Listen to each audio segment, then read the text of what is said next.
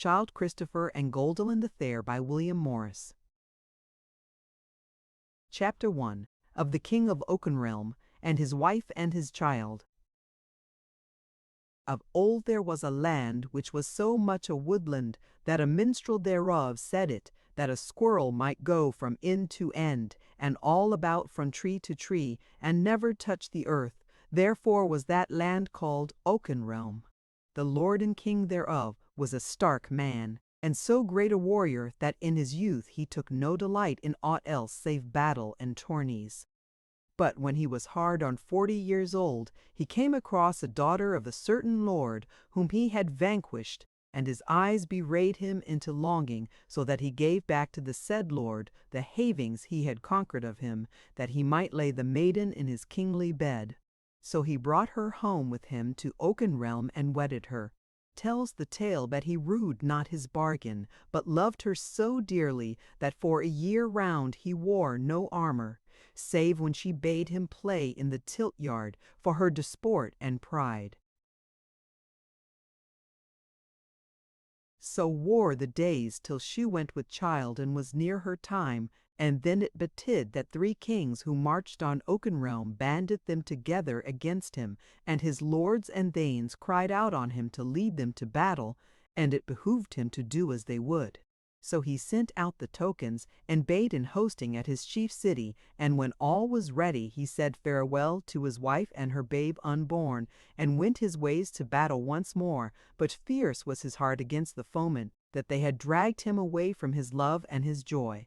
Even in the midst of his land he joined battle with the host of the Ravagers, and the tale of them is short to tell, for they were as the wheat before the hook.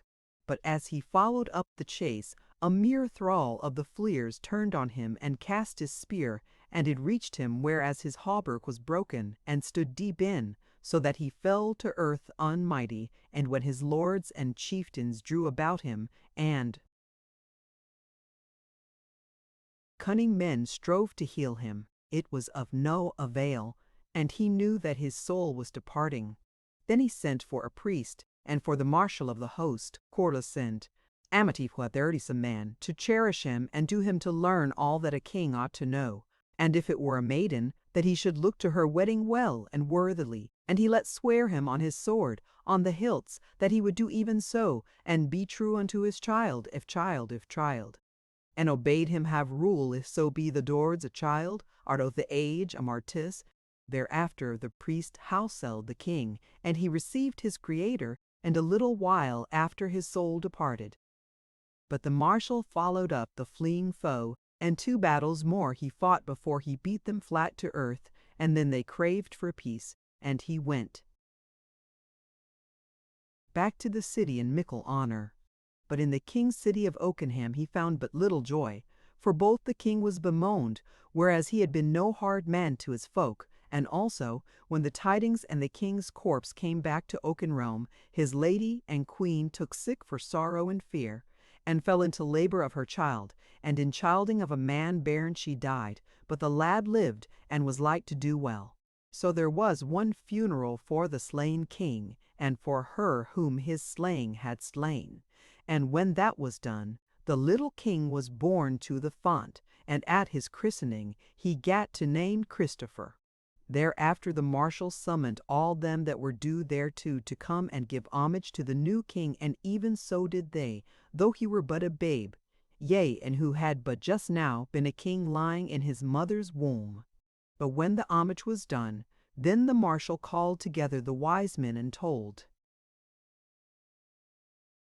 them how the king that was had given him in charge his son as then unborn, and the ruling of the realm till the said son were come to man's estate.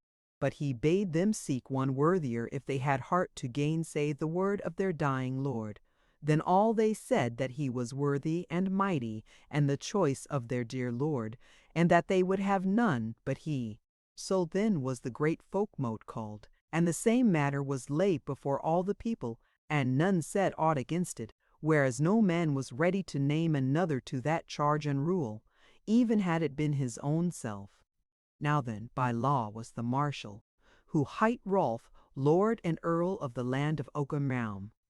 He ruled well and strongly and was a fell warrior. He was well befriended by many of the great, and the rest of them feared him and his friends. As for the commonalty, they saw that he held the realm in peace, and for the rest they knew little and saw less of him, and they paid to his bailiffs and sheriffs as little as they could, and more than they would. But whereas that left them somewhat to grind their teeth on, and they were not harried, they were not so ill content. So the marshal throve, and lacked nothing of a king's place save the bare name. Chapter 2. Of the King's Son. As for the king's son, to whom the folk had of late done homage as king, he was at first seen about a corner of the high house with his nurses, and then in a while it was said, and the tale noted, but not much, that he must needs go for his health's sake, and because he was puny, to some stead amongst the fields, and folk heard say that he was gone to the strong house of a knight somewhat stricken in years, who was called Lord Richard the Lean. The said house was some 12 miles from Oakenham, not far from the northern edge of the wildwood. But in a while, scarce more than a year, Lord Richard brake up house at the said castle, and went southward through the forest. Of this departure was little said, for he was not a man amongst the foremost. As for the king's little son, if any remembered that he was in the hands of the said Lord Richard, none said aught about it, for if any thought of the little babe at all, they said to themselves, never will he come to be king. Now as for Lord Richard the Lean, he went far through the wood, and until was come to another house of his, that stood in a clearing somewhat near to where Auchenrill marched on another country, which hight Meedom, though the said wild wood ended not where Auchenrill ended, but stretched a good way into Meedom, and betwixt one and the other much rough country there was. It is to be said that amongst those who went to this stronghold of the woods was the little King Christopher, no longer puny, but a stout babe enough. So he was born amongst the serving men and thralls to the castle of the outer march, and he was in no wise treated as a great man's son. But there was more than one woman who was kind to him, and as he waxed in strength and beauty month by month, both Carlill fell to noting him, and as he waxed in strength and beauty month by month, both card as to the stead where he was nourished, though it were far away amongst the woods. It was no such lonely or savage place. Besides the castle and the houses of it, there was a merry thorp in the clearing, the houses whereof were set down by the side of a clear and pleasant little stream. Moreover, the goodmen and swains of the said township were no ill folk, but bold of heart, free of speech, and goodly of favour, and the women of them fair, kind, and trusty. Whiles came folk journeying into Auchenrealm or out to Meedom, and of these some were minstrels, who had with them tidings of what was astir, whereas folk were thicker in the world, and some chapmen, who chaffered with the thorp dwellers, and took of them the woodland spoil for such outland goods as those woodmen needed. So wore the years, and in Oakenham King Christopher was well nigh forgotten, and in the wild wood had never been known clearly for king's son. At first, by command of Rolf the Marshal, a messenger came every year from Lord Richard with a letter that told of how the lad Christopher did. But when 5 years were worn, the Marshal bade send him tidings thereof every 3 years, and by then it was come to the 12th year, and still the tidings were that the lad throve ever, and meanwhile the Marshal sat fast in his seat, with none to gainsay. The word went to Lord Richard that he should send no more, for that he, the Marshal, had heard enough of the boy, and if he throve it, were well, and if not, it was no worse. So wore the days and the years. Chapter 3. Of the King of Meedham and his daughter.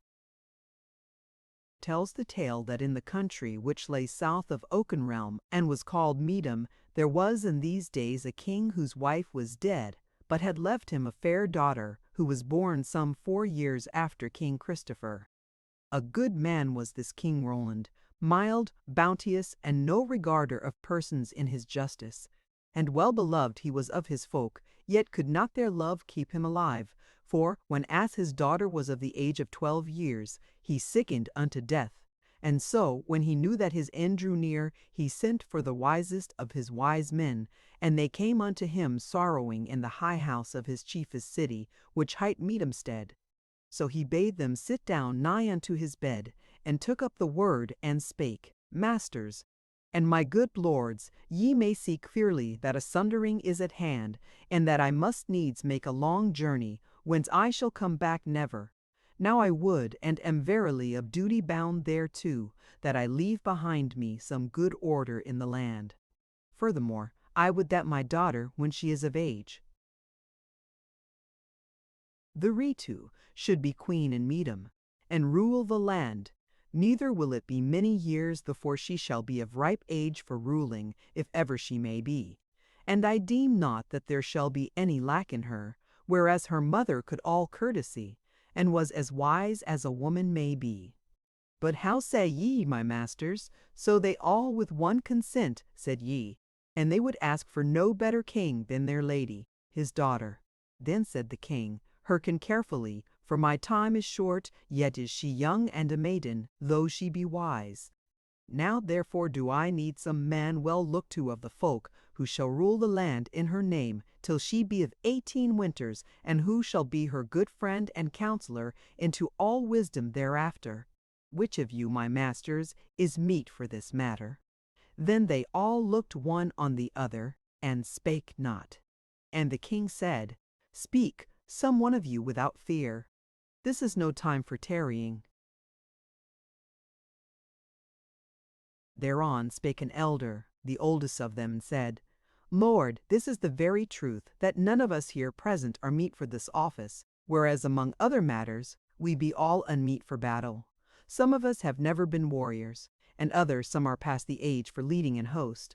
To say the sooth, king, there is but one man in Meetim who may do what thou wilt, and not fail, both for his wisdom and his might of field, and the account which is had of him amongst the people. And that man is Earl Geoffrey of the southern marches. Ye say sooth, quoth the king, but is he down in the south, or nigher to hand? Said the elder, he is as now in Meetimstead, and may be in this chamber in scant half an hour. So the king bade send for him, and there was silence in the chamber till he came in, clad in a scarlet kirtle and a white cloak, and with his sword by his side. He was a tall man, bigly made, somewhat pale of face, black and curly of hair, blue-eyed, thin-lipped, and hook-nosed as an eagle. A man warrior-like, and somewhat fierce of aspect.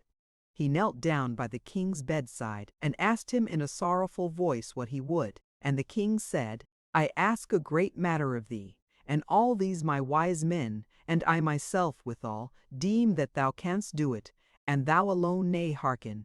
I am departing, and I would have thee hold my place, and do unto my people even what I would do if I myself were living, and to my daughter as nigh to that as may be. I say all this thou mayest do, if thou wilt be as trusty and leal to me after I am dead, as thou hast seemed to all men's eyes to have been while I was living. What sayest thou?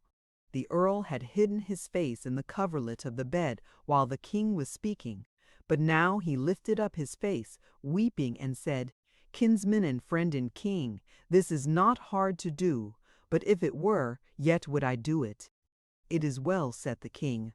My heart fails me and my voice, so give heed and set thine ear close to my mouth hearken. Belike my daughter Goldilind shall be one of the fairest of women. I bid thee wed her to the fairest of men and the strongest, and to none other. Thereat his voice failed him indeed, and he lay still. But he died not, till presently the priest came to him, and, as he might, houseled him. Then he departed. As for Earl Geoffrey, when the king was buried and the homages done to the maiden Goldilind, he did no worse than those wise men deemed of him, but bestirred him, and looked full sagely into all the matters of the kingdom, and did so well therein that all men praised his rule perforce, whether they loved him or not, and sooth to say he was not much beloved Chapter 4 of the Maiden Goldilind. Amethyst. Of all his other business, Earl Geoffrey bethought him in a while of the dead king's daughter, and he gave her in charge to a gentlewoman, somewhat stricken in years, a widow of high lineage, but not over-wealthy. She dwelt in her own house in a fair valley some 20 miles from Meadhamstead. There abode Goldilind, till a year and a half was worn, and had due observance, but little love, and not much kindness from the said gentlewoman, who hight Dame Eleanor Leisho. Howbeit, time and again came knights and ladies and lords to see the little lady, and kissed her hand and did obeisance to her. Yet more came to her in the first 3 months of her sojourn at Leisho than the second, and more in the second than the third. At last, on a day when the said year and a half was fully worn, thither came Earl Geoffrey with a company of knights and men at arms, and he did obeisance, as due was, to his master's daughter, and then spake a while privily with Dame Eleanor. And thereafter they went into the hall, he, and she, and Goldilind, and Dove. There before all men he spake aloud and said, My Lady Goldilind, meseemeth you dwell here all too straitly, for neither is this house of Leisho great enough for thy state, and the entertainment of the knights and lords who shall have will to seek to thee hither, nor is the wealth of thy liege dame and gouvernante as great as it should be, and as thou, meseemeth, wouldst have it. Wherefore I have been considering thy desires herein, and if thou deem it meet to give a gift to Dame Eleanor, and live queenlier thyself than now thou dost, then mayest thou give unto her the castle of Green Harbour, and the 6 manors appertaining thereto, and withal the rights of wildwood and fen and fell that lie thereabout. Also, if thou wilt, thou mayest honour the said castle with abiding there a while at thy pleasure, and I shall see to it that thou have due many to go with thee thither. How sayest thou, my lady? Amongst that company there were 2 or 3 who looked at each other and half smiled, and 2 or 3 looked on the maiden, who was goodly as of her years, as if with compassion, but the more part kept countenance in full courtly wise. Then spake Goldilind in a quavering voice, for she was afraid and wise, and she said, Cousin and Earl, we will that all this be done, and it likes me well to eke the wealth of this lady and my good friend Dame Eleanor. Quoth Earl Geoffrey, Kneel before thy lady dame, and put thine hands between hers and thank her for the gift. So Dame Eleanor knelt down, and did homage and obeisance for her new land, and Goldilind raised her up and kissed her, and bade her sit down beside her, and spake to her kindly, and all men praised the maiden for her gentle and courteous ways, and Dame Eleanor smiled upon her and them, what she could. She was small of body and sleek, but her cheeks somewhat flagging, brown eyes. She had long, half-opened, thin lips and chin somewhat falling away from her mouth. Hard on 50 winters had she seen, yet there have been those who were older and goodlier both. Chapter 5 Goldilind comes to Green Harbour. But a little while tarried the Earl Geoffrey at Leisho, but departed next morning and came to Meadhamstead. A month thereafter came folk from him to Leisho, to wit, the new many for the new abode of Goldilind, amongst whom was a goodly band of men-at-arms, led by an old lord pinched and peevish of face, who kneeled to Goldilind as the new burgrave of Green Harbour, and a chaplain, a black canon, young, broad-cheeked and fresh-looking, but hard-faced and unlovely. 3 new damsels with a low were come for the young babe, but stalworth whim, wageld not, you rakes. Now, when these were come, who were all under the rule of Dame Eleanor, there was no gainsaying the departure to the new home, and in 2 days' time they went their ways from Leisho. But though Goldilind was young, she was wise, and her heart misgave her, when she was amidst this new many, that she was not riding toward glory and honor, and a world of worship and friends beloved. Howbeit, whatso might lie before her, she put a good face upon it, and did to those about her queenly, and with all courtesy. 5 days they rode from Lisho north away, by thorp and town and mead and river, till the land became little peopled, and the 6th day they rode the wild wood ways, where was no folk, save now and again the little cot of some forester or collier. But the 7th day, about noon, they came into a clearing of the wood, a rugged little plain of lea land, mingled with marish, with a little deal of acre land, mangled with American with the mabedable kumarkaresk light korktrek. But on a long ridge, at the northern end of the said plain, was a grey castle, strong and with big and high towers, yet not so much greater than was Lisho, deemed Goldilind, as for a dwelling house. Howbeit, they entered the said castle, and within, as without, it was somewhat grim, though naught was lacking of plenishing due for folk knightly, long it were to tell of its walls and baileys and chambers.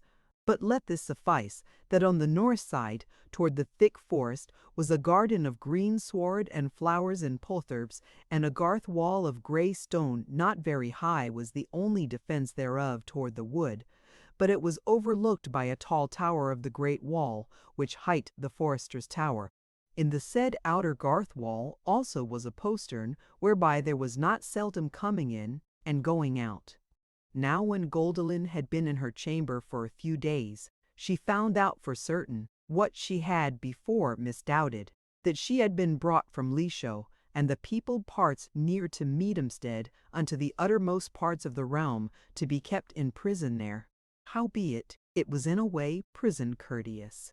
She was still served with observance, and bowed before, and called my lady and queen, and so forth. Also she might go from chamber to hall and chapel, to and fro, yet scarce alone, and into the garden. She might go, yet not for the more part unaccompanied, and even at whiles she went out of gates, but then ever with folk on the right hand and the left. Forsooth, whiles and again, within the next 2 years of her abode at Green Harbour, out of gates she went and alone. But that was as the prisoner who strives to be free, although she had, forsooth, no thought or hope of escape, and as the prisoner brought back was she chastised when she came within gates again.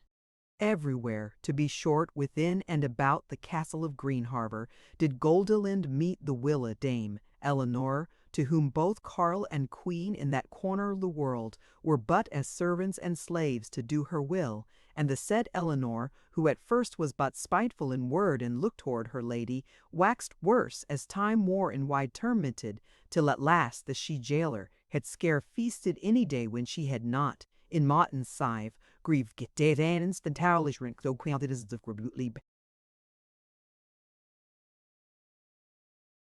But Goldilind took all with a high heart, and her courage grew with her years.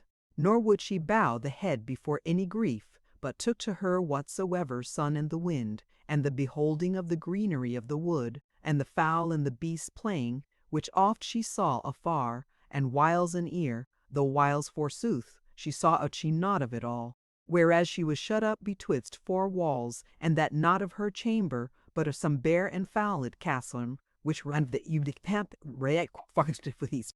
However, she waxed so exceeding fair and sweet and lovely, that the loveliness of her pierced to the hearts of many of her jailers, so that some of them, and specially of the squires and men-at-arms, would do her some easement, which they might do unrebuked, or not sorely rebuked, as bringing her flowers in the spring, or whiles a singing bird or a squirrel. And an old man there was of the men-at-arms, who would ask leave, and get it at whiles, to come to her in chamber, or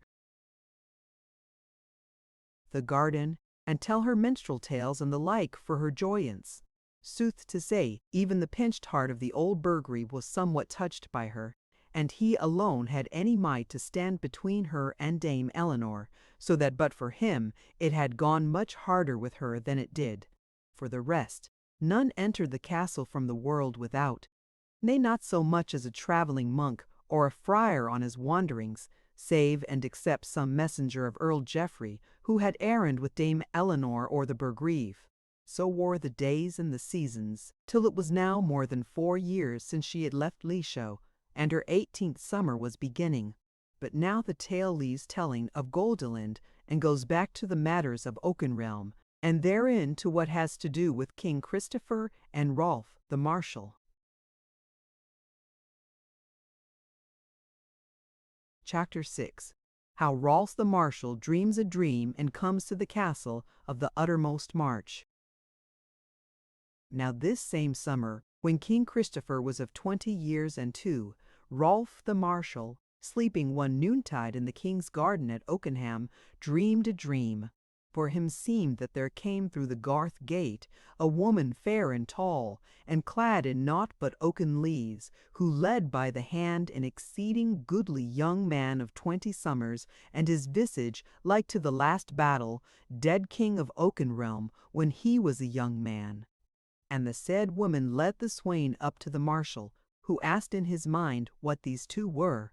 And the woman answered his thought and said, I am the woman of the woods, and the landwight of Oakenrealm, and this lovely lad whose hand I hold is my king, and thy king, and the king of Oakenrealm. Wake, full wake, and look to it what thou wilt do. And therewith he woke up crying out, and drew forth his sword. But when he was fully awakened, he was ashamed, and went into the hall, and sat in his high seat, and strove to think out of his troubled mind, but for all he might do, he fell asleep again. And again in the hall he dreamed as he had dreamed in the garden, and when he awoke from his dream, he had no thought in his head, but how he might the speediest come to the house of Lord Richard the Lean, and look to the matter of his lord's son, and see him with his eyes, and, if it might be, take some measure with the threat which lay in the lad's life. Not he tarried, but set off in an hour's time with no more company than 4 men at arms, and an old squire of his, who was wont to do his bidding without question, whether it were good or evil. So they went by frith and fell, by wood and fair ways, till in 2 days' time they were come by Underd, within sight of the castle of the outer march, and entered into the street of the thorpe aforesaid. And they saw that there were no folk therein, and at the house doors, save old carles and carlines scarce wayworthy, and little children who might not go afoot.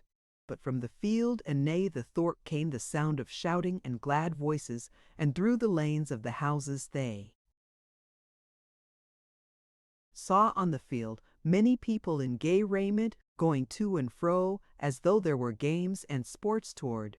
Thereof Lord Rolf heeded naught, but went his way straight to the castle, and was brought with all honour into the hall. And thither came Lord Richard the Lean, hastening and half afeard, and did obeisance to him. And there were but a few in the hall, and they stood out of earshot of the 2 lords.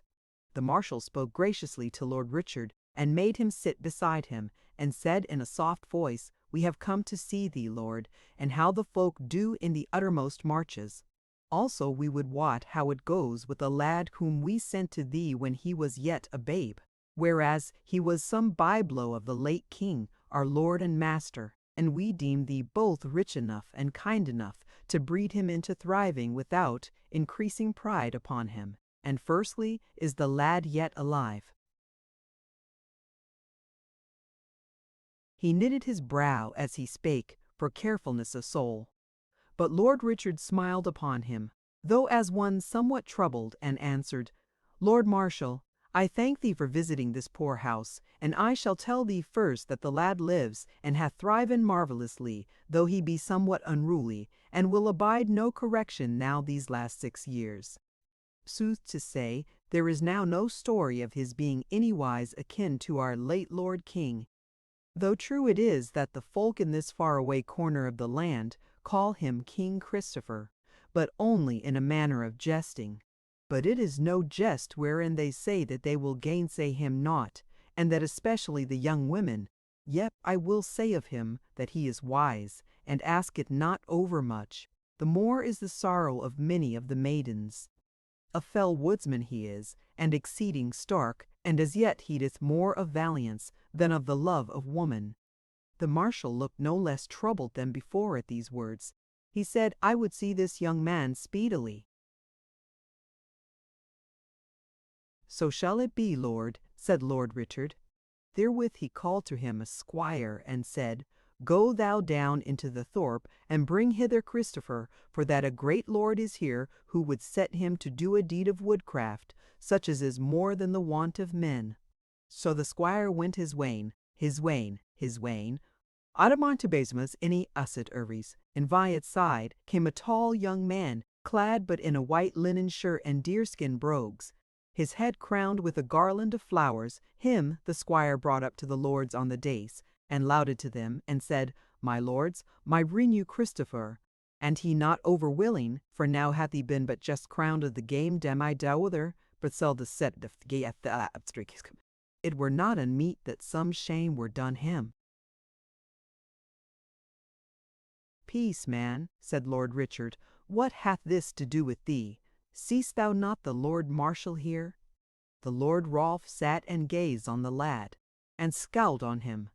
But Christopher saw therein naught but the face of a great lord burdened with many cares. So when he had made his obeisance, he stood up fearlessly and merrily before them. Sooth to say, he was full fair to look on, for all his strength, which, as ye shall hear, was mighty, all the fashion of his limbs and his body was light and clean done, and beauteous.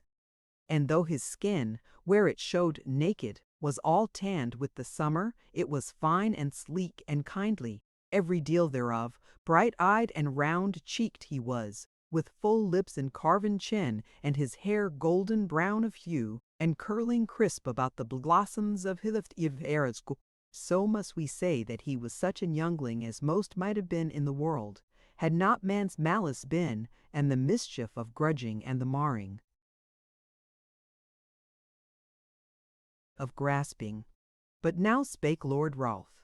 Sir varlet, they tell me that thou art a mighty hunter, and of mickle guile in woodcraft. Wilt thou then hunt somewhat for me, and bring me home a catch seldom seen? Yea, Lord King, said Christopher, I will at least do my best if thou but tell me where to seek the quarry, and when. It is well, said the marshal, and tomorrow my squire, whom thou seest yonder, and who hight Simon, shall tell thee where the hunt is up, and thou shalt go with him. But hearken, thou shalt not call me king, for today there is no king in Oakenrealm, and I am but marshal and earl of the king that shall be. The lad fell a musing for a minute, and then he said, Yea, Lord Marshal, I shall do thy will, but meseemeth I have heard some tale of one who was but of late king in Oakenrealm. Is it not so, Lord? Stint thy talk, young man, cried the marshal in a harsh voice, and abide tomorrow. Who knoweth who shall be king, and whether thou or I shall live to see him? But as he spake the words, they seemed to his heart like a foretelling of evil, and he turned pale and trembled, and said to Christopher, Come hither, lad, I will give thee a gift, and then shalt thou depart till tomorrow. So Christopher drew near to him, and the marshal pulled off a ring from his finger, and set it on the lad's, and said to him, Now depart in peace. And Christopher bent the knee to him, and thanked him for the gracious gift of the ruler of Oakenrealm, and then went his ways out of the hall, and the folk without gave a glad cry as he came amongst them. But by then he was come to the door. Lord Rolf looked on his hand, and saw that instead of giving the youngling a finger ring which he had bought of a merchant for a price of 5 bezants, as he had meant to do, he had given him a ring which the old king had had, whereon was the first letter of his name, Christopher to wit, and a device of a crowned rose, for this ring was a signet of his. Wherefore was the marshal once more sore troubled, and he arose, and was half-minded to run down the hall after Christopher, but he refrained him, and presently smiled to himself, and then fell a-talking to Lord Richard, sweetly and pleasantly. So wore the day to evening, but, ere he went to bed, the Lord Rolf had a privy talk, first with Lord Richard, and after with his squire Simon. What followed of that talk ye may hear after. Chapter 7. How Christopher went a journey into the wild wood. Next morning Christopher, who slept in the little hall of the inner court of the castle, arose betimes, and came to the great gate. But, for as early as he was, There he saw the squire Simon abiding him, standing between two strong horses. To him he gave the sail of the day, and the squire greeted him, but in somewhat surly wise. Then he said to him, "Well, King Christopher, art thou ready for the road?" "Yea, as thou seest," said the youngling, smiling. For indeed he had breeches now beneath his shirt, and a surcoat of green woolen over it. Boots of deerskin had he withal, and spurs thereon. He was girt with a short sword, and had a quiver of arrows at his back, and bare a great bow in his hand. "Yea," quoth Simon, "thou deemest thee a gay swain belike, but thou lookest likelier for a deer-stealer than a rider, thou, hung up to thy shooting gear. Deemest thou we go a-hunting of the hind?"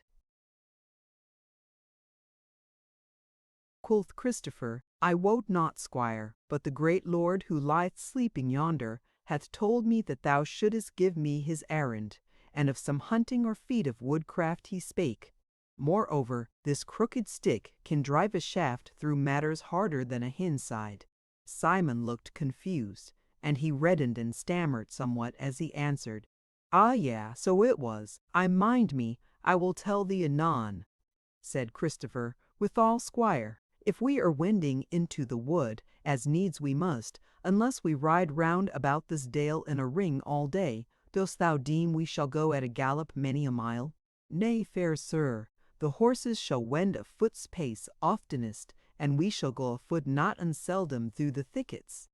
Now was Simon come to himself again, and that self was surly, so he said, "Aye, aye, little king, thou deemest thee exceeding wise in these woods, dost thou not? And forsooth thou mayest be. Yet have I tidings for thee." "Yea, and what be they?" said Christopher. Simon grinned. "Even these," said he, "that Dr. Know-all was no man's cousin while he lived, and that he died last week." Therewith he swung himself into his saddle, and Christopher laughed merrily at his poor jibe, and mounted in likewise. Wherewithal they rode their ways through the thorp, and at the southern end thereof Simon drew rein, and looked on Christopher as if he would ask him something, but asked not. Then said Christopher, "Whither go we now?" Said Simon, "It is partly for thee to say, hearken, I am bidden first to ride the Redwater wood with thee, knowest thou that?" "Yea," said the lad, "full well, but which way shall we ride it? Wilt thou come out of it at Redwater Head, or Herne Moss, or the Long Pools?" Said Simon, "We shall make for the Long Pools, if thou canst bring me there." Christopher laughed. "Aha!" said he, "then am I some far-away cousin of Dr. Knoll when the whole tale is told. Forsooth I can lead thee thither. But tell me, what shall I do of valiant deeds at the Long Pools? For there is no fire drake, nor effet, nay, nor no giant, nor guileful dwarf, naught save mallard and coot, heron and bittern, yea, and the gew shivers to boot." Simon looked sourly on him and said, "Thou art bidden to go with me, young man, or gainsay the marshal. Art thou mighty enough thereto? For the rest, fear not but that the deed shall come to thee one day." "Nay," said Christopher, "it is all one to me, for I am at home in these woods and wastes, I and my shafts. Tell me of the deeds when thou wilt." But indeed he longed to know the deed, and fretted him because of Simon's surliness and closeness. Then he said, "Well, Squire Simon, let us to the road, for thou shalt know that tonight we must needs house us under the naked heaven. In no wise can we come to the Long Pools before tomorrow morning." "Yea, and why not?" said the squire. "I have lain in worse places." "Wilt thou tell me thereof?" said Christopher. "Mayhappen," said Simon, "if tomorrow comes and goes for both of us twain." So they rode their ways through the wood, and baited at midday with what Simon bare in his saddle bags, and then went on till night fell on them. Then asked Simon how long they were from the Long Pools, and Christopher told him that they were yet short of them some 15 miles, and those long ones because of the marish grounds. So they tethered their horses there and ate their supper, and lay down to sleep in the house of the woods, by a fireside which they lighted. But in the midnight Christopher, who was exceeding fine-eared, had an inkling of someone moving afoot anigh him, and he awoke therewith, and sprang up, his drawn short sword in his hand, and found himself face to face with Simon, and he also with his sword drawn. Simon sprang aback, but held up his sword point, and Christopher, not yet fully awake, cried out, "What wouldst thou? What is it?" Simon answered, stammering and all abashed, "Didst thou not hear then? It wakened me." "I heard naught," said Christopher. "What was it?" "Horses going in the wood," said Simon. "Ah, yeah," said Christopher. "It will have been the wild colts and the mares. They harbor about these marshland parts. Go to sleep again, neighbor. The night is not yet half worn, but I will watch a while." Then Simon sheathed his sword, and turned about, and stood uneasily a little while, and then cast him down as one who would sleep hastily, but slept not forsooth, though he presently made semblance of it. As for Christopher, he drew together the brands of the fire, and sat beside it with his blade over his knees, until the first beginning of the summer dawn was in the sky. Then he began to nod, and presently lay aback and slept soundly. Simon slept not, but durst not move. So they lay till it was broad day, and the sunbeams came thrusting through the boughs of the thicket.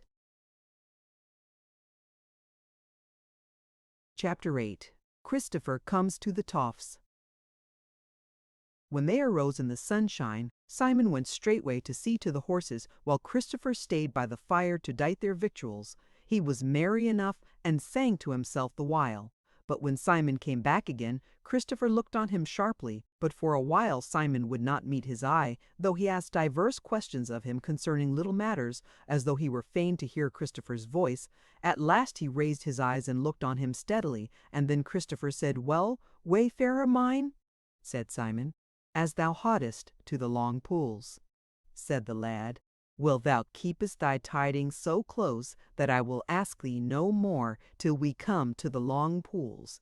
Since there, forsooth, thou must needs tell me, unless we sunder company there, whereof I were not grieving." "Mayhappen thou shalt fare a long way to-day," muttered Simon. But the lad cried out aloud, while his eye glittered and his cheek flushed, "Belike thou hadst well nigh opened the door thereto last night." And therewith he leapt to his feet and drew his short sword, and with 3 deft strokes sheared asunder an overhanging beech bough, as thick as a man's wrist, that it fell crashing down and caught Simon amongst the fall of its leafy twigs, while Christopher stood laughing on him, but with a dangerous, lofty look in his eyes. Then he turned away quietly toward the horses and mounted his nag, and Simon followed and did the like, silently. Crestfallen he looked, with brooding fierceness to this task. So they rode their ways, and spake but little each to each, till they came to where the trees of the wood thinned speedily, and gave out at last at the foot of a low stony slope, but little grassed. And when they had ridden up to the brow and could see below, Christopher stretched out his hand and said, "Lo thou the long pools, fellow wayfarer, and lo some of the tramping horses that woke thee and not me last night." Forsooth there lay below them a great stretch of grass, which whiles ran into mere quagmire, and whiles was sound and better grass, and the said plain was seamed by 3 long shallow pools, with, as it were, grassy causeways between them, grown over here and there with ancient alder trees. But the stony slope whereon they had reined up bent round the plain, mostly to the east, as though it were the shore of a great water, and far away to the south the Pewee. Down on the firm greensward there was indeed a herd of wild horses feeding. Mallard and coot swam about the waters. The wimbrel laughed from the bent sides, and 3 herons stood on the side of the causeway seeking a good fishing stead. Simon sat a horseback looking askance from the marish to Christopher, and said nothing a while. Then he spake in a low croaking voice, and said, "So, little king, we have come to the long pools. Now I will ask thee, hast thou been further southward than this marish land?" "That have I," said the lad, "a day's journey further, but according to the tales of men, it was at the peril of my life." Simon seemed as if he had not noted his last word. He said, "Well then, since thou knowest the wild and the wood, knowest thou amidst of the thickets there 2 lumps of bare hills, like bowls turned bottom up, that rise above the trees, and on each a tower, and betwixt them a long house?" "Save us, All Hallows," quoth Christopher, "but thou wilt mean the Toffs. Is it so, sir squire?" "Even so," said Simon, "and thou knowest what dwellest there, and wouldest have me lead thee." "Thither," said the lad. "I am so bidden," said Simon. "If thou wilt not do my bidding, seek thou some place to hide thee in from the hand of the Earl Marshal." Said the youngling, "Knowest thou not Jack of the Toffs and his 7 sons, and what he is, and that he dwelleth there?" Said Simon, "I know of him, yea, and himself I know, and that he dwelleth there. And I wot that men call him an outlaw, and that many rich men shall lack ere he lacks. What then?"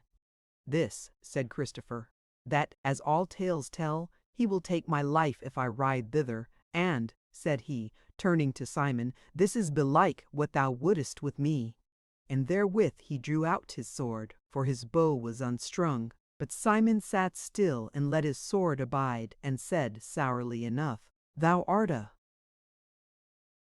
fool to think I am training thee to thy death by him, for I have no will to die, and why shall he not slay me also? Now again I say unto thee, thou hast the choice, either to leave me to the Toffs, where shall be the deed for thee to do, or to hide thee in some hole, as I said afore, from the vengeance of the Lord of Oaken Realm. But as for thy sword, thou mayest put it up, for I will not fight with thee, but rather let thee go with the string to thy leg, if thou wilt not be wise and do as thy lords ordain for thee." Christopher sheathed his sword, and a smile came into his face, as if some new thought were stirring in him, and he said, "Well, since thou wilt not fight with me, and I but a lad, I will e'en do thy will and thine errand to Jack of the Toffs. Maybe he is not so black as he is painted, and not all tales told of him are true, but some of them I will tell thee as we ride along." "And some thereof I know already, O woodland knight," said Simon, as they rode down the bent, and Christopher led on toward the green causeway betwixt the waters. "Tell me," quoth he when they had ridden a while, "is this one of thy tales, how Jack of the Toffs went to the Yule feast of a great baron, in the guise of a minstrel, and, even as they bore in the boar's head, smote the said baron on the neck, so that his head lay by the head of the swine on the Christmas board?" "Yea," said Christopher, "and how Jack cried out, 2 heads of swine, one good to eat, one good to burn. But, my master, thou shalt know that this man-slaying was not for naught, whereas the Baron of Greenlake had erewhile slain Jack's father in felon-wise, where he could strike no stroke for life. And 2 of his brethren also had he slain, and made the said Jack an outlaw, and he all sackless. In the uttermost march we deemed that he had a case against the Baron." "Ha!" said Simon. "Is this next tale true, that this Jack of the Toffs slew a good knight before the altar, so that the priest's mass hackle was all wet with his blood, whereas the said priest was in the act of putting the holy body into the open mouth of the said knight?" Christopher said eagerly, "True was it by the rood, and well was it done, for that same Sir Raoul was an ugly traitor, who had knelt down where he died, to wed the body of the Lord to a foul lie in his mouth, whereas the man who knelt beside him he had trained to his destruction, and was even then doing the first deal of his treason by forswearing him there." "And that man who knelt with him there," said Simon, "what beat it to him?" Said Christopher, "He went out of the church with Jack of the Toffs that minute of the stroke, and to the Toffs he went with him, and abode with him freely, and a valiant man he was, and is." "Ha!" said Simon again, "and then there is this, that the 7 sons of Jack of the Toffs bore off perforce 4 fair maidens of gentle blood from the castle wherein they dwelt, serving a high dame in all honour, and that moreover they hanged the said dame over the battlements of her own castle. Is this true, fair sir? True is it as the gospel, said Christopher. Yet many say that the hanged dame had somewhat less than her deserts, for a foul and cruel whore had she been, and had done many to be done to death, and stood by while they were pined. And the like had she done with those 4 damsels, had there not been the stout sons of Jack of the Tofts, so that the dear maidens were somewhat more than willing to be borne away. Simon grinned. Well, lad, said he, I see that thou knowest Jack of the Tofts even better than I do, so why in the devil's name thou art loath to lead me to him, I wot not. Christopher reddened and held his peace a while. Then he said, Well, fellow farer, at least I shall know something of him ere next midnight. Yea, said Simon, and shall we not come to the Tofts before nightfall? Let us essay it, said Christopher, and do our best. It yet lacketh 3 hours of noon. Therewith he spurred on, for the greensward was hard under the hoofs, and they had yet some way to go before they should come amongst the trees and thickets. Into the said wood they came, and rode all day diligently, but night fell on them before they saw either house or man or devil. Then said Simon, Why should we go any further before dawn? Will it not be best to come to this perilous house by daylight? Said Christopher. There be perils in the wood as well as in the house, if we lie down here. Maybe Jack's folk may come upon us sleeping, and some mischance may befall us. Withal, hereabout be no wild horses to wake thee and warn thee of thy foeman and I. Let us press on. There is a moon, though she be somewhat hidden by clouds, and meseemeth the way lieth clear before me, neither are we a great way from the Tofts. Then Simon rode close up to Christopher, and took his rein and stayed him, and said to him as one who prayeth, Young man, willest thou my death? That is as it may be, said Christopher. Willest thou mine? Simon held his peace a while, and Christopher might not see what was in his face amidst the gathering dusk. But he twitched his rein out of the squire's hand, as if he would hasten onward. Then the squire said, Nay, I pray thee abide and hear a word of me. Speak then, said Christopher, but hasten, for I hunger, and I would we were in the hall. And therewith he laughed. Said Simon, Thus it is, if I go back to my lord and bear no token of having done his errand to Jack of the Tofts, then am I in evil case, and if I come to the Tofts, I wot well that Jack is a man fierce of heart and ready of hand. Now therefore, I pray thee give me thy word to be my warrant, so far as thou mayest be with this woodman and his sons. At that word Christopher brake out a laughing loudly, till all the dusk wood rang with the merry sound of his fresh voice. At last he said, Well, well, thou art but a craven to be a secret murderer. The Lord God would have had an easy bargain of Cain had he been such as thou.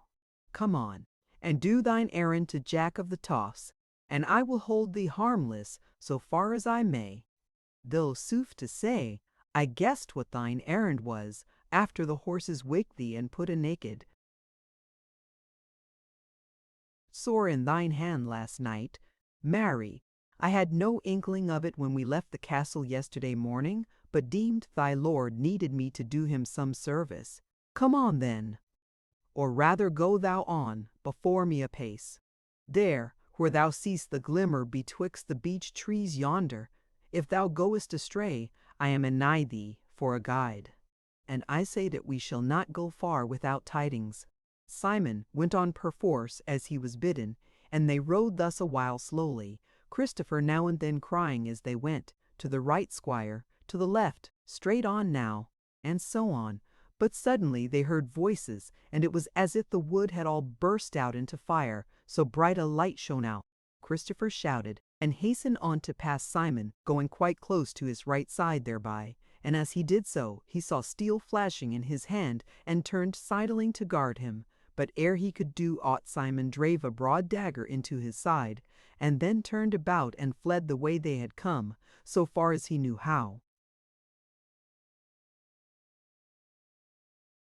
Christopher fell from his horse at once as the stroke came home, but straightway therewith were there men with torches round about him, a dozen of them, men tall and wild-looking in the firelight, and one of them, a slim young man with long red hair falling all about his shoulders, knelt down by him, while the others held his horse and gat his feet out of the stirrups. The red head laid his hand on his breast and raised his head up till the light of a torch fell on it, and then he cried out, "Masters, here hath been a felon, the man hath been sticked, and the deed hath to do with us. For lo you, this is none other than little Christopher of the uttermost march, who stumbled on the toff's Yule, and with whom we were so merry together. Hear thou, Robert of Maisie, do thy leechdom on him, if he be yet living, but if he be dead, or dieth of his hurt, then do I take the feud on me, to follow it to the utmost against the slayer, even I, David the Red, though I be the youngest of the sons of Jack of the Toffs. For this man I meant should be my fellow in field and fell, ganging and galloping in hall and high place, in cot and in choir, before woman and warrior, and priest and proud prince. Now thou, Robert, how does he? Said the man who had looked to Christopher's wound, and had put aside his coat and shirt. He is sore hurt, but meseemeth not deadly. Nay, belike, he may live as long as thou, or longer, whereas thou will ever be shoving thy red head and lank body, wheresoever knocks are going. David rose with a sigh of one who is lightened of a load, and said, Well, Robert, when thou hast bound his wound, let us have him into the house, ho lads. There is light enough to cut some boughs and make a litter for him. But ho again, has no one gone after the felon to take him? Robert grinned up from his job with the hurt man. Nay, King David, said he, it is mostly thy business. Mayhappen thou wilt lay thy heels on thy neck, and after him. The red head stamped on the ground, and half drew his sax, and shoved it back again unto the sheath, and then said angrily, I marvel at thee, Robert, that thou didst not send a man or two at once after the felon. How may I leave my comrade and sweet board fellow lying hurt in the wild wood? Art thou growing over old for our woodland ways, wherein loitering bringeth louting? Robert chuckled and said, I thought thou wouldst take the fly in thy mouth, foster son. If the felon escape Ralph Longshanks in Anthony Green, then hath he the devil's luck, and they be after him. That is well, said the young man, though I would I were with them. And therewith he walked up and down impatiently, while the others were getting ready the litter of boughs. At last it was done, and Christopher laid thereon, and they all went on together through the woodland path, the torches still flaring about them. Presently they came out into a clearing of the wood, and lo, looming great and black before them against the sky, where the moon had now broken out of the clouds somewhat, the masses of the toffs, and at the top of the northernmost of them a light in the upper window of a tall square tower, with all the yellow-litten windows of a long house showed on the plain below the toffs, but little else of the house might be seen, save that, as they drew near, the walls brake out in doubtful light here and there as the torches smote them. So came they to a deep porch, where they quenched all the torches save one, and entered a great hall through it, David and two other tall young men going first, and Robert Maisie going beside the bier. The said hall was lighted with candles, but not very brightly, save at the upper end. But amidmost a flickering heap of logs sent a thin line of blue smoke up to the luffer. There were some 60 folk in the hall, scattered about the end-long tables, a good few of whom were women, well grown and comely enough, so far as could be seen under the scanty candle light. At the high table withal were sitting both men and women, and as they drew near to the greater light of it, there could be seen in the chief seat a man, past middle age, tall, wide-shouldered and thin-flanked, with a short peaked beard and close-cut grizzled hair. He was high of cheekbones, thin-faced, with grey eyes, both big and gentle-looking. He was clad in a green coat welted with gold. Beside him sat a woman, tall and big-made, but very fair of face, though she were little younger, bee-like, than the man. Out from these two sat 4 men and 4 women, man by man and woman by woman, on either side of the high seat. Of the said men, one was of long red hair as David, and like to him in all wise, but older. The others were of like fashion to him in the high seat. Shortly to say it, his sons they were, as David and the 2 young men with him. The 4 women who sat with these men were all fair and young, and one of them, she who drank out of the red head's cup, so fair, and with such a pleasant slim grace that her like were not easy to be found. Again, to shorten the tale, there, in the hall before Christopher, who lay unwotting, were Jack of the Toffs and his 7 sons, and the 4 wives of 4 of the same, whom they had won from the Waleful Castle, when they, with their father, put an end to the evil woman and the great she-tyrant of the land betwixt the wood and the river. Now when David and his were come up to the dais, they stayed them, and their father spake from his high seat and said, What is to do, ye 3? And what catch have ye? Said David, I would fain hope 'tis the catch of a life that or I love. For here is come thy guest of last Yule, even little Christopher, who wrestled with thee and threw thee after thou hadst thrown all of us. And he lying along and hurt, smitten down by a felon hard on our very doors.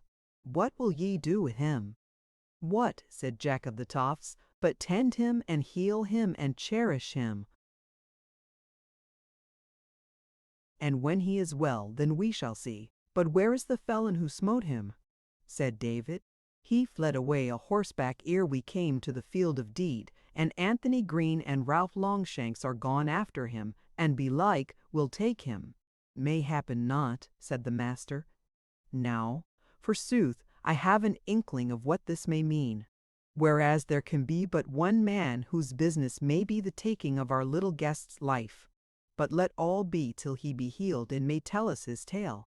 And if he telleth it as I deem he will, then shall we seek further tidings. Meanwhile, if you take the felon, keep him heedfully till I may see him, for then may I have a true tale out of him, even before Christopher is hale again. So therewith David and Robert, with 2 or 3 others, brought Christopher to a chamber, and did what leechdoms to him they might. But Jack of the Toffs, and his sons and their fair wives, and his other folk, made merry in the hall of the Toffs. Chapter 9. Squire Simon comes back to Oakenham. The Earl Marshal taken to King in Oakenrealm. Now as to Squire Simon, whether the devil helped him, or his luck, or word his own cunning and his horse's stoutness, we wot not. But in any case he fell not in with Ralph Longshanks and Anthony Green, but rode as far and as fast as his horse would go, and then lay down in the wild wood, and on the morrow arose and went his ways, and came in the even to the castle of the uttermost march, and went on the morrow, of fresh horse, to Oakenham. There he made no delay, but went straight to the high house, and had privy speech of the Earl Marshal. And him he told how he had smitten Christopher, and, as he deemed, slain him. The Earl Marshal looked on him grimly, and said, Where is the ring, then? I have it not, said Simon. How might I light down to take it, when the 7 sons were hard on us? And therewith he told him all the tale, and how he had risen to slay Christopher the even before, and how he had found out after that the youngling had become guest and fosterling of the folk of the Talks, and how warily Christopher had ridden, so that he, Simon, had had to do his best at the last moment. And now, Lord, quoth he, I see that it will be my luck to have grudging of thee, or even worse it may be, yea, or thou wilt be presently telling me that I am a liar, and never struck the stroke, but I warrant me that by this time Jack of the Toffs knoweth better, for I left my knife in the youngling's breast, and belike he wotteth of my weapons. Well then, if thou wilt be quit of me, thou hast but to forbear upholding me against the Toft folk, and then am I gone without any to do of thee. Earl Rolf spake quietly in answer, though his face was somewhat troubled. Nay, Simon, I doubt thee not. Not one word, for why shouldest thou lie to me? Nor do I deem thou wouldest, for thou art trusty and worthy. Yet, sore, I doubt if the child be dead. Well, even so let it be, for I am alive, and full surely I am mightier than Jack of the Toffs, both to uphold thee against him, wherein I shall not fail, and otherwise. But may God make me even as that young man if I be not mightier yet in a few days. But now do thou go and eat and drink and take thy disport, for thou hast served me well, and in a little while I shall make thee knight and lord, and do all I can to pleasure thee. So then Simon knelt to the earl, and made obeisance to him, and arose and went his ways, light-hearted and merry. But within the month it so befell that some of the lords and dukes came to the earl marshal, and prayed him to call together a great folk-mote of all Oaken realm. And he answered them graciously, and behight them to do as they would, and even so did he. And that mote was very great, and whenas it was hallowed, there arose a great lord, grey and ancient, and bewailed him before the folk, that they had no king over Oaken realm to uphold the laws, and ward the land. And will ye live bare and kingless forever? Said he at last. Will you not choose you a king, and crown him before I die, and we others of the realm who are old and worn? Then he sat down, and another arose, and in plain terms he bade them take the earl marshal to king. And then arose one after other, and each sang the same song, till the hearts of the people grew warm with the big words, and at first many and then more cried out, a king, the earl marshal for king, Earl Rolfe for king, so that at last the voices rose into a great roar, and sword clashed on shield, and they who were about the earl turned to him and upraised him on a great war shield, and he stood thereon above the folk with a naked sword in his hand, and all the folk shouted about him. Thereafter the chiefs and all the mightiest came and did homage to him for king of Oaken realm, as he sat on the hill of the folk mote. And that night there was once more a king of Oaken realm, and Earl Rolfe was no more, but King Rolfe ruled the people. But now the tale leaves telling of him, and turns again to Christopher the woodman, who lay sick of his hurt in the house of the Tofts. Chapter 10 of Christopher at the Tofts.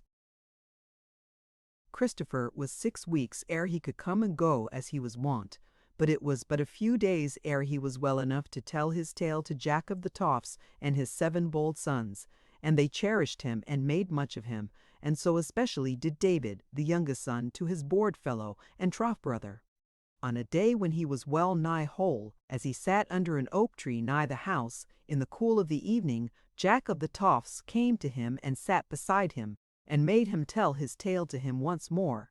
And when he was done, he said to him once more, and when he was done, he said to him, Foster son, for so I would have thee deem of thyself, what is the thing that thou rememberest earliest in thy days? Said Christopher, a cot without the castle walls at the uttermost marges, and a kind woman therein, big, sandy-haired and freckled, and a lad that was white-haired and sturdy, somewhat bigger than I. And I mind me standing up against the doorpost of the cot, and seeing men-at-arms riding by in white armor, and one of them throwing an apple to me, and I raised my arm to throw it back at him, but my nurse, for somehow I knew she was not my mother, caught my hand, and drew me back indoors, and I heard the men laughing behind me. And then a little after my nurse took me into the castle court, and there was again the man who had thrown me the apple, sitting on a bench therein, clad in a scarlet gown furred with brown fur. And she led me up to him, and he stooped down and chucked me under the chin, and put his hand on my head, and looked at my nurse, and said, Yea, he is a big lad, and groweth apace, whereas he is but of 6 winters. Nay, lord, said my nurse, he is but scantly 5. He knit his brows, and said, Nay, I tell thee he is 6. She shook her head, but said naught, and the great man scowled on her, and said, Mistress, wilt thou set thy word against mine? Know now that this child is of 6 years. Now then, how old is he? She said faintly. 6 years, said he. Look to it that thy head and thy mouth forget it not, else shall we make thy back remember it. Then he put his hand on my head. again and said, "Well, I say thou art a big lad for 6 years." And therewith he gave me a silver penny, and even as he spake, came up a grey-clad squire to him, and looked on me curiously. Then I went away with my nurse, and wondered why she was grown so pale, whereas she was mostly red-cheeked and jolly. But when she had brought me into the cot again, she kissed me and clipped me, weeping sorely the while, wherefore I wept, though I knew not why. Sithens, I soon came to know that the man was the lord and governor of the castle, as ye may well wot. But to this hour I know not what he meant by threatening my nurse. Said Jack, "And how old art thou now, Christopher mine?" Said the youngling, laughing, "By my lord the castellan's reckoning I am 22 years. But if thou wilt trow my good and kind nurse, that yet liveth a kind dame, thou must take 12 months off the tale." Jack sat silent a little. Then he laughed and said, "Well, thou art a mickle babe, Christopher, and it may be that one day many a man shall know it. But now tell me again, thou hadst said to me before that thou hast known neither father nor mother, brother nor sisters, is it so, verily?" Said Christopher, "Never a kinsman of blood have I, though many well-wishers." Said Jack, "Well now hast thou father and mother, brethren and sisters, though they be of the sort of manslayers and strong thieves and outlaws, yet they love thee, lad, and thou mayest one day find out how far thou mayest trust them." Christopher nodded and smiled at him merrily. Then he fell silent a while, and the outlaw sat looking on him. At last he said suddenly, "Foster father, tell me what I am, and of what kindred, I pray thee, for, methinks, thou knowest thereof, and what wonder, wise man as thou art." "Forsooth, son Christopher, I have a deeming thereof, or somewhat more, and when it is waxen greater yet, I will tell it thee one day, but not now. But hearken, for I have other tidings for thee. Thou art now whole and strong, and in a few days thou mayest win the wild wood as stoutly as e'er a one of us. Now therefore, how sayest thou, if I bid thee fare a 2 days' journey with David and Gilbert thy brethren, and thy sister Joanna, till they bring thee to a fair little stead which I call mine own, to dwell there a while? For meseemeth, lad, that the air of the tofts here may not be over wholesome unto thee." Christopher reddened, and he half rose up and said, "What is this, foster father? Is it that there shall be battle at the tofts, and that thou wouldst have me away thence? Am I then such a weakling?" said Jack, laughing. "Be still now, thou sticked one. The tofts go down to battle at some whiles, but seldom come at battle to the tofts, and no battle do I. Look for now. But do my bidding, sweet fosterling, and it will be better for me and better for thee, and may perchance put off battle for a while, which to me as now were not unhandy. If thou wilt but abide at Littledale for some while, there shall be going and coming betwixt us, and thou shalt drink thy Yule at the tofts, and go back afterwards, and ever shalt thou have thy sweet fellows with thee. So be wise, since thou goest not perforce." "Yea, yea," said Christopher, laughing. "Thou puttest force on no man, is it not so, foster father? Wherefore I will go and uncompelled." Therewith came up to them, from out of the wild wood, David, and with him Joanna, who was the wife of Gilbert, and one of those fair maidens from the Waleful Castle, though not the fairest of them. They had been a hunting, for ever those three would willingly go together, Gilbert, David, and Joanna, and now Gilbert had abided behind to dight the quarry for fetching home. Christopher looked on the two joyfully, as a man getting whole after sickness smiles on goodly things, and Joanna was fair to see in her hunter's attire, with brogues tied to her naked feet, and the shapeliness of her legs bare to the knee beneath the trussing up of her green skirts. They greeted Christopher kindly, and Joanna sat down by him to talk, but Jack of the Toss took his son by the arm, and went toward the house with him in earnest speech. Chapter 11. How Christopher came to Littledale to abide, Vera while. In about a week's time from this, those 4 fellows went their ways southward from the Toffs, having with them 4 good nags and 4 sumpter beasts, laden with such things as they needed, whereof were weapons enough, though they all, save Christopher, bare bows, and he and the others were girt with swords, and the leash of good dogs followed them. 2 milch kine also they drave with them. Merry they were all as they went their wade, and there went, or all in wed to sup they wets, who went close beside him, for more often they went afoot than rode, and the swoothen swirls of his alum, for more often they went afoot than rode, and the poles of the ancient oaks, and the squirrels running from bough of the bracken, and the weld in the sun falling the revs, and the sup that the forest, and that of the septh of the sefeth fair companions, and their loveliness and valiancy and kindness, and the words and songs that came from their dear mouths. All these seemed to him, as it were, one great show done for the behoof and pleasure of him. The man come from the peril of death and the sick bed, that it I thought they nenetau the demonpadas, or was indeed little Dildale, through which ran a pleasant little river, and on a grassy knoll, but a short way from its bank, was a long framed hall, somewhat narrow and not high whitherward they turned them straightway, and won a present sklip, and unlocked the deur batair, and fet fillet spell then stolic, but Toft's allies, Sir Launcelot a Green and his wife and 2 bairns, had left it till their affair was made straight, whereas he had dwelt there a whole year, for he had been made an outlaw of Meedham, and was a dear friend of the said Jack. Now, said David smiling, here is now thy high house and thy castle, little King Christopher. How doth it like thee? Right well, said Christopher, and, to say sooth, I would almost that it were night, or my bones do else, that I might lie naked in a bed. Nay, lad, said Gilbert, make it night now, and we will do all that needs must be done, while thou liest lazy, as all kings used to do. Nay, said Christopher, I will be more a king than so, for I will do neither this nor that. I will not work, and I will not go to bed, but will look on, till it is time for me to take to the crooked stick and the grey goose wing and seek venison.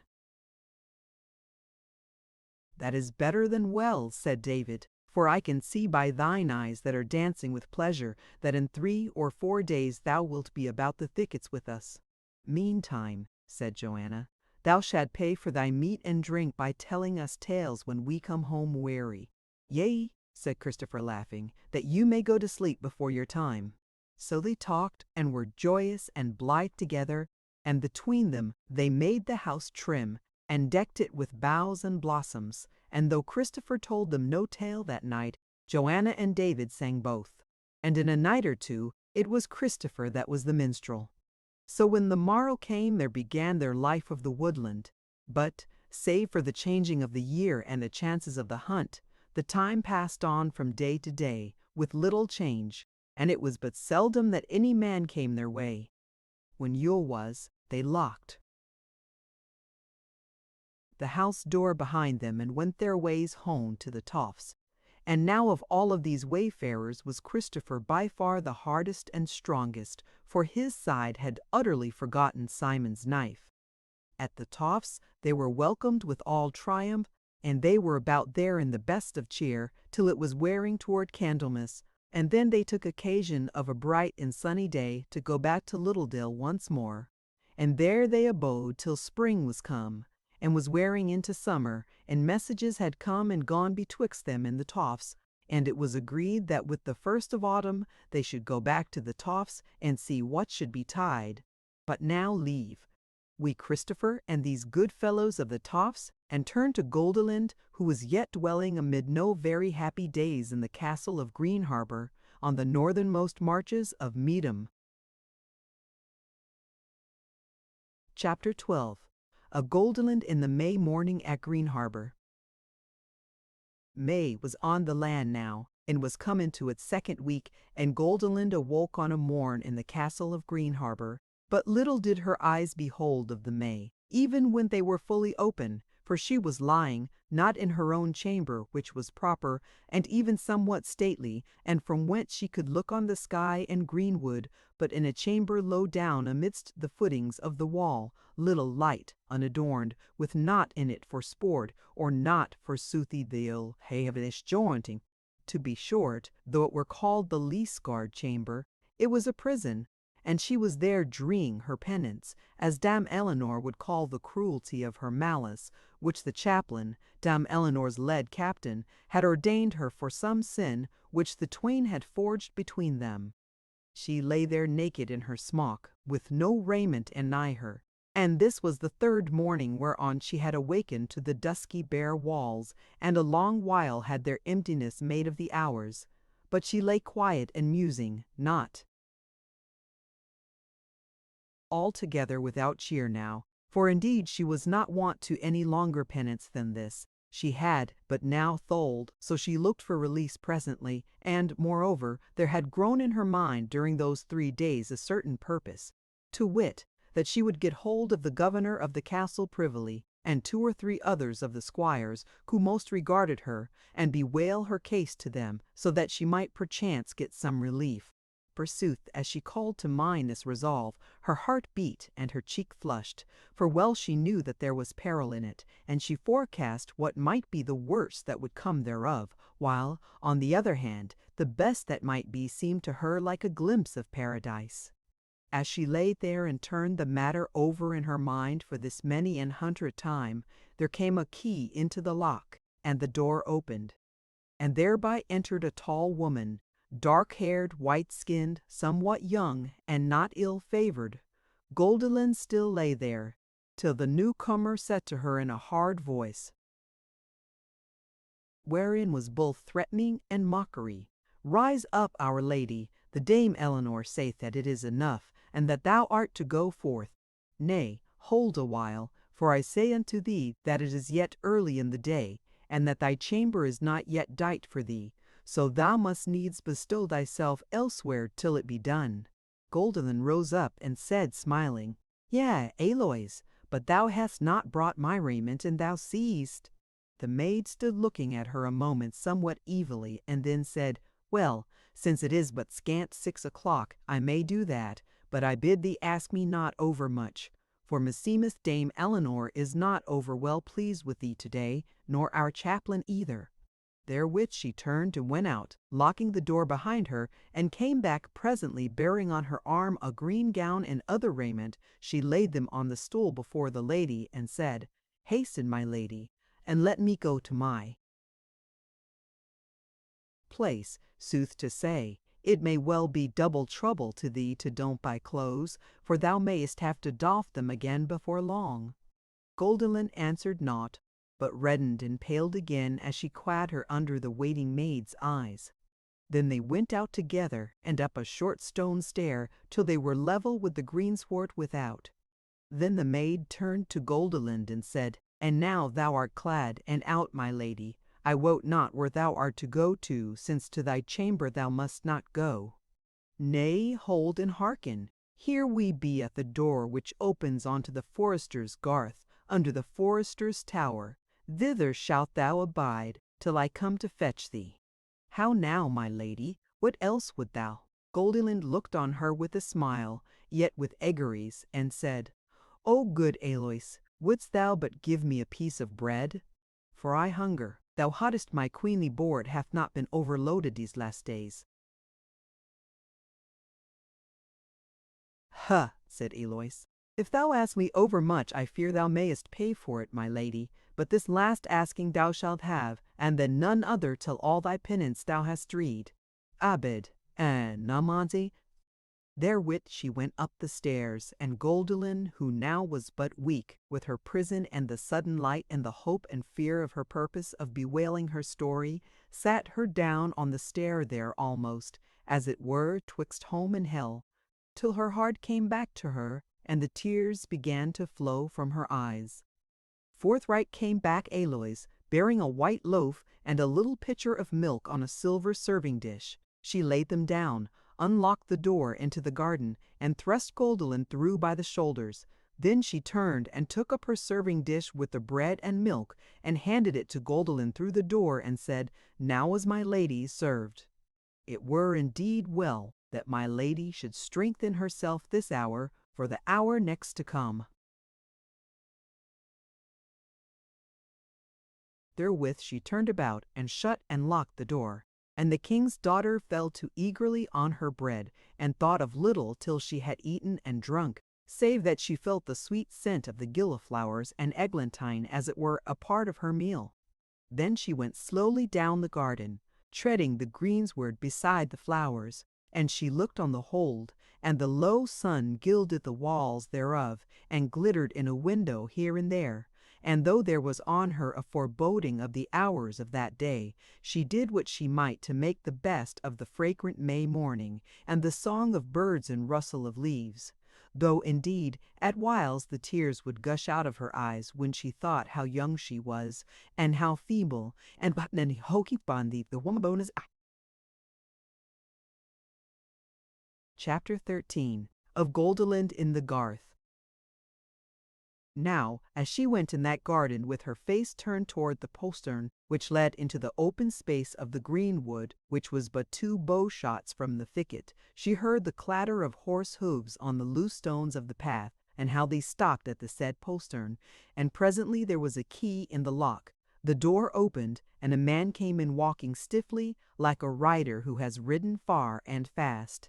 He was clad in jack in sallet, and had a sword by his side, and on his sleeve was done in green and gold a mountain of flame, so that Goldilind knew him at once for a man of Earl Geoffrey's. And, indeed, she had seen the man before, coming and going on errands that she knew naught of, and on which nothing followed that was of import to her.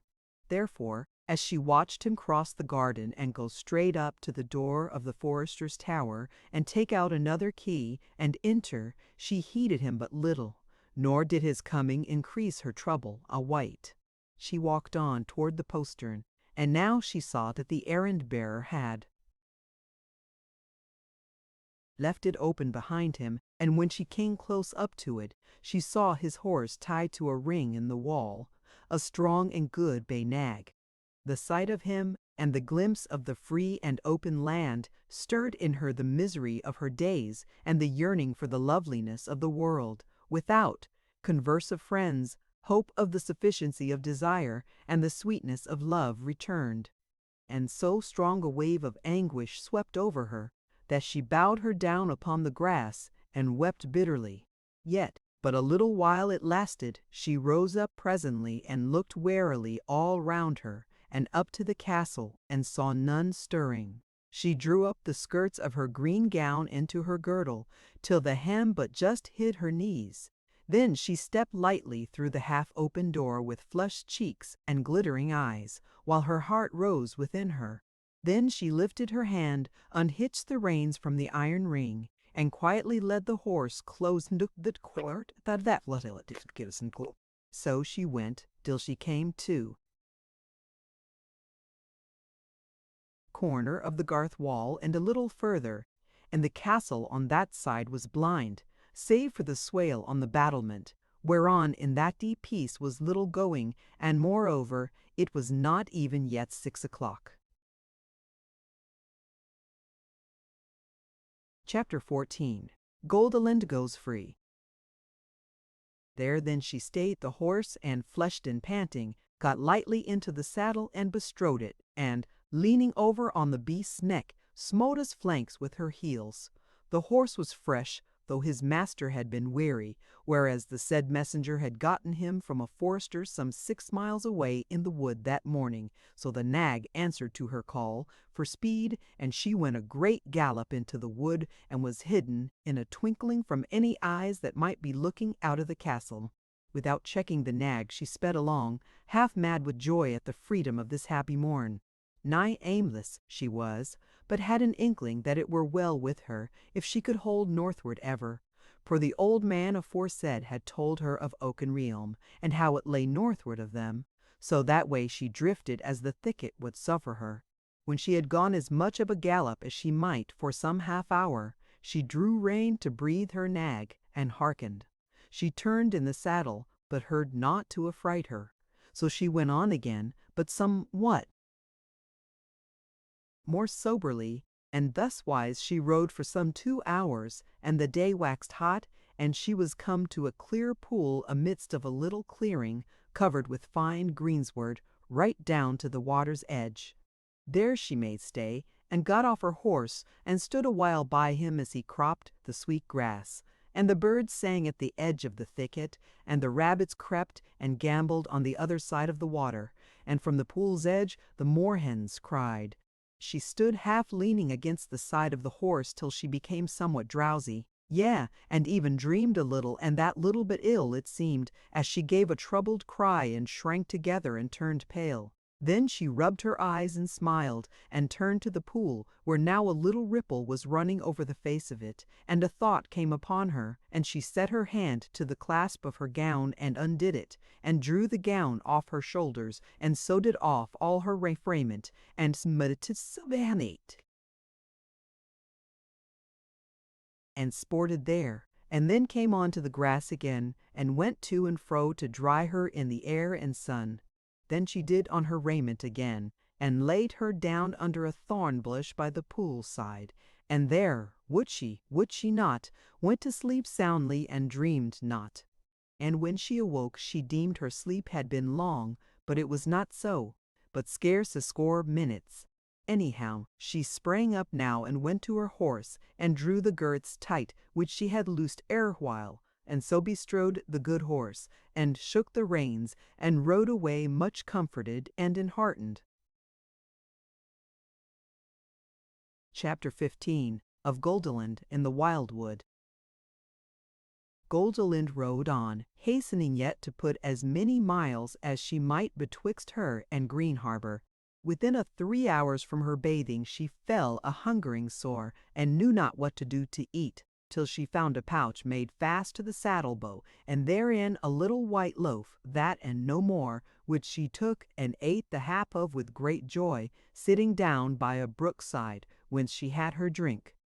Then again she mounted and rode on till dusk overtook her just as she came to a little river running from the north, from pool to shallow, and shallow to pool.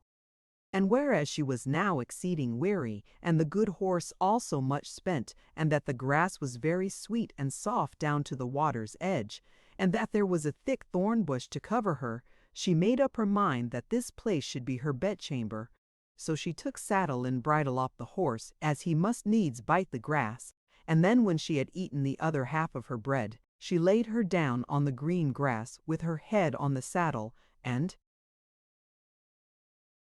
when she had lain listening to the horse cropping the grass close anigh her for a minute or two, she fell fast asleep, and lay there long and had no dreams. Chapter 16. What Goldilind found in the wood. When she awoke it was broad day and bright sun, and she rose up to her feet and looked about, and saw the horse standing close by, and sharing the shade with her, whisking his tail about lazily. Then she turned and saw the stream rippling out from the pool over the clean gravel, and here and there a fish darting through the ripple or making clean rings on the pool as he quietly took a fly. The sky was blue and clear. There was scarce a breath of air, and the morning was already hot. No worse than yesterday, sang the birds in the bushes, but as she looked across the river, where forsooth the alders grew thick about the pool's edge, a cock-blackbird, and then another, flew withal she saw the bush move, though, as aforesaid, the morning was without wind. She had just stooped to do off her footgear, for she was minded to bathe again, but now she stopped with one shoe in her hand, and looked on the bushes keenly, with beating heart, and again she thought she saw the boughs shaken, and stood, not daring to move a while, but they moved no more now, when she had looked steadily at them. A space, and again a blackbird began singing loud, just where they had been shaken. So she gathered heart again, and presently turned her hand once more to stripping her raiment off her, for she would not be balked of her bath. But when the stripping was done, she loitered not naked on the bank as she had done the day before, but walked swiftly into the shallow and thence down into the pool, till nothing but her head and the whiteness of her shoulders showed over the dark water. Even then, she turned her head about twice to look into the overside bushes. But when she saw nothing stir there, she began to play in the water, but not for long, but came splashing through the shallow and hurried on her raiment.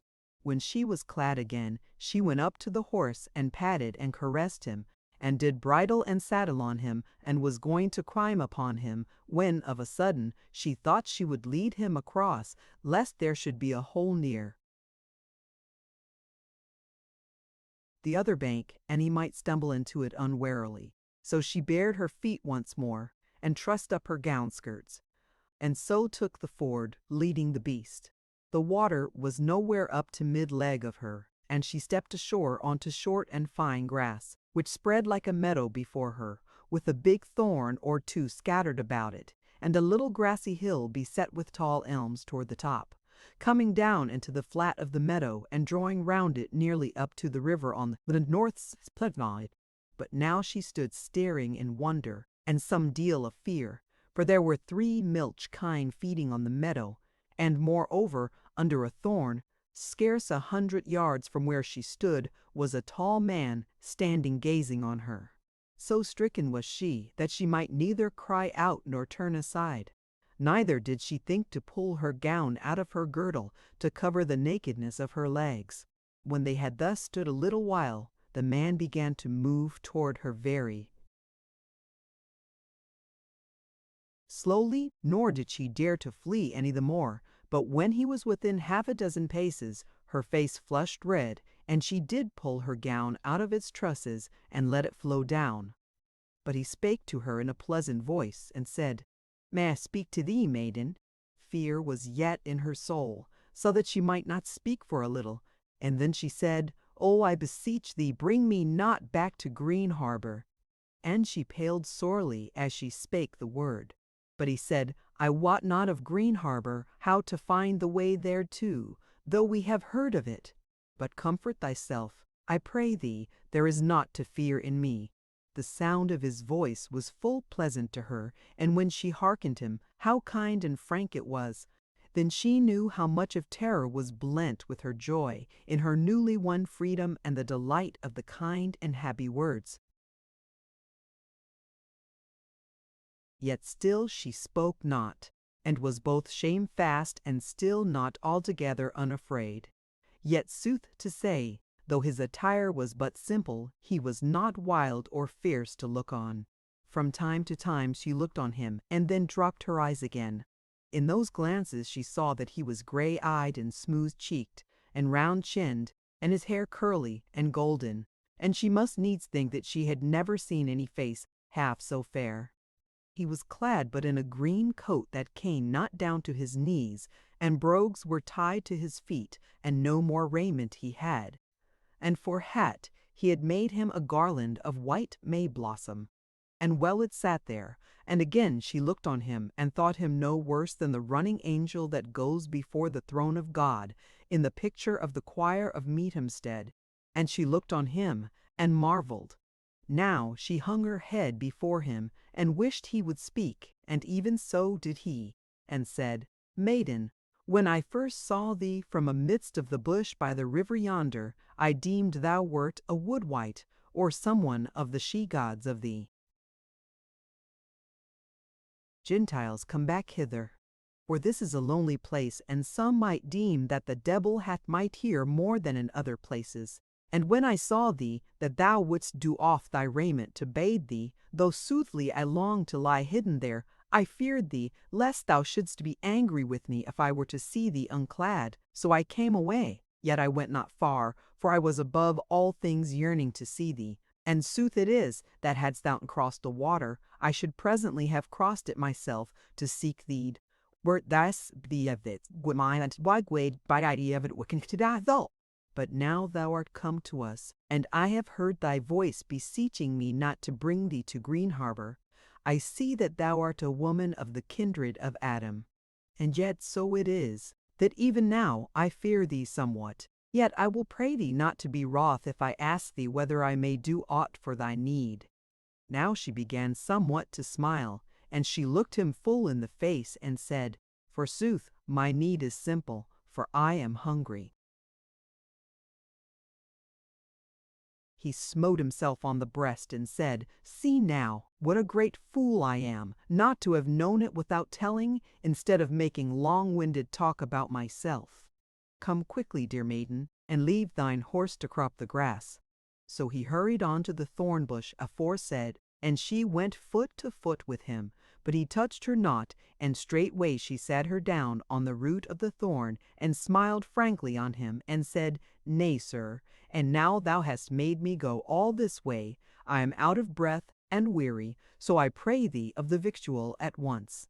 But he had been busy with his scrip, which he had left cast down there, and therewithal reached out to her a mighty hunch of bread and a piece of white cheese, and said, "Now shall I fetch thee milk?" Wherewith he took up a bowl of aspen tree that had lain by the scrip, and ran off to one of the kine, and milked the bowl full, and came back with it heedfully, and set it down beside her, and said, "This was the nice thing to hand, but when thou hast eaten and rested, then shall we go to our house, if thou wilt be so kind to me, for there have we better meat and wine to boot." She looked up at him smiling, but her pleasure of the meat and the kindness was so exceeding, that she might not refrain from tears also, but she spake not. As for him, he knelt beside her, looking on her wistfully, and at last he said, "I shall tell thee that I am glad that thou wert hungry, and that I have seen thee eating, else might I have deemed thee somewhat other than a woman of mankind even yet." She said, "Yea, and why wouldst thou not believe my word thereto?" He said, reddening, "I almost fear to tell thee, lest thou think me overbold and be angry with me." "Nay," she said, "tell me, for I would know." Said he, "The words are not easy in my rude mouth, but this is what I mean, that though I be young, I have seen fair women, not a few, but beside any of them, thou art a wonder. And loth I were, if thou wert not really of mankind, if it were but for the glory of the world." She hung her head and answered naught awhile, and he also seemed ashamed, but presently she spake, "Thou hast been kind to us, wouldst thou tell us thy name? And then, if it like thee, what thou art?" "Lady," he said, "my name is easy to tell, I hight Christopher, and whiles folk in merry mockery call me Christopher King, meseems because I am of the least account of all carles. As for what else I am, a woodman I am, an outlaw, and the friend of them. Yet I tell thee I have never by my will done any harm to any child of man, and those friends of mine, who are outlaws also, are kind and loving with me, both man and woman, though needs must they dwell aloof from kings' courts and barons' halls." She looked at him wondering, and as if she did not altogether understand him, and she said, "Where dost thou dwell?" He said, "Today I dwell hard by, though where I shall dwell tomorrow, who knows? And with me are dwelling 3 of my kind fellows, and the dearest is a young man of mine own age, who is my fellow in all matters, for us to live and die each for the other. Couldst thou have seen him, thou wouldst love him, I deem." "What name hath he?" said Goldilind. "He hight David," said Christopher. But therewith he fell silent and knit his brow, as though he were thinking of some knotty point. But in a while his face cleared, and he said, "If I durst, I would ask thee thy name, and what thou art." "As to my name," said she, "I will not tell it thee as now. As to what I am a poor prisoner, and much have I been grieved and tormented, so that my body hath been but a thing whereby I might suffer anguish. Something else am I, but I may not tell thee what as yet." He looked on her long, and then arose and went his way along the very track of their footsteps. And he took the horse and brought him back to the thorn, and stood by the lady, and reddened, and said, "I must tell thee what I have been doing these last minutes." "Yea," said she, looking at him wonderingly. "Hast thou not been fetching my horse to me?" "So it is," said he, "but something else also. Ask me, or I cannot tell thee." She laughed and said, "What else, fair sir?" Said he, Ask me what, or I cannot tell thee. Well, what then? Said she. He answered, stammering and blushing. I have been looking at thy footprints, whereby thou camest up from the water, to see what new and fairer blossoms have come up in the meadow, where thy feet were setting in now. She answered him nothing, and he held his peace. But in a while she said, If thou wouldest have us come to thine house, thou shalt lead us thither now. And therewith she took her foot-gear from out of her girdle, as if she would do it on, and he turned his face away, but sighed therewith. Then she reddened and put them back again, and rose up lightly and said, I will go afoot, and wilt thou lead the horse for me? So did he, and led her by all the softest and most flowery ways, turning about the end of a spur of the little hill that came close to the water, and going close to the lip of the river. And when they had thus turned about the hill, there was a somewhat wider vale before them, grassy and fair, and on a knoll, not far from the water, a long frame house, thatched with reed. Then said Christopher, Lady, this is now Littledale, and yonder the house thereof. She said quietly, Lovely is the dale, and fair the house by seeming, and I would that they may be happy that dwell therein. Said Christopher, Wilt thou not speak that blessing within the house as without? Fain were I thereof, she said.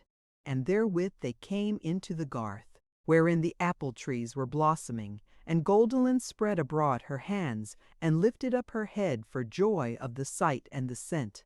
And they stayed a while before they went on to the door, which was half open, for they feared none in that place, and looked for none whom they might not deal with if he came as a foe. Christopher would have taken a hand of her to lead her in, but both hands were in her gown to lift up the hem as she passed over the threshold. So he durst not. Fair and bright now was the hall within, with its long and low windows goodly glazed, a green halling on the walls of Adam and Eve, and the garden, and the good God walking therein. The sun shone bright through the southern windows, and about the porch it was hot, but further toward the days cool and pleasant. So Goldilind sat down in the coolest of the place at the standing table, but Christopher bestirred himself, and brought wine and white bread, and venison and honey, and said, I pray thee to dine, maiden, for it is now hard on noon, and as for my fair fellows, I look not for them before sunset, for they were going far into the wood. She smiled on him, and ate and drank a little deal, and he with her. Sooth to say, her heart was full, and though she had forgotten her fear, she was troubled, because, for as glad as she was, she could not be as glad as her gladness would have her, for the sake of some lack, she knew not what. Now spake Christopher, I would tell thee something strange, to wit, though it is little more than 3 hours since I first saw thee beside the river, yet I seem to know thee as if thou wert a part of my life. She looked on him shyly, and he went on, This also is strange, and withal it likes me not, that when I speak of my fair fellows here, David and Gilbert and Joanna, they are half forgotten to my heart, though their names are on my tongue. And this house, doth it like thee, fair guest? Yea, much, she said. It seems joyous to me, and I shall tell thee that I have mostly dwelt in unmerry houses, though they were of greater cost than this. Said Christopher, To me it hath been merry and happy enough, but now it seems to me as if it had all been made for thee and this meeting. Is it therefore no longer merry to thee because of that? She said, smiling, yet flushing much red therewith. Now it was his turn not to answer her, and she cast down her eyes before him, and there was silence between them. Then she looked at him steadily and said, It is indeed grievous that thou shouldest forget thine old friends for me, and that it should have come into thy mind that this fair and merry house was not made for thy fair fellows and thy delight with them, but for me, the chance comer. For hearken, whereas thou setst in now that I was become a part of thy life, how can that be? For if I become the poor captive again, how canst thou get to me, thou who art thyself a castaway, as thou hast told me? Yea, but even so, I shall be too low for thee to come down to me. And if I become what I should be, then I must tell thee that I shall be too high for thee to climb up to me, so that in one way or other we shall be sundered, who have but met for an hour or two." He hung his head a while as they stood there face to face, for both of them had arisen from the board. But presently he looked up to her with glittering eyes and said, "Yea, for an hour or two. Why then do we tarry and linger, and say what we have no will to say, and refrain from what our hearts bid us?" Therewith he caught hold of her right wrist and laid his hand on her left shoulder, and this first time that he had touched her, it was as if a fire ran through all his body and changed it into the essence of her. Neither was there any nausea in her eyes, nor any defense against him in the yielding body of her. But even in that nick of time he drew back a little and turned his head as a man listening toward the door and said, "Histee, dost thou hear, maiden?" She turned deadly pale. "Oh, what is it? What is it?" "Yea, I hear. It is horses drawing nigh, and the sound of hounds baying. But may it not be thy fellows coming back?" "Nay, nay," he said, "they rode not in armor. Hark to it, and these hounds are deep-voiced sleuth dogs. But come now, there may yet be time." He turned and caught up axe and shield from off the wall, and drew her toward a window that looked to the north, and peered out of it warily, but turned back straightway, and said, "Nay, it is too late that way. They are all round."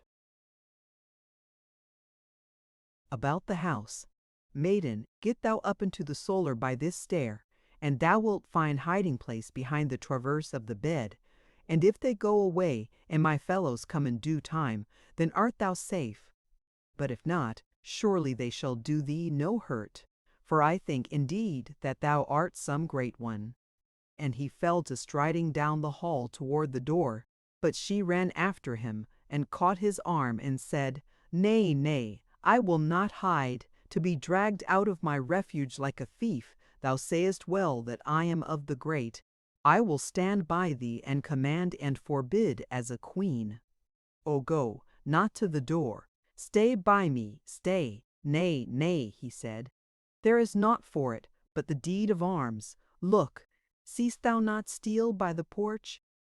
And therewith he broke from her and ran to the door, and was met upon the very threshold by all armed men, upon whom he fell without more ado, crying out, "For the Tofts! For the Tofts! The woodman to the rescue!" And he hewed right and left on whatsoever was before him, so that what fell not gave back, and for a moment of time he cleared the porch. But in that nick of time his axe brake on the basnet of a huge man at arms, and they all thrust them on him together, and drave him back into the hall, and came bundling after him in a heap.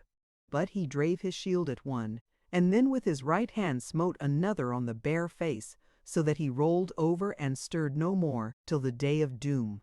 Then was there a weapon before him, might he have stooped to pick it up? But he might not, so he caught hold of a sturdy but somewhat short man by the collar and the lap of his leather surcoat, and drew aback, and with a mighty heave cast him on the rout of them, who for their parts had drawn back a little also, as if he had been a huge stone, and down went two before that artillery. And they set up a great roar of wonder and fear. But he followed them, and this time got an axe in his hand, so mazed they were by his onset, and he hewed at them again, and drave them aback to the threshold of the door, but could get them no further, and they began to handle long spears to thrust at him. But then came forward a knight, no mickle man, but clad in very goodly armor, with a lion beaten in gold on his green surcoat. This man smote up the spears, and made the men go back a little, while he stood on the threshold. So Christopher saw that he would parley with him, and forbore him, and the knight spake, "Thou youngling, art thou mad? What doest thou falling on my folk?" "And what do ye?" said Christopher fiercely, "besetting the houses of folk with weapons? Now wilt thou take my life? But I shall yet slay one or two before I die. Get thee back, lord, or thou shalt be the first." But the knight, who had no weapon in his hand, said, We come but to seek our own, and that is our Lady of Meetham, who dwelleth at Green Harbour by her own will. And if thou wilt stand aside, thou mayest go free to the devil for us. Now would Christopher have shouted and fallen on, and gone to his death there and then. But even therewith a voice, clear and sweet, spake at the back of him, and said, Thou kind host, do thou stand aside, and let us speak that which is needful. And therewith stepped forth Goldilind, and stood beside Christopher, and said, Sir Burgreave, we rode forth to drink the air yesterday, and went astray amidst the wild wood, and were belated, so that we must needs lie down under the bare heaven. But this morning we happened on this kind forester, who gave us to eat, and took us to his house, and gave us meat and drink, for which it were seemlier to reward him than threaten him. Now it is our pleasure that ye lead us back to Green Harbour. But as for this youth, that ye do him no hurt, but let him go free, according to thy word spoken e'en now, Sir Burgreave. She spake slowly and heavily, as one who hath a lesson to say, and it was to be seen of her that all grief was in her heart, though her words were queenly. Some of them that heard laughed, but the Burgreave spake and said, Lady, we will do thy will in part, for we will lead thee to Green Harbour in all honour. But as to this young man, if he will not be slain here and now, needs must he with us. For he hath slain 2 of our men outright, and hath hurt many, and, methinks, the devil of the woods is in his body. So do thou bid him be quiet, if thou wouldst not see his blood flow. She turned a pale, unhappy face on Christopher, and said, My friend, we bid thee withstand them no more, but let them do with thee as they will. Christopher stood aside therewith, and sat down on a bench, and laughed, and said in a high voice, Stout men-at-arms, forsooth, to take a maid's kirtle to their shield. But therewith the armed men poured into the hall, and a half-dozen of the stoutest came up unto Christopher where he sat, and bound his hands with their girdles, and he withstood them no white, but sat laughing in their faces, and made as if it were all a Yule-tide game. But inwardly his heart burned with anger, and with love of that sweet lady.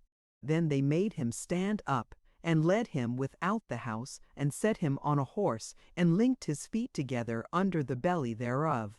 And when that was done, he saw them lead out the lady, and they set her in a horse-litter, and then the whole troop rode off together, with 2 men riding on either side of the said litter.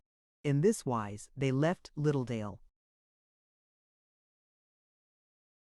Chapter 17. Goldilind comes back to Green Harbour. They rode speedily, and had with them men who knew the woodland ways, so that the journey was not so long thence as Goldilind had made it thither. And they stayed not for nightfall, since the moon was bright, so that they came before the castle gate before midnight. Now Goldilind looked to be cast into prison, whatever might befall her upon the morrow. But so it went not, for she was led straight to her own chamber, and one of her women, but not Aloys, waited on her, and when she tried to have some tidings of her, the woman spake to her no more than if she were dumb. So all unhappily she laid her down in her bed, foreboding the worst, which she deemed might well be, death at the hand of her jailers. As for Christopher, she saw the last of him as they entered the castle gate, and knew not what they had done with him. So she lay in dismal thoughts, but at last fell asleep for mere weariness. When she awoke it was broad day, and there was someone going about in the chamber. She turned and saw that it was Aloysy. She felt sick at heart, and durst not move or ask of tidings. But presently Aloys turned and came to the bed, and made an obeisance, but spake not. Goldilind raised her head, and said wearily, What is to be done, Aloys? Wilt thou tell me? For my heart fails me, and meseems, unless they have some mercy, I shall die today.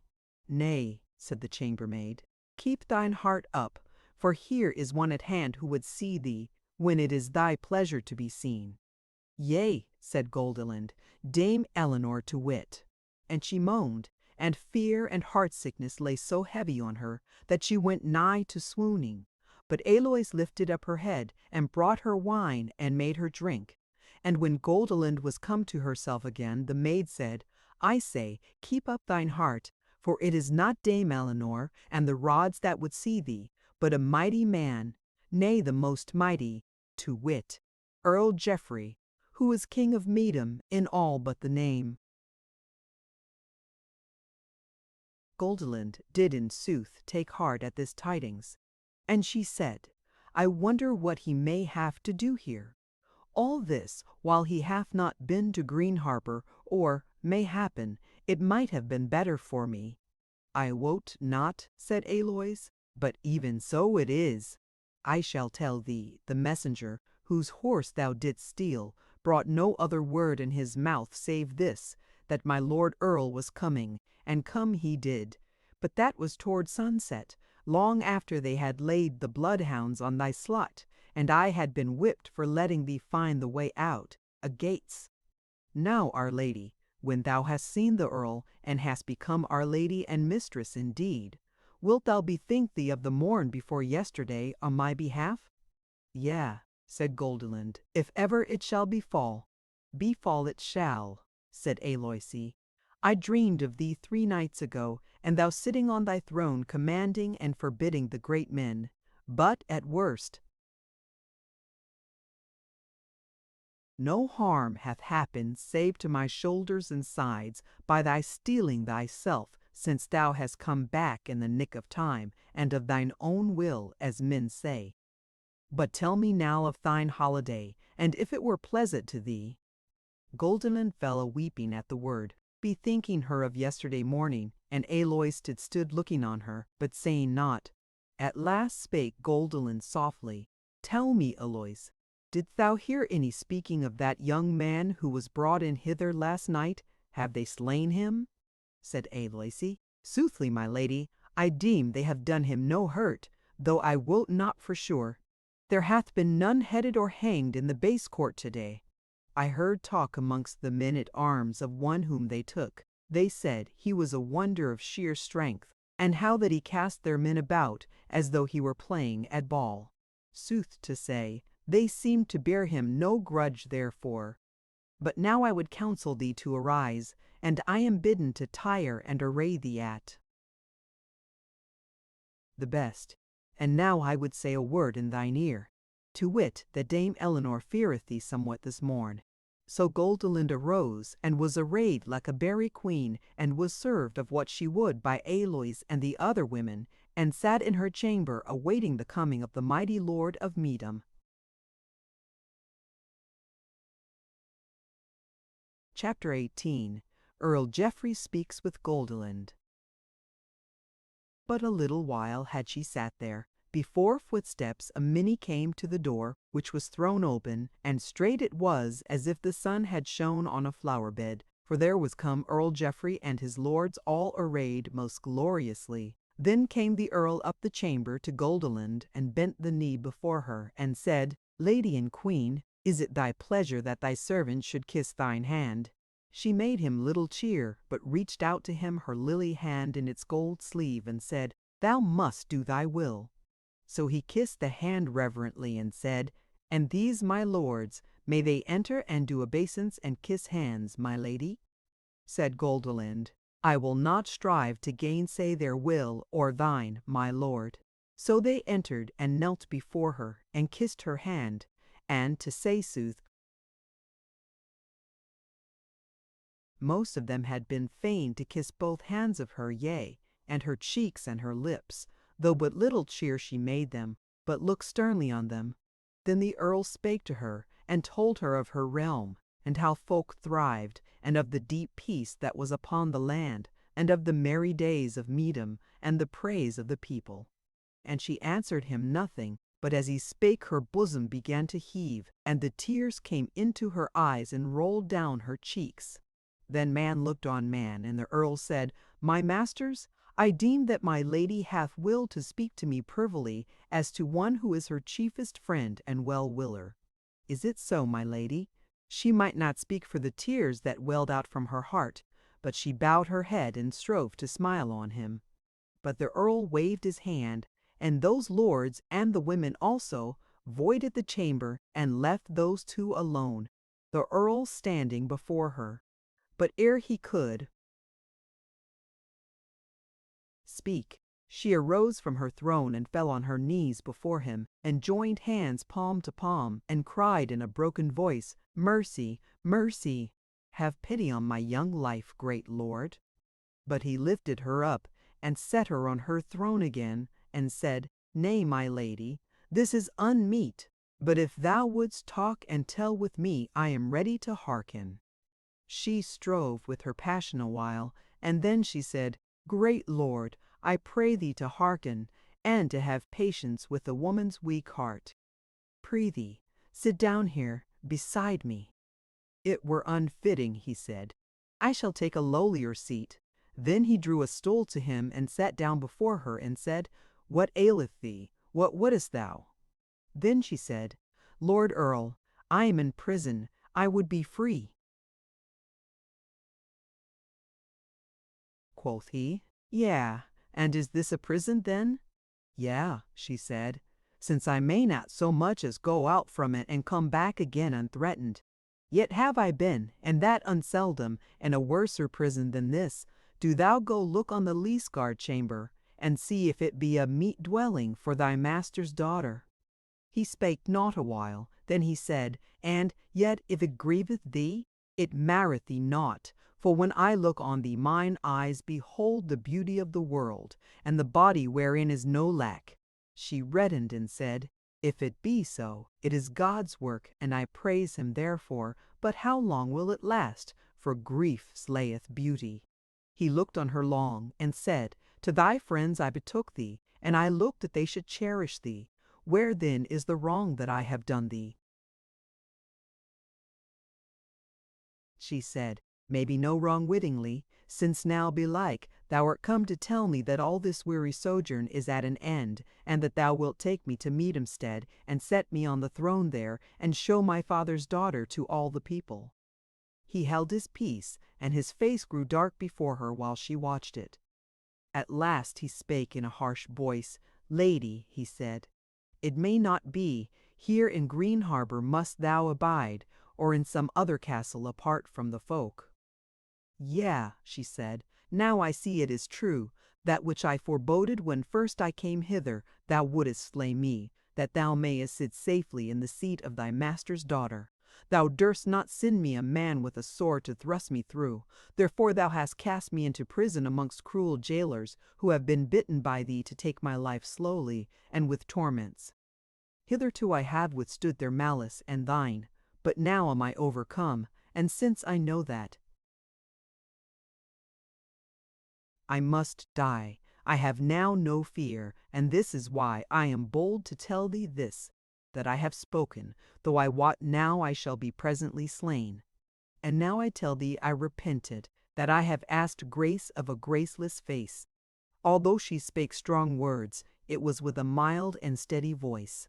But the earl was sore troubled, and he rose up and walked to and fro of the chamber, half drawing his sword and thrusting it back into the scabbard from time to time. At last he came back to her, and sat down before her and spake, "Maiden, thou art somewhat in error. True it is that I would sit firm in my seat, and rule the land of Meadham, as belike none other could. True it is also that I would have thee, the rightful heir, dwell apart from the turmoil for a while at least, for I would not have thy white hands thrust me untimely from my place, or thy fair face held up as a banner by my foemen. Yet noise have I willed thy death, or thine anguish, and if all be true as thou sayest it, and thou art so lovely, that I know not how to doubt it, tell me then what these have done with thee." She said, "Sir, those friends to whom thou hast delivered me are my foes, whether they were thy friends or not. Wilt thou compel me to tell thee all my shame? They have treated me as a thrall who had wiles to play a queen's part in a show. To wit, thy chaplain whom thou hast given me has looked on me with lustful eyes, and has bidden me buy of him ease and surcease of pain with my very body, and hath threatened me more evil else, and kept his behest." Then leapt up the earl and cried out, Ha! Did he so?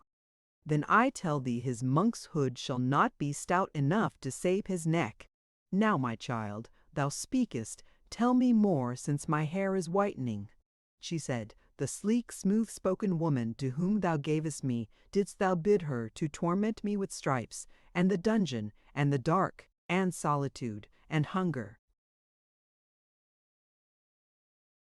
Nay, by all hallows, he said, nor thought of it. Trust me, she shall pay therefore if so she hath done. She said, I crave no vengeance, but mercy I crave, and thou mayest give it me. Then were they both silent, till he said, Now I, for my part, will pray thee bear what thou must bear, which shall be naught save this, that thy queen shall lie quiet for a while, naught else of evil shall betide thee henceforth, but as much of pleasure and joy as may go with it. But tell me, there is a story of thy snatching a holiday these 2 days, and of a young man whom thou didst happen on.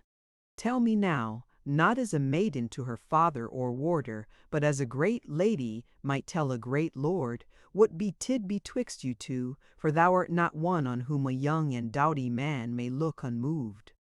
By all hallows, but thou art a firebrand, my lady. And he laughed therewith. Goldilind flushed red exceeding, but she answered steadily, Lord Earl, this is the very sooth, that I might not fail to see it. How he thought me worth looking on, but he treated me with all honor, as a brother might a sister. Tell me, said the Earl, what like was this man? Said she, he was young, but strong beyond measure, and full doughty. True it is that I saw him with mine eyes take and heave up one of our men in his hands, and cast him away as a man would a clod of earth. The Earl knit his brow. Yea, said he, and that story I have heard from the men at arms also, but what was the man like of aspect? She reddened. He was of a most goodly body, she said, fair-eyed, and of a face well carven, his speech kind and gentle. And yet more she reddened. Said the Earl, didst thou hear what he was, this man? She said, I deem from his own words that he was but a simple forester. Yea, quoth the Earl, a simple forester? Nay, but a woodman, an outlaw, a waylayer. So say our men, that he fell on them with the cry, a toffs, a toffs. Hast thou never heard of Jack of the Toffs? Nay, never, said she. Said the Earl, he is the king of these good fellows, and a perilous host they be. Now I fear me, if he be proven to be one of these, there will be a gallows reared for him tomorrow, for as fair and as doughty as he may be. She turned all pale, and her lips quivered. Then she rose up, and fell on her knees before the Earl, and cried out, O sir, a grace, I pray thee. Pardon this poor man who was so kind to me. The Earl raised her up and smiled, and said, Nay, my lady queen, wouldst thou kneel to me? It is unmeet.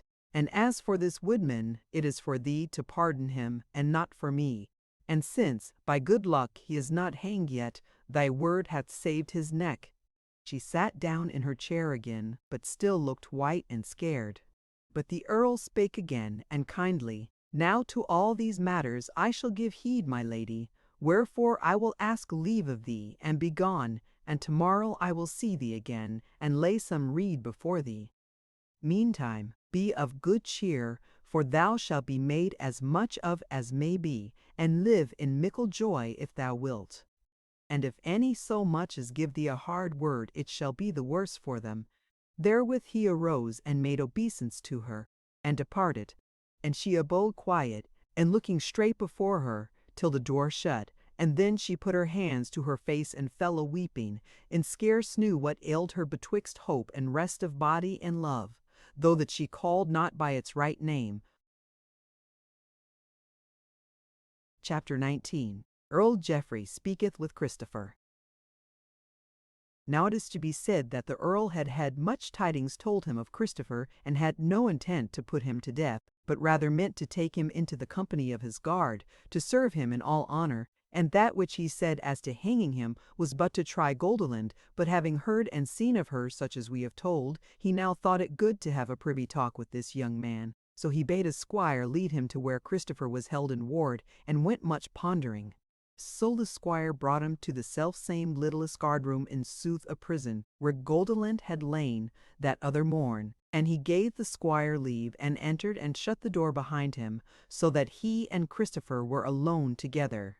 The young man was lying on his back on the pallet, with his hands behind his head, and his knees drawn up, murmuring some fag end of an old song. But when he heard the door shut to, he sat up, and turning to the newcomer, said, "Art thou tidings? If so, then tell me quickly which it is to be, the gallows or freedom." "Friend," said the earl sternly, "dost thou know who I am?" "Nay," said Christopher, "by thine attire thou shouldst be some great man, but that is of little matter to me, since thou wilt neither but slay me, or let me go for a heedless word." Quoth the earl, "I am the master of the land of Meetham, so there is no need to tell thee that I have thy life or death in my hand. Now thou wilt not deny that thou art of the company of Jackal the Toffs?" "It is sooth," said Christopher. "Well," said the earl, "thou art bold then to have come hither, for thou sayest it that thou art a wolf's head and forfeit of thy life. Now, again, thou didst take the Lady of Meetham home to thy house yesterday, and wert with her alone a great while. Now according to thy dealings with her thou dost merit either the most evil of deaths, or else it may be a reward. Ha! What sayest thou?" Christopher leapt up, and said in a loud voice, "Lord King, whatsoever I may be, I am not each man's dastard. When I saw that pearl of all women, I loved her indeed, as who should not, but it was even as I had loved the Mother of God, had she come down from the altar picture at the church of Middleham of the Wood. And whoso saith otherwise, I give him the lie back in his teeth, and will meet him face to face if I may, and then, meseems, it will go hard with him." Spake the earl laughing, "I will be no champion against thee, for I hold my skin and my bones of too much price thereto. And moreover, though meseemeth the Blessed Virgin would have a hot lover in thee were she to come down to earth and nigh thy dwelling, yet trow I thy tale, that thou hast dealt with my lady in honour. Therefore, lad, what sayest thou? Wilt thou be a man of mine, and bear arms for me, and do my will?" Spake Christopher, "Lord, this is better than hanging." "Why, so it is, lad," said the earl laughing again, "and some would say better by a good deal. But hearken, if thou take it, thou must abide here in Green Harbour a long while, maybe. Yea, even so long as my lady dwelleth here."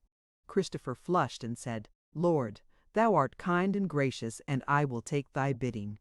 The earl said, "Well, so it shall be then, and presently thou shalt go out of this guard-room a free man, but abide a while." Therewith he drew a stool to him, and sat down, and spake not for a long while, and Christopher abode his pleasure. At last spake the earl, "One day, mayhappen, we may make a wedding for thee, and that no ill one." Christopher laughed. "Lord," said he, "what lady will wed me, a no man's son?" Said the earl, "Not if the Lord of Meetham be thy friend." "Well then, how if the Lady and Queen of Meetham make thee the wedding?" Said Christopher, "I were liefer to make mine own wedding. When so I need a woman in my bed, I will compel no woman, nor ask others to compel her." The earl rose up and fell to pacing the prison to and fro, and at last he stood over against Christopher and said, "Hearken, forester, I will foretell thy fortune. It is that thou shalt become great by wedding." Christopher held his peace, and the earl spake again, "Now is the shortest word best. We deem thee both goodly and doughty, and would wed thee to a great lady, even that one to whom thou hast shown kindness in the wilderness." Said Christopher, "It is the wont of great lords to mock poor folk, therefore I must not show anger against thee." "I mock thee not," said the earl, "I mean naught but as my words say." "Nay then," said Christopher, Thou biddest me an evil deed, great lord. What I said was that I would compel no woman, and shall I compel her who is the wonder of the world and my very own lady? Hold thy peace, sir fool, said the earl. Let me tell thee that she is as like to compel thee as thou her. And as to her being thy lady, she shall be thy lady and wife indeed, but not here, for above all things will she get her away from Green Harbor, and thou shalt be her champion, to lead her about the world, like a knight errant. Now was Christopher so troubled that he knew not what countenance to make, and scarce might he get a word out of his mouth a long while. At last he said, Lord, I see that I must needs do thy will if this be no trap which thou hast set for me. But over wonderful it is that a great lady should be wedded to a gangrel churl. The earl laughed. Many a furley fares to the fair-eyed, quoth he, and also I will tell thee in thine ear that this lady may not be so great as her name is great. Did she praise her life days to thee? Nay, said Christopher. I mind me well she calls herself the poor captive. She said but sooth, quoth the earl, and her going away from Green Harbor is instead of her captivity, and I tell thee it is by that only I may make her joyous. And now one word, thou that criest out, for the toffs in battle art not altogether unfriended, meseemeth. Christopher looked up proudly and fiercely. He said, Forsooth, Lord, my friends are good, though thou callest them wolf-heads and gallows meat. Champion, said the earl laughing, that may well be sooth, and there are a many ups and downs in the world. Bethink thee that the time may come when thou and thy friends may win to my help, and may win the names of knight and baron and earl. Such hap hath been aforetime, and now I crave of thee, when thou comest back to the toffs, to bid Jack fall upon other lands than Meedham when he rideth, because of the gift and wedding that I give thee now. So, lad, I deem that thou hast chosen thy part, but let not the tale thereof go out of thy mouth, or thou wilt gab away thy wedding. Lo, thou, I leave this door open behind me, and presently shall the smith come here to do away thine irons, and I shall send a squire to thee to lead thee to a fair chamber, and to bring thee goodly raiment, and do thou play amongst thy fellows as one of the best of them, and show them, if thou wilt, some such feats in peace as yesterday thou showst them in battle. And tomorrow there will be new tidings. And therewith he departed. No worse than his word he was. And anon came the smith and the squire, and he was brought to a chamber, and raiment of fine linen and silk, and embroidery was brought to him. And when he was new clad, he looked like a king's son, whereas aforetime he looked like a god of the Gentiles of old. All men praised his beauty and his courtesy, and after dinner was, and they had rested, they bade him play with them and show them his prowess, and he was not loath thereto, and did what he might in running and leaping, and casting of the bar, and shooting in the bow. And in all these things he was so far before everyone that they marveled at him, and said it was well indeed that he had not been slain yesterday. As to wrestling, therein he might do but little, for all forbore him, after the first man had stood before him, a squire, well learned in war, and long and tough, and deemed a very stark man. Him Christopher threw over his shoulder as though he had been a child of 12 years. So wore the day at Green Harbor Inn. Merrier wise for all good folk than for many a day had been the wont ere. Chapter 20 of the Wedding of Christopher and Goldilind. Early on the morrow came the earl unto Goldilind, and she received him gladly, as one who had fashioned life anew for her. And when he had sat down by her, he spake and said, Lady, thou cravedest of me yesterday 2 things. The first was freedom from the captivity of Green Harbor, and the second, life and liberty for the varlet that cherished thee in the wild wood the other day. Now thy first asking grieved me, for that thou hadst been tyrannously done by, and thy second I wondered at, but since I have seen the young man, I wonder the less, for he is both so goodly and so mighty of body, and of speech bold and free, yet gentle and of all courtesy, that he is meet to be knight or earl, yea, or very king. Now therefore, in both these matters I will well to do thy pleasure, and in one way it may be, and thou mayest then go forth from Green Harbour as free as a bird, and thy varlet's life may be given unto him, and mickle honour therewith. Art thou, then, willing to do after my rede and my commandment, so that both these good things may betide thee? Right willing am I, she said, to be free and happy, and to save a life of a fair youth and kind. Then, said he, there is one thing for thee to do, that this day thou wed this fair and kind youth, and let him lead thee forth from Green Harbour, and, belike, he will bring thee to no ill stead, for his friends are mightier than mayhappen thou deemest. She turned as red as blood at his word. She knit her brows, and her eyes flashed as she answered, Is it seemly for a king's daughter to wed a nameless churl? And now I know thee, Lord Earl, what thou wouldst do. Thou wouldst be king of Meedom, and put thy master's daughter to the road. And she was exceeding wroth. But he said, smiling somewhat, Was it then seemly for the king's daughter to kneel for this man's life, and go near to swooning for joy when it was granted to her? Yea, she said, for I love him with all my body and soul, and I would have had him love me par amours, and then should I have been his mistress and he my servant, but now shall he be my master and I his servant. And still was she very wroth.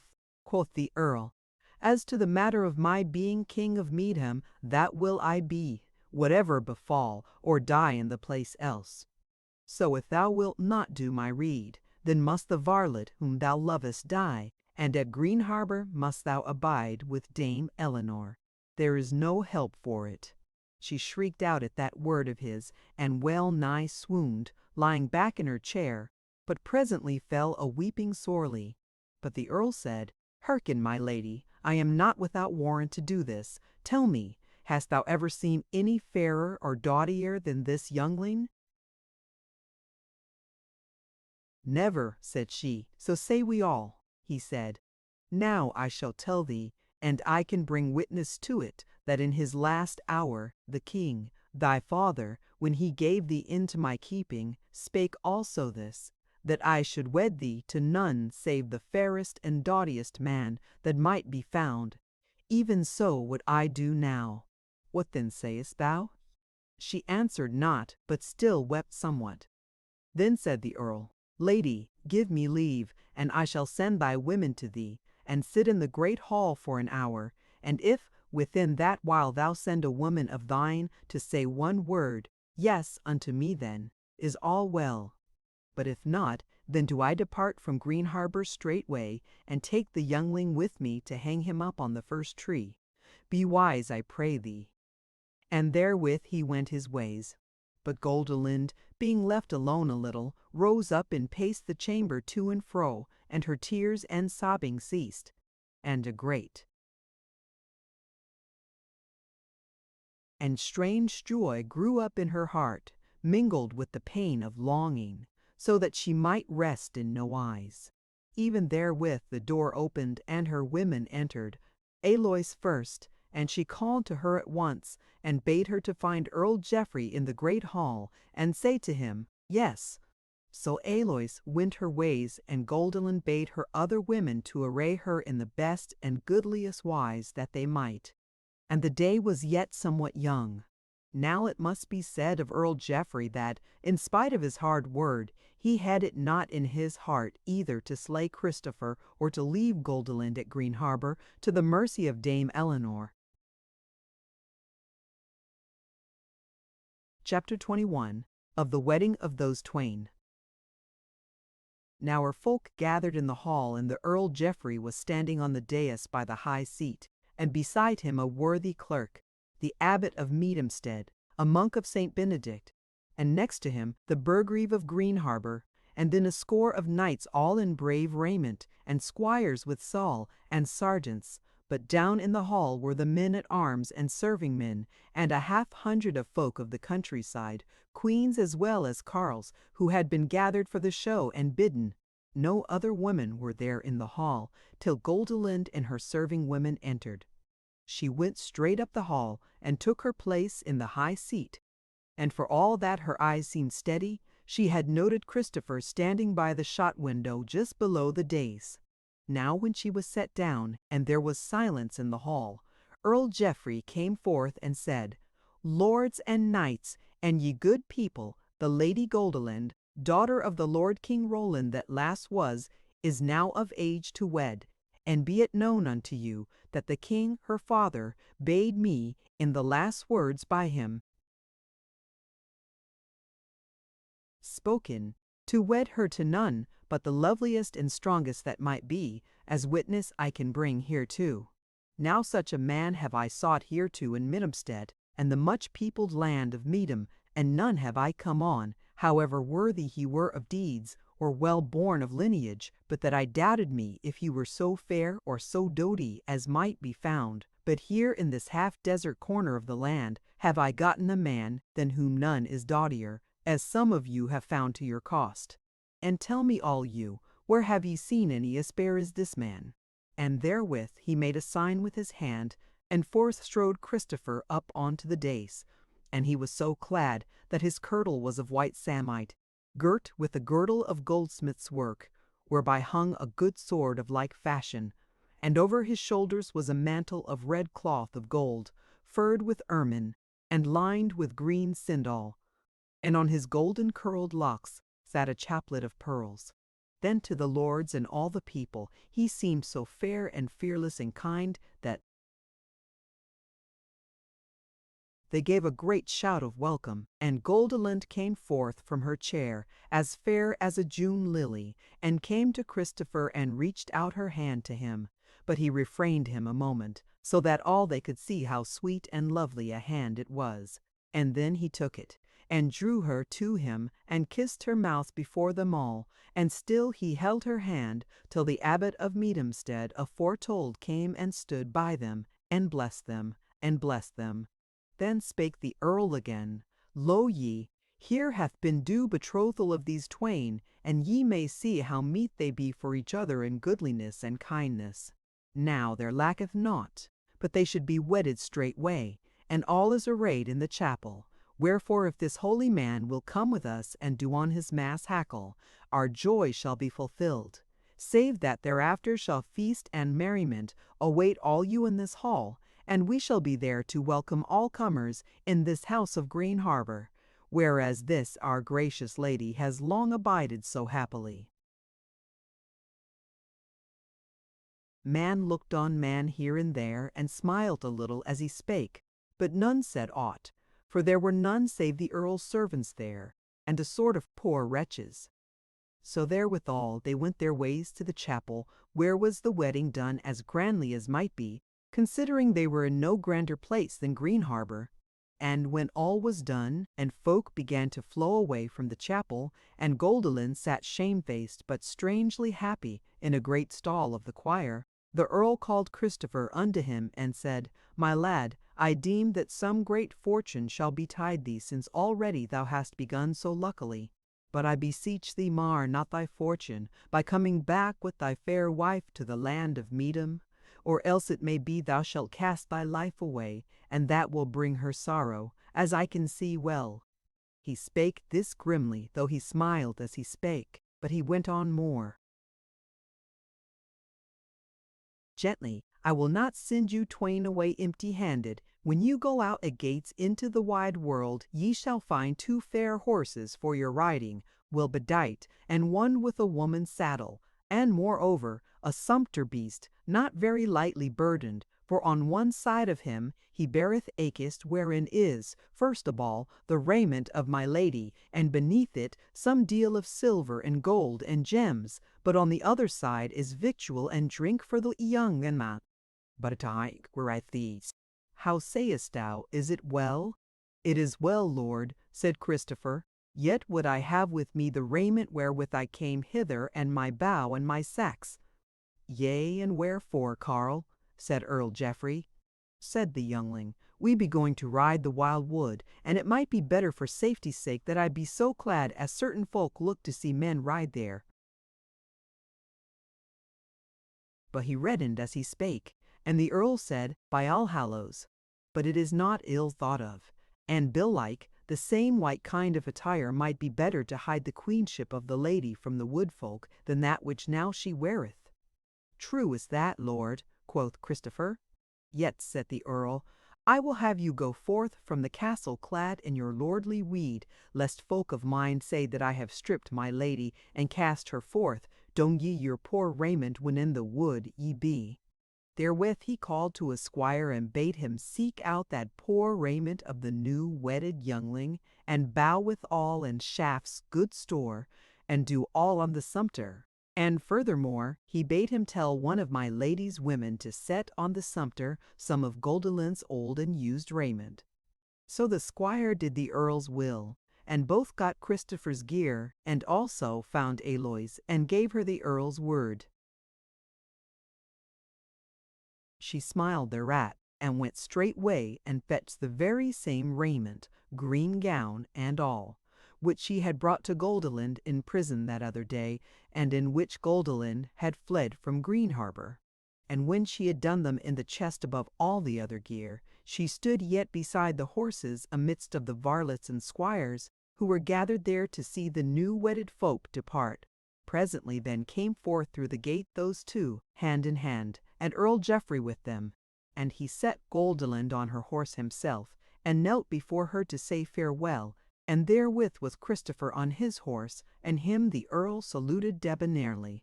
But just as they were about shaking their reins to depart, Aloys fell down on her knees before the Earl, who said, "What is toward, woman?" "A grace, my lord, a grace," said she.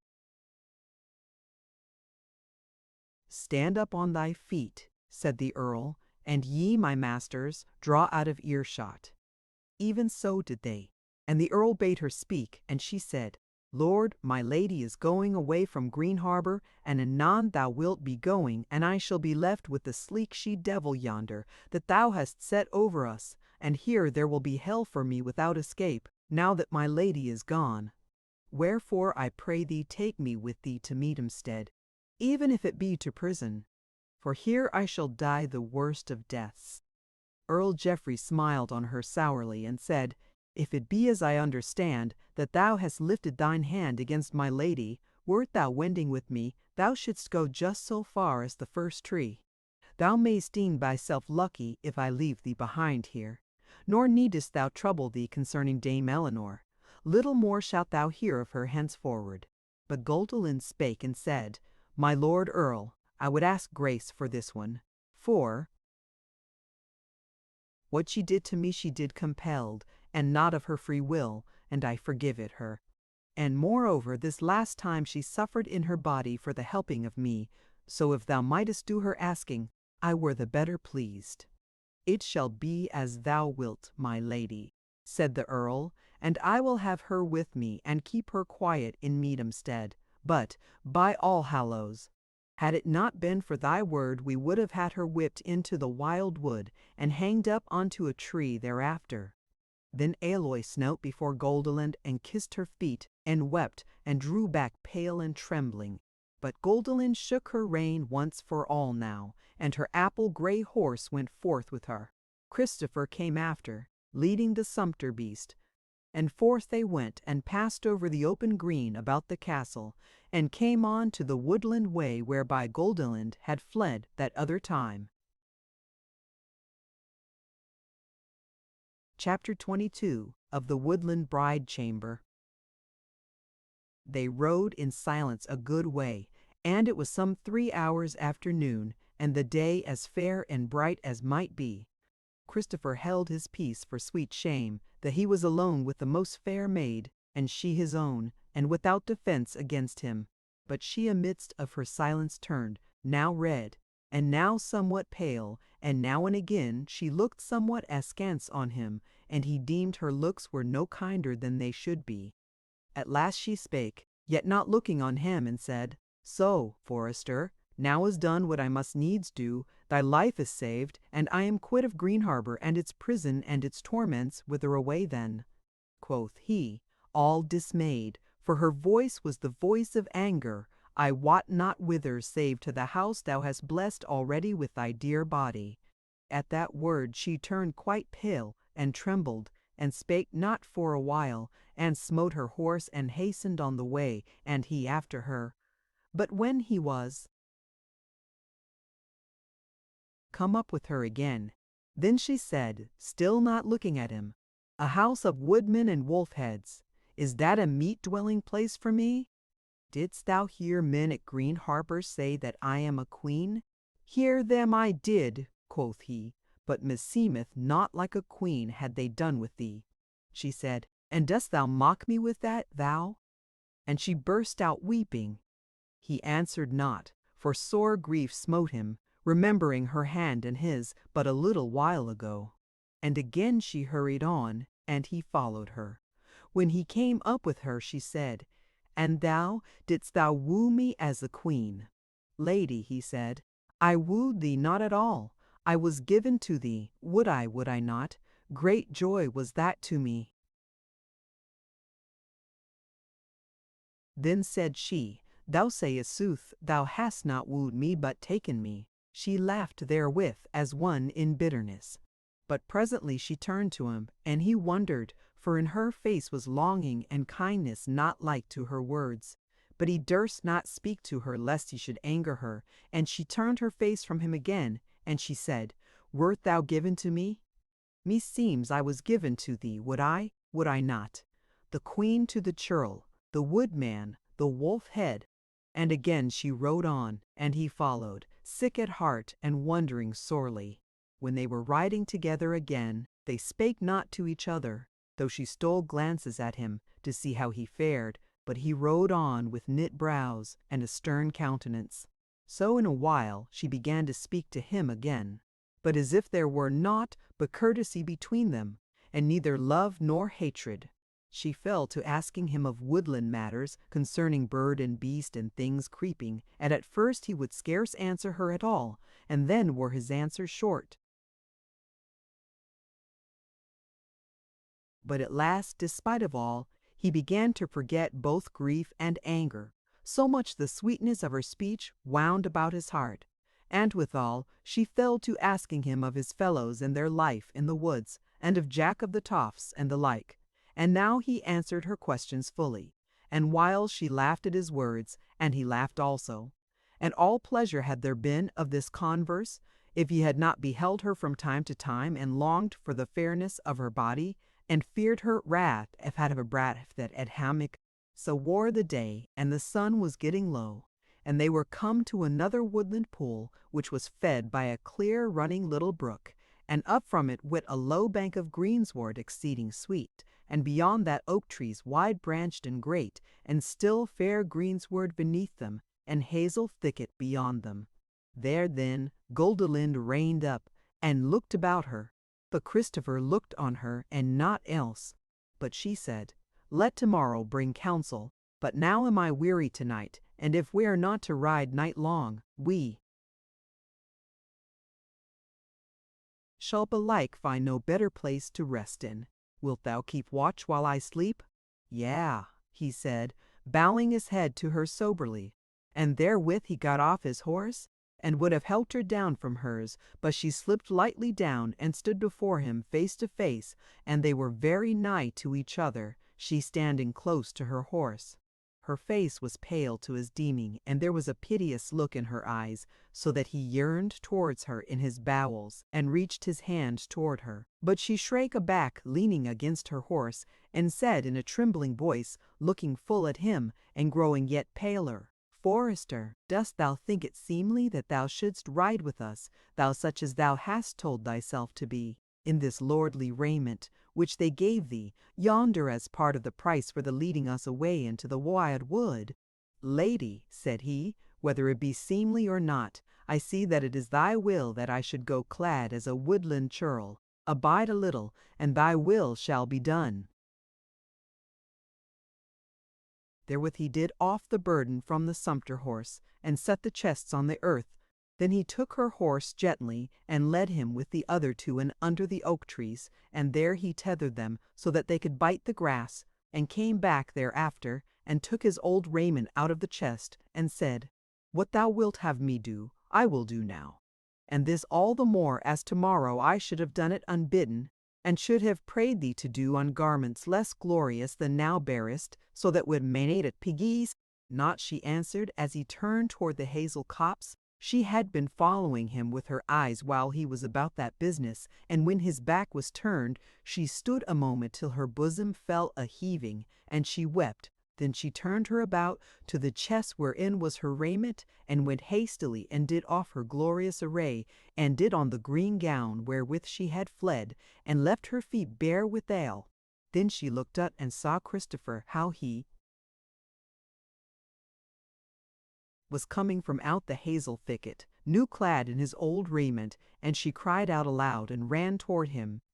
But he doubted that some evil had betid and that she was chaste. So he drew out his sword, but she ran up to him and cried out, Put up thy sword, here is none save me. But he stood still, gazing on her in wonderment, and now she was drawn near to him. She stood still before him, panting. Then he said, Nay, lady, for this night there was no need of thy disguising thee, tomorrow it had been soon enough. She said, I were fain if thou wouldst take my hand and lead me back to our resting place. Even so he did, and as their palms met he felt how her hand loved him, and a flood of sweetness swept over his heart and made an end of all its soreness. But he led her quietly back again to their place. Then she turned to him and said, Now art thou the woodland god again, and the courtier no more. So now will I worship thee. And she knelt down before him, and embraced his knees and kissed them. But he drew her up to him, and cast his arms about her, and kissed her face many times, and said, Now art thou the poor captive again. She said, Now hast thou forgiven me.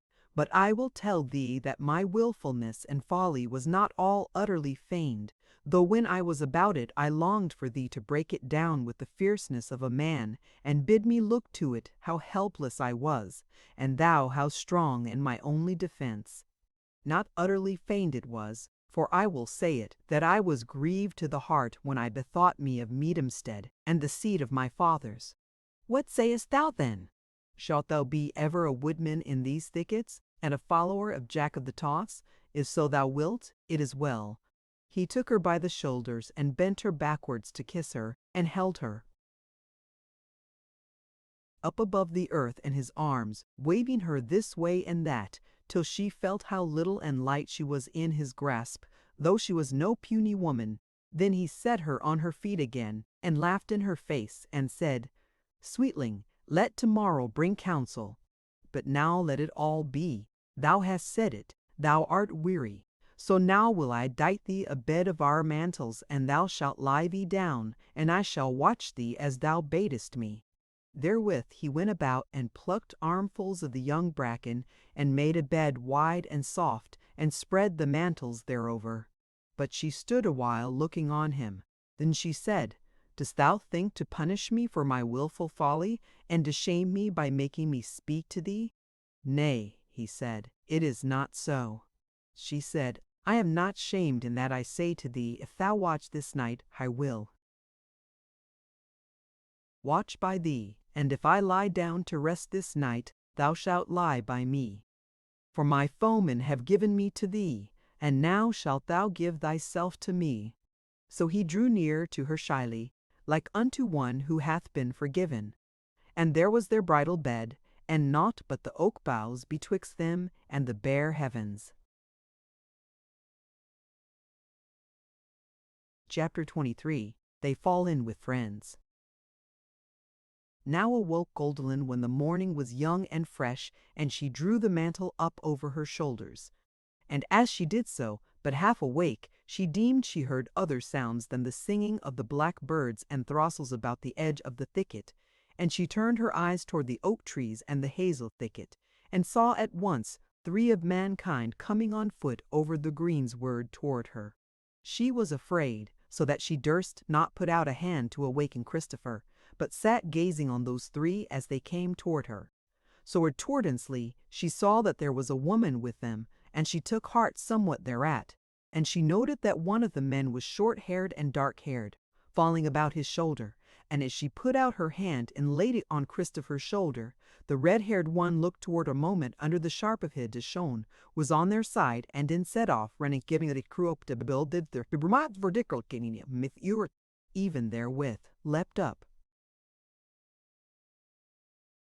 Christopher, still half awake, and the red-haired man ran right up to him, and caught him by the shoulders, and kissed him on both cheeks, so that Goldilind saw that these were the fellows whereof Christopher had told, and she stood there shamefast and smiling.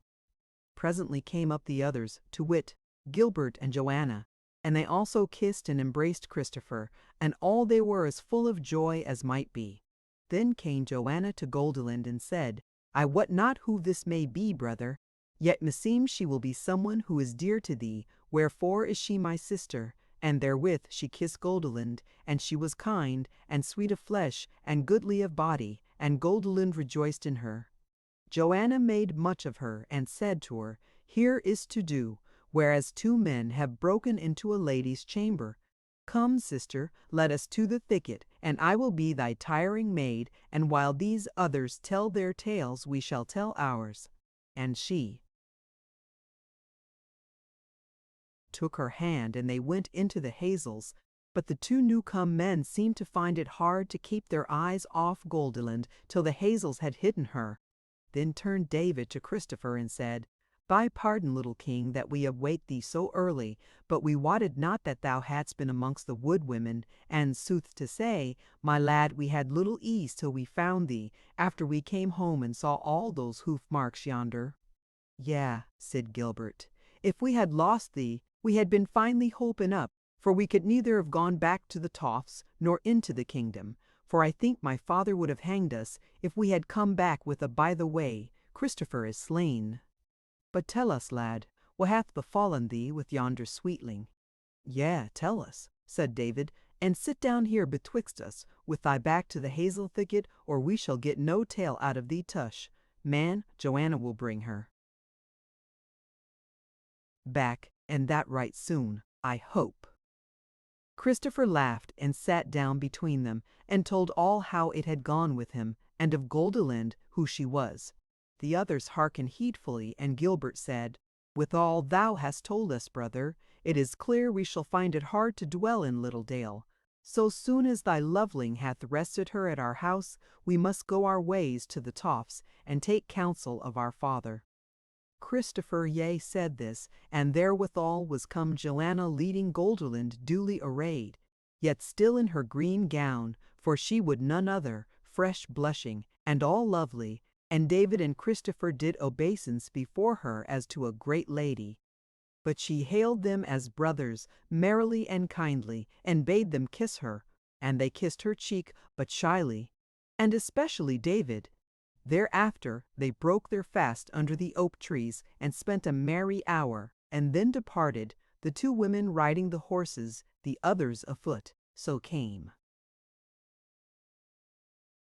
they to the house of Littledale, some while before sunset, and were merry and glad there. Young they were, troubles were behind them, and many a joy before them. Chapter 24. They take counsel at Littledale. 10 days they abode in the house of Littledale in all good cheer, and Joanna led Goldilind here and there about the woods, and made much of her, so that the heart within her was full of joy, for the freedom of the wild woods, and all the life thereof was well nigh new to her. Whereas on the day of her flight from Green Harbor, and on 2 other such times, deadly fear, as is aforesaid, was mingled with her joyance, and would have drowned it utterly, but for the wilfulness which hard had come. But now she was indeed free, and it seemed to her, as to Christopher when he was but new, healed of his hurt, as if all this bright beauty of tree and flower, and beast and bird, was but made for her alone, and she wondered that her fellow could be so calm and sedate amidst of all this pleasure. And now, forsooth, was her queenhood forgotten, and better to her seemed Christopher's valiant love. And the meeting in the hall of the eventide was so sweet to her that she might do little but stand trembling whiles. Christopher came up to her, and Joanna's trim feet were speeding her over the floor to meet her man, that she might be a sharer in his deeds of the day. Many tales withal told the queen of the deeds of her husband and his kindred, and of the freeing of her and the other three from their captivity at Wailing No, and of the evil days they wore there before the coming of their lads, which must have been worser by far, thought Goldilind, than the days of Green Harbor. So with all these tales, and the happy days in the House of the Wild Woods, Goldilind now began to deem of this new life as if there had been none other fated for her. So much apart was she now bedolls with days of vitted block.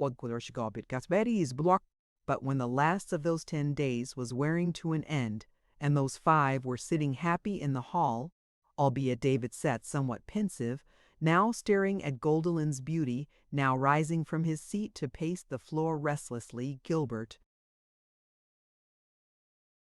spake and said, Brethren, and thou, Queen Goldilind, it may be that the time is drawing near for other deeds than the dun deer, and eating our meat, and singing old songs as we lie at our lady's feet. For though we be at peace here in the wild wood, forgetting all things save those that are worthy to be remembered, yet in the cities and the courts of kings, guile is not forgotten, and pride is alive, and tyranny, and the sword is whetted for innocent lives. The bows have heaved it to us had it the So I say, let us lighter here no longer, but go our ways tomorrow to the Toffs, and take the rede of our elders.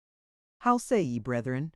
Quoth Christopher, Time was, brother, when what thou sayest would have been as a riddle to me, and I would have said, Here are we merry, though we be few, and if ye lack more company, let me ride to the Toffs, and come back with a half-score of lads and lasses, and thus let us eke our mirth, and maybe they will tell us whitherward to ride. But now there is a change, since I have gained a gift over great for me, and I know that they shall be some of the great ones who would be eager to take it from me, and who knows what guile may be about the weaving even now, as on the day when thou first sawest this hall, beloved. Goldilind spake and sighed withal, Whither my lord will lead me, thither will I go. But here is it fair and sweet and peaceful. Neither do I look for it that men will come hither to seek the Queen of Medum. David said, Bethink thee, though, my lady, that he who wedded thee to the woodman may yet rue, and come hither to undo his deed, by slaying the said woodman, and showing the queen unto the folk. Goldilind turned pale, but Joanna spake, Nay, brother David, why wilt thou prick her heart with this fear? For my part, I think that, chance hap apart, we might dwell here for years in all safety, and happily enough maybe, yet also I say, that we of the Toffs may well be eager to show this jewel to our kindred, and especially to our father and mother of the Toffs. So tomorrow we will set about the business of carrying her thither, will she, nill she. And therewith she threw her arms about Goldilind, and clipped her, and kissed her, and Goldilind reddened for pleasure and for joy that she was so sore prized by them all. Chapter 25. Now they all come to the Toffs. Next morning, while the day was yet young, they rode together, all of them, the nighest way to the Toffs, for they knew the wood right well. Again they slept one night under the bare heavens, and rising betimes on the morrow, came out under the Toffs some 4 hours after high noon, on as fair and calm a day of early summer as ever was seen. They rode up straight to the door of the great hall, and found but few folk about, and those mostly women and children. Jack was ridden abroad, they said, but they looked to see him back to supper, him and his sons, for he was no great way gone. Meantime, when they got off their horses, the women and children thronged round about them, and the children especially about Christopher, whom they loved much. The maidens, also, would not have him pass into the hall unkissed, though presently after their faces had felt his lips, they fell a-staring, wondering at Goldilind, and when Christopher took her by the hand and gave her welcome to the house of the Tofts, and they saw that she was his, they grew to be somewhat afraid, or it might be shy, both of her and of him. Anyhow, folk came up to them in the hall, and made much of them, and took them unto chambers, and washed their feet, and crowned them with flowers, and brought them into the hall again, and up onto the dais, and gave them to eat and drink. Thither came to them also the Lady Margaret, Jack's wedded wife, and made them the most cheer that she might. And unto her did Christopher tell his story, as unto his very mother, and what there was in the house, both of Carly and of Queen, gathered round about to hearken, and Christopher nothing loth. And Goldilind's heart warmed toward that folk, and in sooth they were a goodly people to look on, and frank and happy, and of good will, and could well of courtesy, though it were not of the courts. Wore the bright day, and it drew towards sunset, and now the carles came straight into the hall by twos and threes, till there were a many within its walls. But to each one of these knots as they entered, someone, carle or quain, spake a word or two, and straightway the newcomers went up to the dais, and greeted Christopher pleasantly, and made obeisance to Goldilind. At last was the hall, so quiet erst, grown busy as a beehive, and amidst the throng thereof came in the serving folk, women and men, and set the in long boards up for the high table was a standing one of oak, right thick and strong, and then they fell to bringing in the service, all but what the fire was dealing with in the kitchen. And whiles this was a-doing, the sun was sinking fast, and it was dusk in the hall. By then it was done, though without the sky was fair and golden, and about the edges of the thicket were the nightingales singing loud and sweet, but within was the turmoil of many voices, whereof few heeded if their words were loud or soft. Amidst all this, from close to the hall, rang out the sound of many horns winding a woodland tune. None was afeared or astonied, because all knew it for the horns of Jack of the Tofts, but they stilled their chattering talk somewhat, and abided his coming. And even therewith came the sound of many feet, and the clash of weapons, and men poured in, and there was the gleam of steel, as folk fell back to the right and left, and gave room to the newcomers. Then a loud, clear, and cheery voice cried out from amidst of them, "Light in the hall, men and maids! Candles, candles! Let's see who is here before us!" Straightway then was there running hither and thither, and light sprang up over all the hall, and there could folk see Jack of the Tofts, and a score and a half of his best, every man of them armed with shield and helm and byrnie, with green coats over their armor, and wreaths of young oak about their basnets. There they stood amidst of the hall, and every man with his naked sword in his fist. Jack stood before his folk clad in like wise with them, save that his head was bare but for an oak wreath. Men looked on a while and said naught, while Jack looked proudly and keenly over the hall, and at last his eye caught Christopher's, but he made the youngling no semblance of greeting. Christopher's heart fell, and he misdoubted if something were not wrong, but he spake softly to one who stood by him and said, "Is aught amiss, Will Ashcroft?" "This is not the wont here," said the other, "not in thy time, but for the last 7 days it hath been the wont, and then off weapons and to supper peaceably." Chapter 26 of the King of Oakenrealm.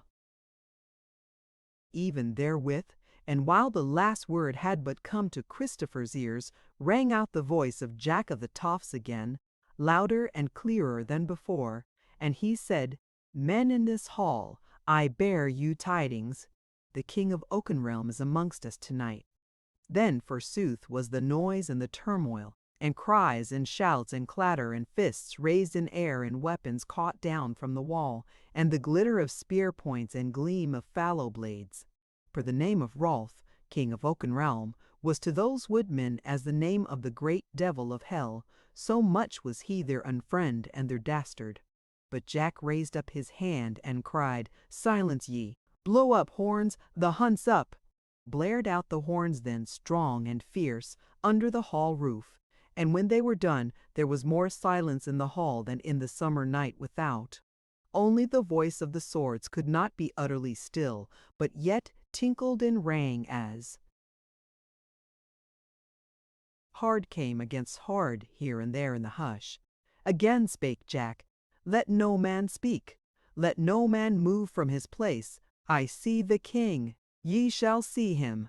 Therewith he strode up the hall and on to the dais, and came up to where stood Christopher holding Goldilind's hand, and she all pale and trembling. But Jack took him by the shoulder, and turned him about toward a seat which stood before the board, so that all men in the hall could see it. Then he set him down in it, and took his sword from his girdle, and knelt down before the young man, and took his right hand, and said in a loud voice, "I, Jack of the Tviaith, lo, Lord, my father's blade, wilt thou be good to me and gird me therewith, as thy father girt him?"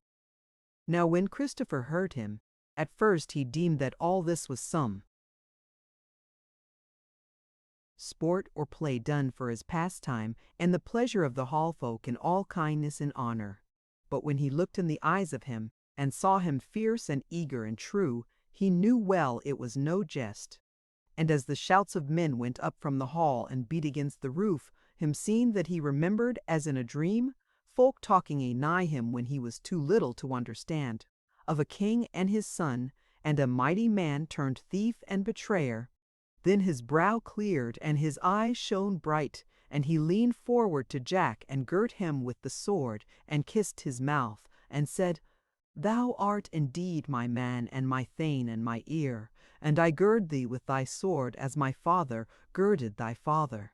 Then stood up Jack of the Toffs and said, "Men in this hall, happy is the hour, and happy are ye. This man is the king of Oakenrealm, and he yonder is but a thief of kings, a dastard." And again great was the shouting, for carle and queen, young and old, they loved Christopher well, and Jack of the Toffs was not only their war-duke and alderman, but their wise man also, and none had any thought of gainsaying him. But he spake again and said, "Is there any old man, or not so old, who hath of past days seen our king? That was King Christopher to wit, who fell in battle on our behalf. If so there be, let him come up hither." Then arose a greybeard from a bench nigh the high table, and came up onto the dais. A very tall man had he been, but was now somewhat bowed by age. He now knelt before Christopher, and took his hand and said, "I, William of Wittenham, a free man, a knight, sackless of the guilt which is laid on me, would be thy man, O my lord king, to serve thee in all wise, if so be that I may live to strike one stroke for my master's son, whom now I see, the very living image of the king whom I served in my youth." Then Christopher bent down to him and kissed him, and said, "Thou art indeed my man and my thane and my baron, and who knows but that thou mayest have many a stroke to strike for me in the days that are nigh at hand." And again the people shouted, and then there came another, and 10 more squires and knights and men of estate, who were now indeed woodmen and wolf-heads, but who, the worst of them, were sackless of aught save slaying an unfriend, or a friend's unfriend, in fair fight, and all these kneeled before him, and put their hands in his, and gave themselves unto him. When this was done, there came thrusting through the throng of the hall a tall woman, old, yet comely as for her age. She went right up onto the dais, and came to where sat Christopher, and without more ado cast her arms about him and kissed him, and then she held him by the shoulders and cried out, "Oh, have I found thee at last, my loveling, and my dear, and my nurse-chick?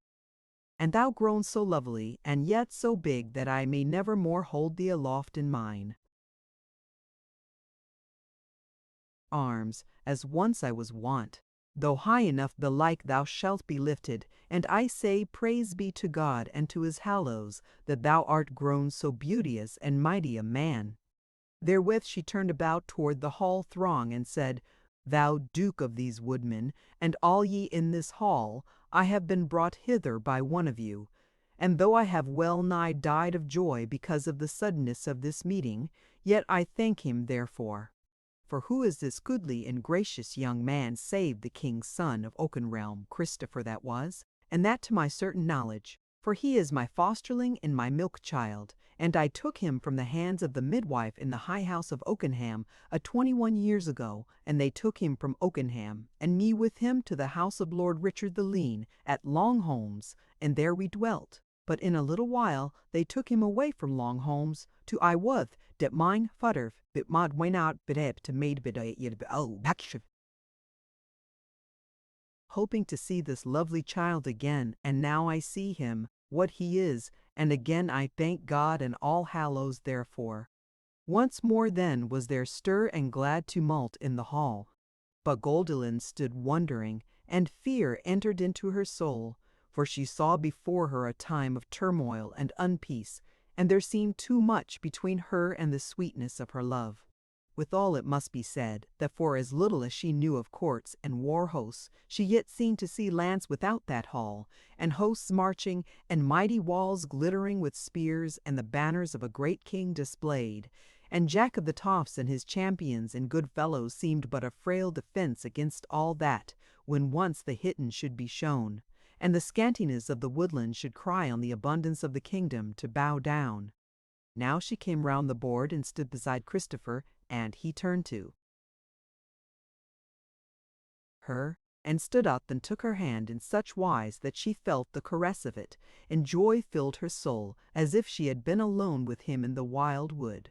But he spake and said, All ye my friends, I see and wot well that ye would have me sit in my father's seat, and be the king of Oakenrealm, and that ye will give me help and furtherance therein to the utmost. Nor will I cast back the gift upon you, and I will say this, that when I am king indeed, it is my meaning and my will now, that then I shall be no less one of you good fellows and kind friends than ye have known me hitherto. And even so, ye think of the might they keep. But, good friends, it is not to be hidden that the road ye would have me wend with you is like to be rough, and it may well be that we shall not come to be kings or kings' friends, but men hunted, and often, maybe, men taken and slain. Therefore, till one thing or the other come, the kingship or the taking, I will try to be no less joyous than now I am, and so meesem shall ye. And if ye be of this mind, then jays be me no nourishment there, says earth. God wot, they have been happy enough. Now again, you see that's most in traitor sits. In a for place even as a traitor sits in mine. But I must tell you that when she took me for her beloved, she knew not, nor did I, that as a woodman and outcast, and as a woodman and outcast I wooed, her trusting in the might body, and the love that was in my heart, and now before Bemal, and now before ad, as Garga reboot, et kagaba tabagaba et hustav. But sweet friends, here am I talking of myself as a king wedded unto a queen, whereas meseemeth the chiefest gift our twin kingship hath brought you tonight is the gift of two most mighty unfriends for you, to wit, her foeman and mine. See to it then, if the wild wood yonder is not a meeter dwelling for us than this, your goodly hall, and fear not to put us to the door as a pair of make. Baits and apparel to this goodly company.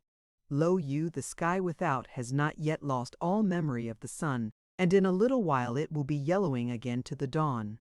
Not evil shall be the wildwood for our summer dwelling, and what? Ere the winter come, we may have won us another house, where erst my fathers feasted. And there too, my friends, do I bid you all. But when they heard his friendly words, and saw the beauty of the fair woman whose hand he held, his face grew so well beloved to them that they cried out with so great a voice of cheer, wordless for their very joy, that the timbers of the hall quavered because of it, and it went out into the wild wood as though it had been the feastful roaring of the ancient gods of the forest. But when the tumult sank a little, then cried out Jack of the Toffs, Bring now the mickle shield, and let us look upon our king. So men went and fetched in a huge ancient shield, plated with berry brown iron inlaid with gold, and the 4 biggest men in the hall took it on their shoulders and knelt down and nigh the days before Christopher, and Jack said aloud, "King, King, stand up here, for this war board of old days is the castle and the burg alone due to thee, and these 4 fellows here are the due mountains to upbear it." Then lightly strode child Christopher onto the shield, and when he stood firm thereon, they rose heedfully underneath him till they were standing upright on their feet. And the king stood on the shield as if he were grown there, and waved his naked sword to the 4 orts. Then cried out an old woman in a shrill voice, "Lo, how the hills rise up into tall mountains! Even so shall arise child Christopher to the kingship." The reet. All the folk laughed for joy and cried out, "Child Christopher, child Christopher, our king!" And for that word, when he came to the crown indeed, and ruled wide lands, was he called child Christopher, and that name clave to him after he was dead, and but a name in the tale of his kindred. Now the king spake and said, "Friends, now is it time to get to the board, and the feast which hath been stayed this while, and I pray you let it be as merry as if there were no striving and unpeace betwixt us and the winning of peace. But tomorrow we will hallow in the moat, and my earl and my barons and good men shall give counsel, and then shall it be that the hand shall do what the heart biddeth." Therewith he leapt down from the shield, and went about the hall talking to this one and that, till the board was full dight. Then he took his place in the high seat beside Jack of the Toffs, and David and Gilbert and his other foster brethren sat on either side of him, and their wives with them, and men fell to feasting in great glee. But one thing there is yet to tell of this feast.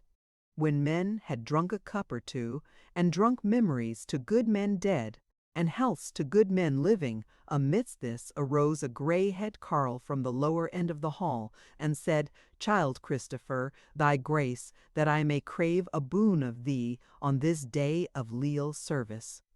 "Ask then," said Christopher, with a pleasant face. "King," quoth the carle, "here are we all gathered together, and we have before us the most beautifulest woman of the world, who sitteth by thy side. Now tonight we be all dear friends, and there is no lack between us. Yet who can say how often we may meet, and things be so? I do not say that there shall enmity and dissension arise between us, though that may betide. But it is not unlike that another time thou, king, and thy mate may be prouder than now ye be, since now you are new to it. And if that distance grow between us, it will avail naught to ask my boon then." "Well, well, ask it now, friend," said the king, laughing. "I were fain of ending the day with a gift." "This it is then, king," said the carle. "Since we are here set down before the loveliest woman in the world, grant us this, that all we menfolk may for this once kiss the face of her, if she will have it so." Huge laughter and cheers arose at his word. But King Christopher arose and said, "Friend, thy boon is granted with a good will. Or how sayest thou, Goldilind, my beloved?" For all answer, she stood up blushing like a rose, and held out her 2 hands to the men in the hall. And straightway the old carle rose up and went in haste to the high table, before another man might stir, and took Goldilind by the chin, and kissed her well favoredly, and again men laughed joyously. Then came before her Jack of the Toffs and all his sons, one after other, and kissed her face, save only David, who knelt humbly before her, and took her right hand and kissed it, while the tears were in his eyes. Then came many of the men in the hall, and some were bold, but many were shy, and when they came before her, durst kiss neither hand nor face of her, but their hearts were full of her when they went to their places again, and all the assembly was praising her. So wore the time of that first night of the kingship of child Christopher. Chapter 27. of the husting of the Toffs. When morning was, there were horns sounding from the tower on the Toft, and all men hastening in their war gear to the topmost of the other Toft, the bare one, whereon was no building, for thereon was ever the moat stead of these woodmen. But men came not only from the stead and houses of the Tofts, but also from the woodland cots and dwellings anigh, of which were no few. And they that came there first found King Christopher sitting on the mound amid the moat stead, and Jack of the Tofts and his 7 sons sitting by him, and all they well weaponed and with green coats over their hauberks. And they that came last found 300 of good men and true gathered there, albeit this was but the husting of the Tofts. So when there were no more to come, then was the malt hallowed and the talk began. But short and sharp was their rede, for well did all men wot who had been in the hall the night before, that there was now no time to lose. For though nigh all the men that had been in the hall were well known to each other, yet might there perchance have been some spy unknown, who had edged him in as a guest to one of the good men. Withal, as the saw saith, the word flieth, the wight dieth, and it were well if they might gather a little host, ere their foemen might gather a mickle.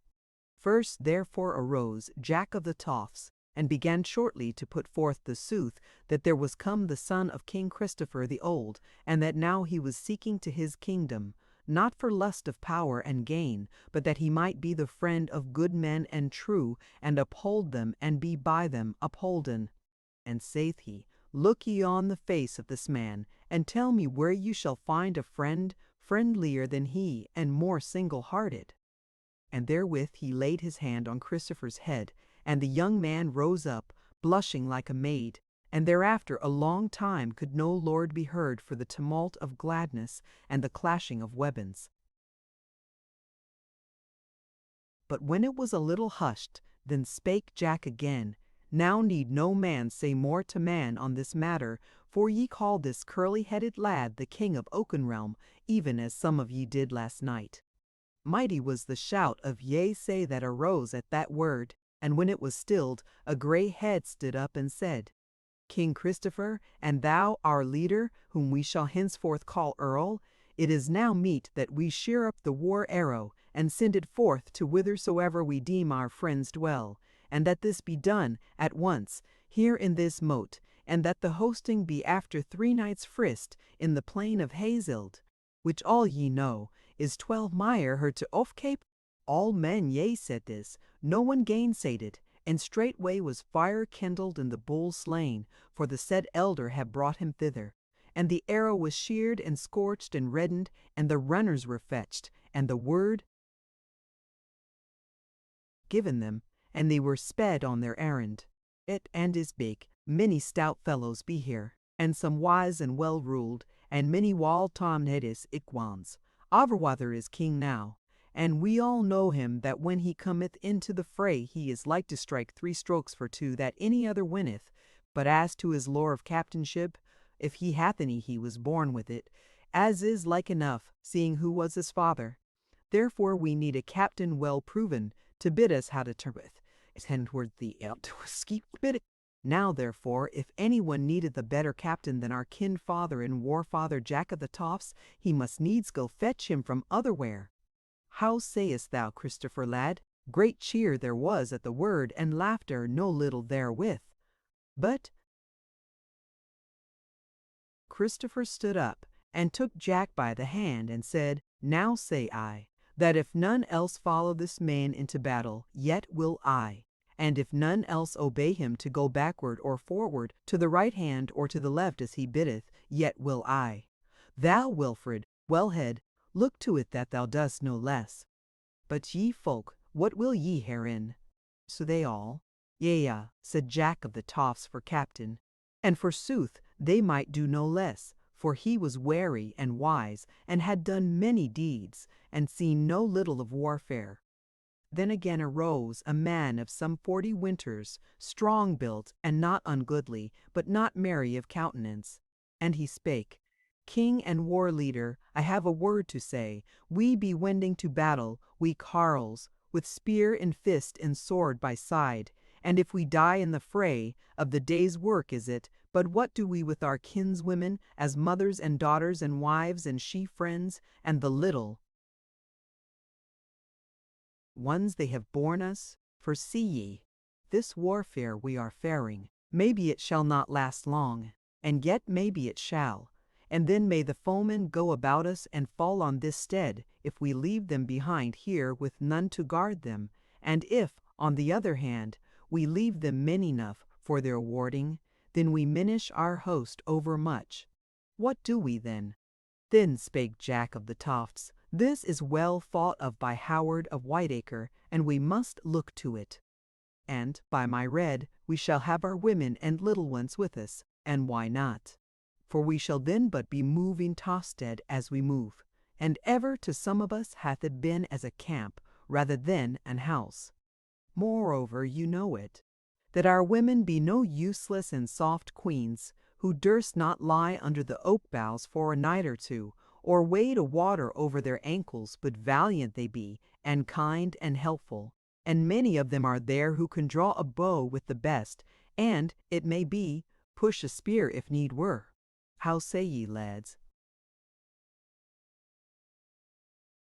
Now this also, they yes it gladly. Forsooth they had scarce been fain of leaving the women behind, at least the younger ones, even had they been safe at the toss, for there is no time when a man would gladlier have a fair woman in his arms than when battle and life peril are toward. Thereafter the mote sundered, when the captain had bidden his men this and that matter that each should look to, and said that he, for his part, with King Christopher and a chosen band, would set off for Hazeldale on the morrow morn, whereas some deal of the gathering would of a certainty be come thither by then, and that there was enough left of that day to see to matters at the Tofts. So all men went about their business, which was for the most part seeing to the victualling of the host.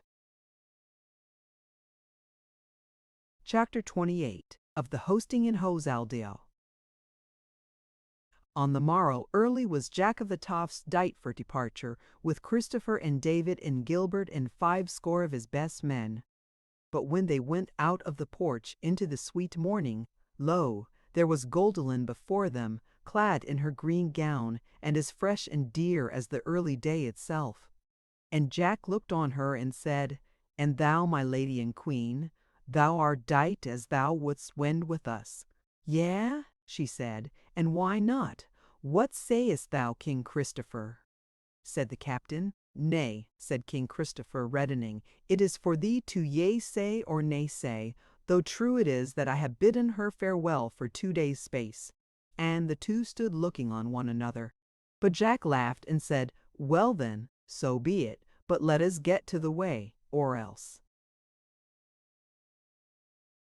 When the sweethearts of these lads know that we have a woman with us, we shall have them all at our backs. Thereat all laughed who were within earshot, and were merry. So they wended the woodland ways, some afoot, some a horseback, of whom was Jack of the Tofts, but Christopher and David went afoot.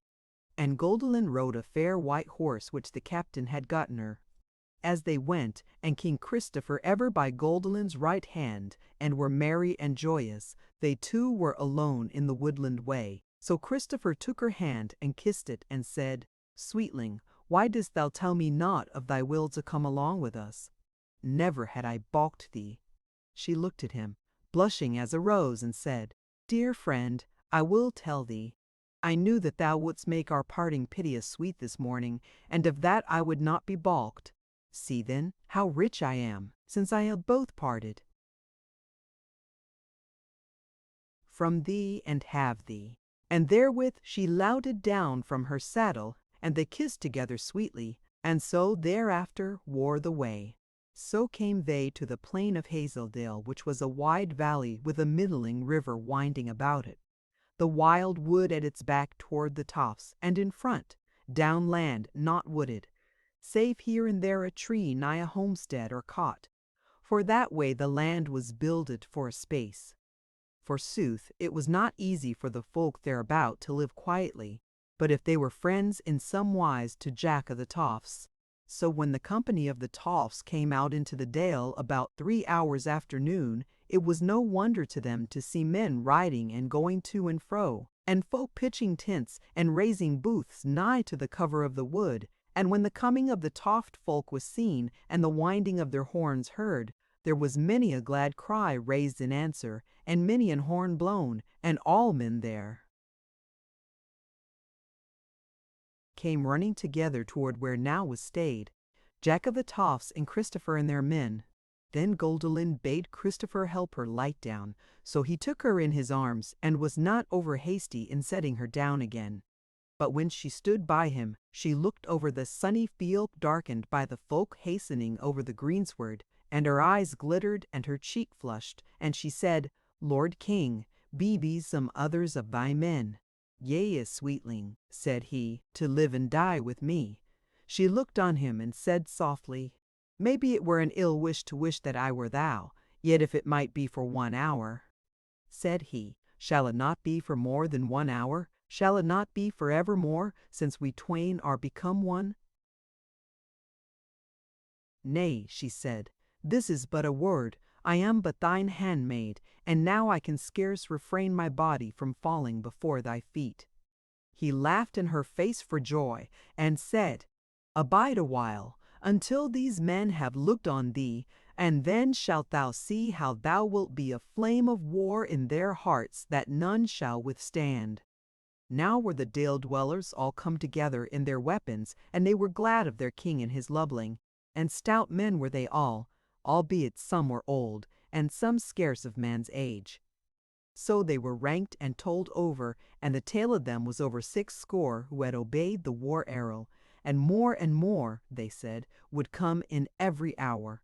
But now the captains of them bade the Toff folk eat with them, and the yea said the bidding merrily, and word was given, and sacks and baskets brought forth, and barrels to boot, and all men sat down on the greensward, and high was the feast, and much the merriment on the greenward, and high was the feast, and much the merriment on the burn. Edge of Hazeldale. Chapter 29. Tidings come to Halsdale. But they had not done their meat, and had scarce begun upon their drink, ere they saw 3 men come riding on the spur over the crown of the bent before them. These made no stay for aught, but rode straight through the ford of the river, as men who knew well where it was, and came on hastily toward the feasters by the wood edge. Then would some have run to meet them, but Jack of the Toffs bade them abide till he had heard the tidings, whereas they needed not to run to their weapons, for, all of them, they were fully dight for war, save, it might be, the doing on of their sallets or basnets. But Jack and Christopher alone went forward to meet those men, and the foremost of them cried out at once, I know thee, Jack of the Toffs, I know thee, up in arm, for the foemen are upon thee, and so choose thee whether thou wilt fight or flee. Quoth Jack, laughing, I know thee also. What of White End? And when thou hast told me how many and who be the foemen, we will look either to fighting or fleeing. Said Wat, Thou knowest the blazon of the banner which we saw, 3 red wolves running on a silver field. Yea, forsooth, said Jack, 'tis the Baron of Brimside that beareth that shield ever, and the now Baron hight the Lord Gandalf. How many was he? Said Wat, 10 hundreds or more. But what say fellows? Quoth the other twain. More they were, said Jack of the Tofts. And when shall he be here, deem ye? In less than an hour, said Wat. He will be on thee with great and small, but his riders, some of them, in lesser space. Then turned Jack about and cried out for David, and when he came, he said, Put thy long legs over a good horse, and ride straight back to the Toffs, and gather whatever may bear spear and draw bow, and hither with them, lad, by the nighest road. Tarry not, speak no word, be gone. So David turned, and was presently riding swiftly back through the woodland paths. But Jack spake to the bearers of tidings, Good fellows, go yonder and bid them give you a morsel and a cup, and tell all the tidings, and this withal, that we have not to flee from a good fightstead for Gandalf of Brimside. Therewith he turned to Christopher and said, Thy pardon, King, but these matters must be seen to straightway. Now do thou help me array our folk, for there is heart enough in them as in thee and me. And mayhappen we may make an end to this matter now and here. Moreover, the Baron of Brimside is a stout carle, so fight we must, meseemeth. Then he called to them one of the captains of the toss, and they three spake together, heedfully a little, and thereafter they fell to work arraying the folk, and King Christopher did his part therein deftly and swiftly, for quick of wit he was, and that the more when so anything was to be done. As to the array, the main of the folk that were spearmen and billmen, but moved forward somewhat from where they had dined, to the hanging of the bent, so that their foemen would have the hill against them, or ever they came on point and edge. But the bowmen, of whom were now some 200s, for many men had come in after the first tally, were spread abroad on the left hand of the spearmen toward the river, where the ground was somewhat broken and bushed with thorn bushes. And a bight of the water drew nearer to the tofters, amidst of which was a flat eyot, edged with willows and covered with firm and sound greensward, and was some 30 yards and long and 20 overthwart. So there they abode the coming of the foe, and it was now hard on 5 o'clock. But Christopher went up to Goldilind, where she stood amidst of the spearmen,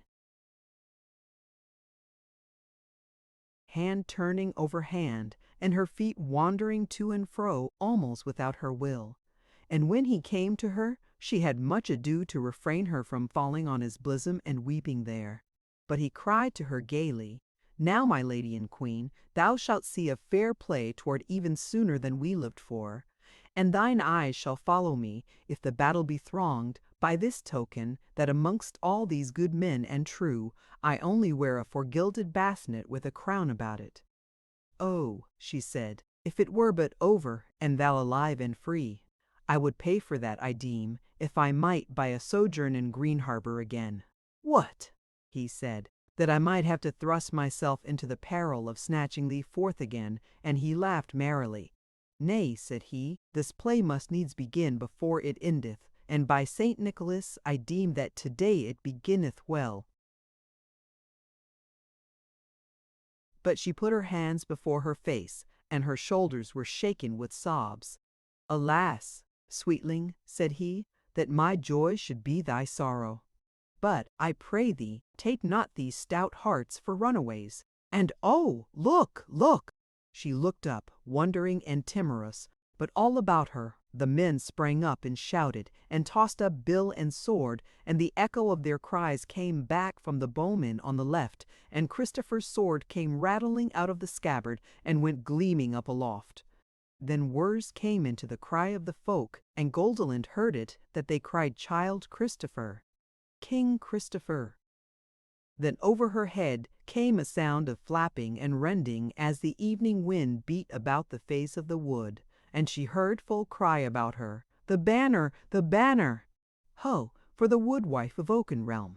Then her eyes cleared for what was aloof before her, and she saw a dark mass come spreading down over the bent on the other side of the river, and glittering points, and broad gleams of white light amidst of it, and noise came from it, and she knew that here were come the foemen. But she thought to herself that they looked not so many after all, and she looked at the great and deft bodies of their folk, and their big-headed spears, and wide-bladed glaives and bills, and strove with her heart, and refrained her fear, and thrust back the image which had arisen before her of Green Harbor come back again, and she lonely and naked in the least guard chamber. And she stood firm, and waved her hand to greet the folk.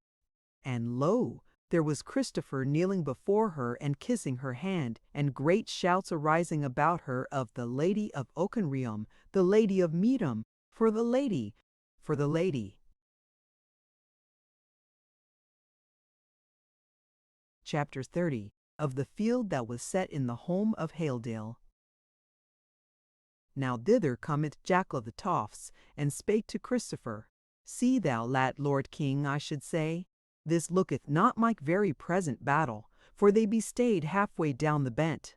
And lo thou, some half-score are coming forth from the throng with a white shield raised aloft. Do we in likewise, for they would talk with us. Shall we trust them, father? Said Christopher. Trust them we may, son, said Jack. Gandalf is a violent man and a lifter of other men's goods, but I deem not so evil of him as that he would beride troth. So then they let do a white cloth over a shield and hoist it on a long spear, and straightway they gat to horse Jack of the Tofts and Christopher and Howard of Whiteacre and Gilbert and a half-score all told, and they rode straight down to the ford, which was just below the tail of the Eat aforesaid. And as they went, they saw the going of the others, who were by now hard on the water side. And, said Jack, see now, King Christopher, he who rides first in a surcoat of his arms, is even the Baron, the black bullet-headed one, and the next to him, the red-head, is his squire and man, Oliver Marson, a stout man, but fierce and grim-hearted. Lo thou, they are taking the water, but they are making for the Eyot and not our shore. Son mine, this will mean a hazelled field in the long run. But now they will look for us to come to them therein. Yea, now they are Alland and have pitched their white shield. And hearken, that is their horn. Blow we in answer, ho, noise! Set thy lips to the brass. So then, when one horn had done its song, the other took it up, and all men of both hosts knew well that the horns blew but for truce and parley. Now come the Toff folk to the ford and take the water, which was very shallow on their side. And when they come up onto the Eyot, they find the Baron and his folk off their horses and lying on the green grass, so they also lighted down and stood and hailed the newcomers. Then uprose the Lord Gandalf and greeted the Toft folk, and said, Jack of the Tofts, thou ridest many man to-day. Yea, Lord, said Jack, and thou also. What is thine errand? Nay, said the Baron, what is thine? As for mine host here, there came a bird to Brimside and did me to wit that I should be like to need a throng if I came thy way, and sooth was that. Come now, tell us what is toward, thou rank reaver, though I have an inkling thereof, for if this were a mere lifting, thou wouldst not sit still here amidst thy friends of Houseldale.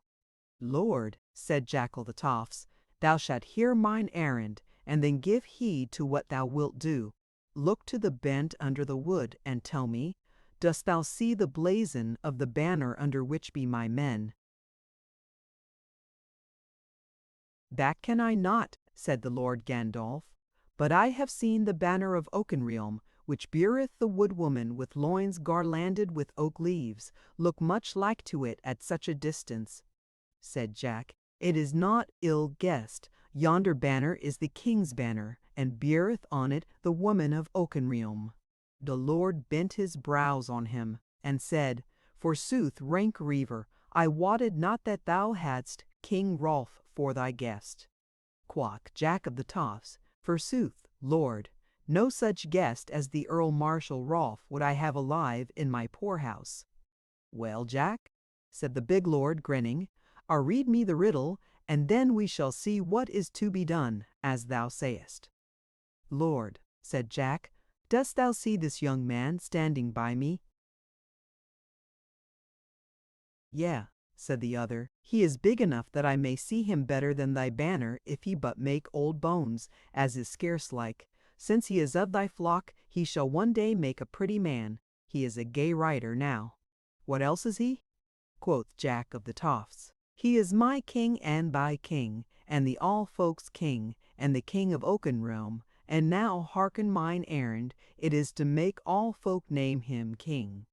Said the Lord, this minstrel's tale goes with the song the bird sang to me this morning, and therefore am I here thronging to win thy head, rank reaver, and this young man's head, since it may not better be, and let the others go free for this time. Ha! What sayest thou? And thou, youngling, 'tis but the stroke of a sword, since thou hast fallen into my hands, and not into the hangman's or the king's. Thou must win them first, Lord, said Jack of the Tofts. Therefore what sayest thou? Where shall we cast down the white shield and uprear the red? Hot art thou, head, heart, and hand, rank reaver, said the Lord. Bide a while. So he sat silent a little. Then he said, Thou seest, Jack of the Toffs, that now thou hast thrust the torch into the toe. If I go back to King Rolf without the heads of you twain, I am like to pay for it with mine own. Therefore hearken.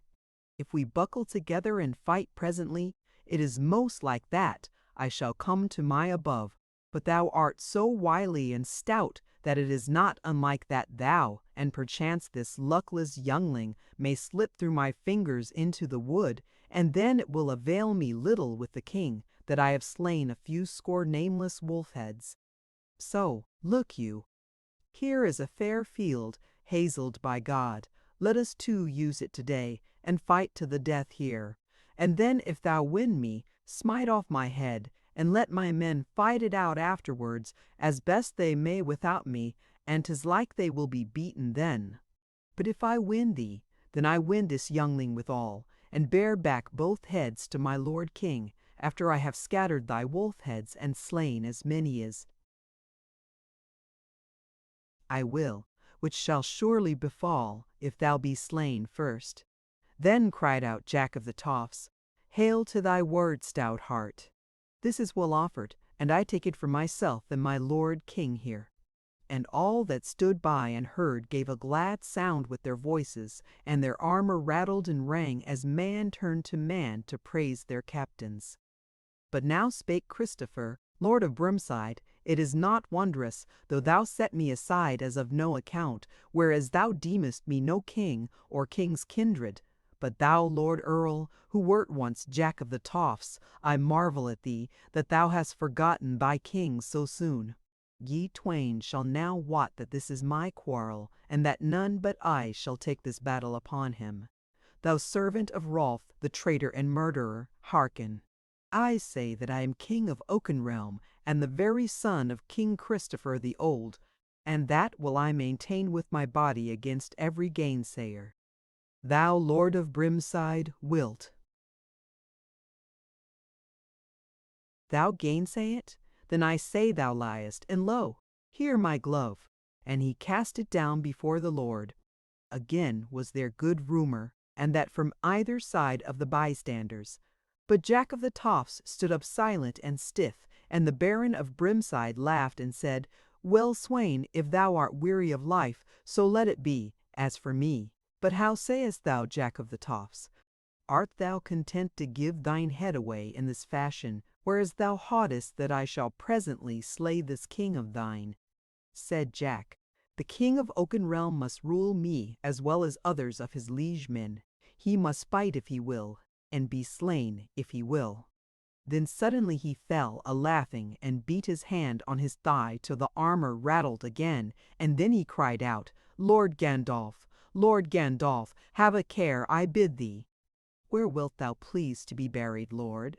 Said the other, I wot not what thou wilt mean by thy fooling rank raver. But here I take up this youngling's glove, and on his head be his fate. Now, as to this battle, my will is that we two champions be all alone and afoot on the eyot.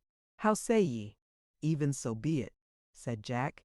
But I say that 60 on each side shall be standing on their own bank to see the play, and the rest of the host come no nigher than now we are. Yea, say it, said the Baron. And now, do thou, rank raver, go back to thy fellowship, and tell them what we have ordeed, and do thou, Oliver Marson, do so much for our folk, and bid them wot this, that if any of them break the trough, he shall lose not more than his life for that same. Therewith all went ashore to either bank, save the Baron of Brimside and Christopher. And the Baron laid him down on the ground, and fell to whistling the tune of a merry Yule dance. But as for Christopher, he looked on his foeman, and deemed he had seldom seen so big and stalworth a man, and withal he was of ripe age, and had seen some 40 winters, that he also cast himself down on the grass, and fell into a kind of dream, as he watched a pair of wagtails that came chirping up from the sandy spit below the eyot, till suddenly great shouting broke out, first from his own bent, and then from the foemen's, and Christopher knew that the folk on either side had just heard of the battle that was to be on the holm. The Baron arose at the sound and looked to his own men, whence were now coming that half-score who were to look on the battle from the bank. But Christopher stirred not, but lay quietly amongst the flowers of the grass, till he heard the splash of horse-hoofs in the ford, and there presently was come Jack of the Toffs, bearing basnet and shield for his lord. And he got off his horse and spake to Christopher, "If I may not fight for thee, my son and king, yet at least it is the right of thine earl to play the squire to thee. But a word before thy basnet is over thine ears. The man yonder is well nigh a giant for stature and strength. Yet I think thou mayest deal with him, and be none the sorer when thou liest down tonight. To be short, this is it, when thou hast got a stroke in upon him, and he falters, then give him no time, but fly at him in thy wild cat manner, and show what like thews thou hast under thy smooth skin. Now thine helm, lad. So art thou dight, and something tells me thou shalt do it off in victory."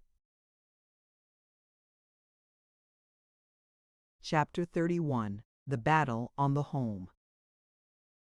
So when Christopher was armed, Jack turned about speedily, and so gat him back through the ford, and stood there on the bank with the 9 other folk of the Toffs. And by this time was Gandolph of Brimside armed also, and Oliver Marson, who had done his helm on him, was gone to his side of the river. Drew the huge man at arms then toward Christopher, but his sword was yet in the sheath. Christopher set his point to the earth and abode him. And the Baron spake, "Lad, thou art fair and bold both, as I can see it, and Jack of the Toffs is so much an old foe of mine that he is well nigh a friend. So what sayest thou? If thou wilt yield thee straightway, I will have both thine head and the outlaws with me to King Rolf, but yet on your shoulders, and ye two alive. Haps will go as haps will, and it may be that you shall both live for another battle, and grow wiser, and mayhappen abide in the wood with the reaver's men. Ha, what sayest thou?" Christopher laughed and said, "Wouldst thou pardon one who is not yet doomed, Baron? And yet thy word is pleasant to us, for we see that if we win thee, thou shalt be good liegeman of us. Now, Baron, sword in fist." Gandalf drew his sword, muttering, "Aha! He is lordly and kingly enough, yet may this learn him a lesson." Indeed, the blade was huge and brown and ancient, and sword and man had looked a very terror save to one great-hearted. But Christopher said, "What sayest thou now, Baron? Shall we cast down our shields to earth? For why should we chop into wood and leather?" The Baron cast down his shield, and said, "Bold are thy words, lad. If thy deeds go with them, it may be better for thee than for me. Now keep thee." And therewith he leapt forward and swept his huge sword around. But Christopher swerved speedily and enough, so that the blade touched him not. And the huge man had overreached himself, and ere he had his sword well under sway again, Christopher had smitten him so sharply on the shoulder that the mails were sundered and the blood ran. And withal the Baron staggered with the mere weight of the stroke. Then Christopher saw his time, and leapt aloft and dealt such a stroke on the side of his head that the Baron tottered yet more. But now was he taught by those 2 terrible strokes, and he gathered all his heart to him, and all the might of his thews, and leapt aback and mastered his sword, and came on fierce but wary, shouting out for Brimside and the king. Christopher cried never a cry, but swung his sword well within his sway, and the stroke came on Gandalf's forearm and brake the mails and wounded him. And then, as the Baron rushed forward, the wary lad gat his blade under his foeman's nigh the hilts, and he gave it a wise twist, and forth flew the ancient iron away from its master. Gandalf seemed to hit Sietes Herventide. And the S.O. seem Commonesiand Shivendall Fortman turned from side to side, and kept the sword point before Gandalf's eyes ever, till suddenly, as the Baron was running his fiercest, he made a mighty sweep at his right leg, since he had no more to fear his sword, and the edge fell so strong and true, that before the burny hose he had smitten the limb, and even as it was, it made him a grievous wound, so that the Lord of Burnside fell. Yeah, enough, and maybe more, said the Baron. Wilt thou smite off mine head, or what wilt thou? Said Christopher, here hath been enough smiting, meseemeth, save thy lads, and ours have a mind to buckle to. And lo, thou, men are running down from the bents towards us from both sides, yet not in any warlike manner as yet. Now, Baron, here cometh thy grim squire that I heard called Oliver, and if thou wilt keep the troth, thou shalt bid him order thy men, so that they fall not upon us, till the battle be duly pitched. Then shalt thou be borne home, since thou canst not go with no hindrance from us. Now was Oliver come indeed, and the other 9 with him, and on the other side was come Jack of the Toffs and 4 others. Then spake the Baron of Brimside, I may do better than thou biddest me, for now I verily trow herein, that thou art the son of Christopher the Old, so valiant as thou art, and so sad a smiter, and withal that thou fearest not to let thy foemen live. So hearken all ye, and thou specially, Oliver Marson, my captain. I am now become the man of my lord King Christopher, and will follow him whereso he will, and I deem that will presently be to Oakenham, and the king's seat there. Now look to it that thou, Oliver, order my men under King Christopher's banner till I be healed, and then if all be not over, I shall come forth myself, shield on neck and spear in fist, to do battle for my liege lord. So help me God and Saint James of the water. Therewith speech failed him, and his wit therewith. So betwixt them they unarmed him, and did him what leechdom they might do there and then. And he was noways hurt deadly. As for child Christopher, he had no scratch of steel on him. And Oliver knelt before him, when he had dight his own lord, and swore fealty to him then and there. And so departed, to order the folk of Brimside, and tell them the tidings, and swear them liegemen of King Christopher. Chapter 32 of Goldilind and Christopher. Now to Alderney, and led all them down to the river bank, and well they did bunt, and with these must needs Goldilind, and when their yearling the there rock it, with the will they hated the will of the Saturday bend of Hickley, but the dead, but the hated the hit be the bovade the for the vag. But as to Goldilind, her mind it had been, as she was going down the meadow, that she would throw herself upon Christopher's bosom, and love him with glad tears of love. But as she came and stood over against him, she was abashed, and stood still looking on him, and spake no word. And he also was ashamed before all that folk to say the words whereof his heart was full, and longed for the night, that they might be alone together. But at last he said, Lady and Queen, thou seest that we be well beloved, that they rejoice so much in a little deed of mine. And still she spake not, and held hand in hand.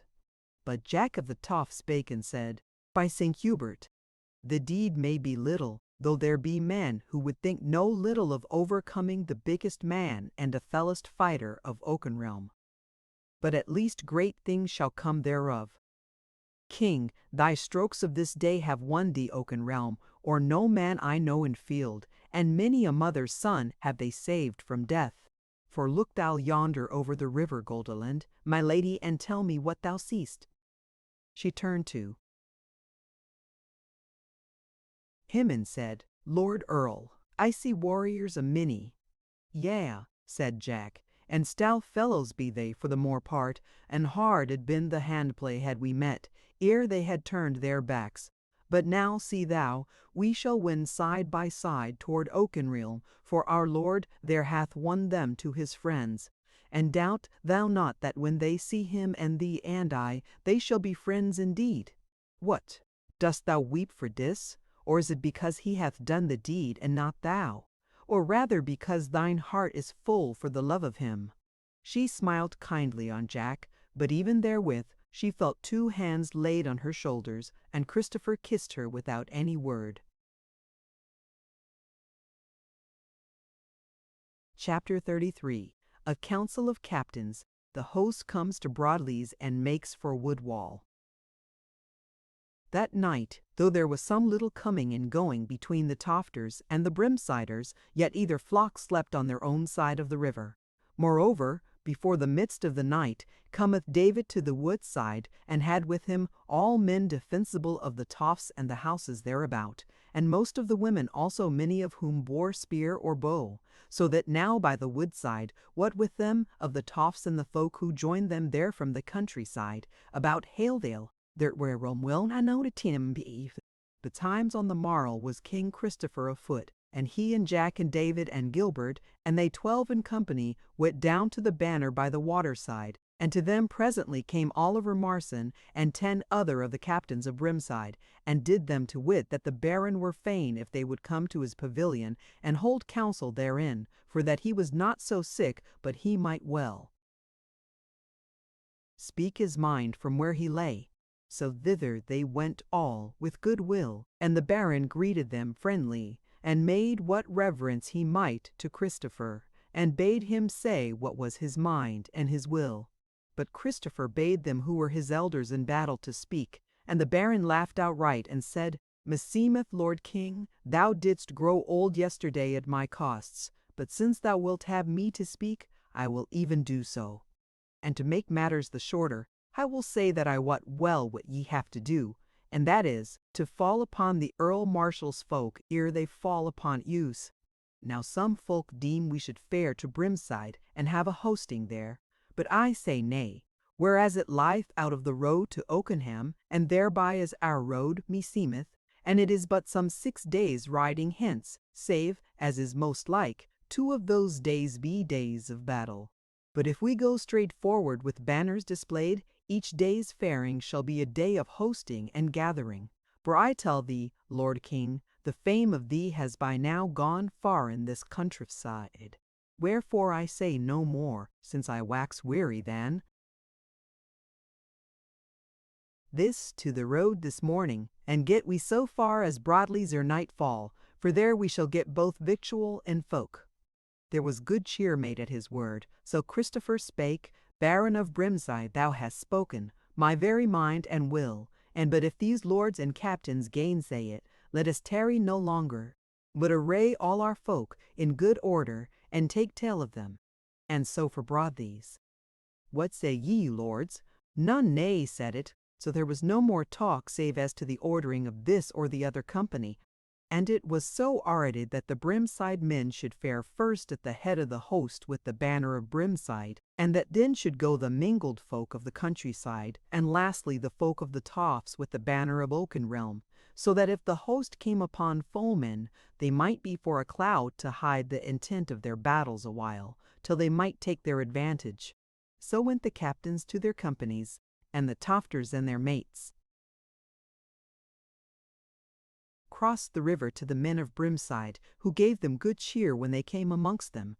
And it was hard to order the host for a while, so did the upland folk throng about the king and the queen, and happy were they who had a full look on Goldilind, and yet were some so lucky and so bold that they kissed a hand of her. And one there was, a very tall young man, and a goodly, who stood there and craved to kiss her cheek, and she did not gainsay him, and thereafter naught was good to him, who with Pemave had chidden Kaiv Briadev. As for Christopher, he spake to many, and said to them that wheresoever his banner was, he at least should be at the forefront whenso they came upon unpeace, and so soon as they gat to the road, he went from company to company, speaking to many, and that so sweetly and friendly that all praised him, and said that here forsooth was a king who was all good and nothing bad, whereas hitherto men had deemed them lucky indeed if their king were half good and half bad. Merry then was the road to Broadleys, and they came there before nightfall. And it was a little sheeping town and unwalled, and if the folk had had any will toward them, they lacked might. But when they found they were not to be robbed, and that it was but the proclaiming of King Christopher in the marketplace, and finding victual and house room for the host, and the mayor taking a paper in payment thereof, none stirred against them, and a many joined the host to fight for the fair young king. Now not as yet had they heard at Broadleys of any force stirring against them. But in the morning when they went on their ways again, and were bound for Cheaping Woodwall, which was a fenced town, they sent out well-horsed riders to espy the road, who came back on the spur 2 hours after noon, and did them to wit that there was a host abiding them beneath the walls of Woodwall under the banner of Walter the White, an old warrior and fell fighter. But what comfort he might have from them of Woodwall they wotted not. But they said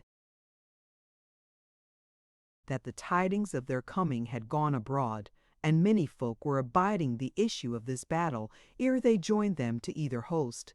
Now on these tidings the captains were of one mind, to wit, to fare on softly till they came to a defensible place not far from the foemen, since they could scarce come to Woodwall in good order before nightfall, and if they were in Fountain before, to push forward to battle in the morning. Even so did they, and made a halt at sunset on a pleasant hill above a river some 3 miles from Woodwall, and there they passed the night unmeddled with. Chapter 34. Battle before Woodwall. When morning was, the captains came to King Christopher to council, but while they were amidst of their talk, came the word that the foe was anigh, and come close to the river bank, whereat was none abashed. But to all it seemed wisdom to abide them on the vantage ground. So, then there was girding of swords and doing on of helms. As for ordering of the folk, it was already done, for all the host was ranked on the Ben side, with the banner of Oakenrealm in the midst, on its left hand the banner of the Toffs, and on the right the banner of Brimside. Now when Christopher was come to his place, he looked down and saw how the foemen were pouring over the river, for it was nowhere deep, and there were 4 quite shallow fords. Many more were they than his folk, but he deemed that they fared somewhat tumultuously. And when the bowmen of the Toffs began shooting, the foemen, a many of them, stayed amidst of the river to bend bow in their turn, and seemed to think that were nigh enough already. Nay, some went back again to the other bank, to shoot thence the surer and the drier, and some went yet a little further back on the field. So that when their sergeants and riders were come on to the hither bank, they lacked about 1/5 of all their host, and they themselves, for all they were so many, had some ado to make up their minds to go forward. Forsooth, when they looked up to the bend and saw the 3 banners of Oakenrealm and the Toffs and Brimside all waving over the same ranks, they knew not what to make of it. And Christopher's host, when they saw them hang back, brake out into mocking whoops and shouts, and words were heard in them. Come and dine at Brimside, good fellows. Come up to the Toffs for supper and bed. A Christopher, and so forth.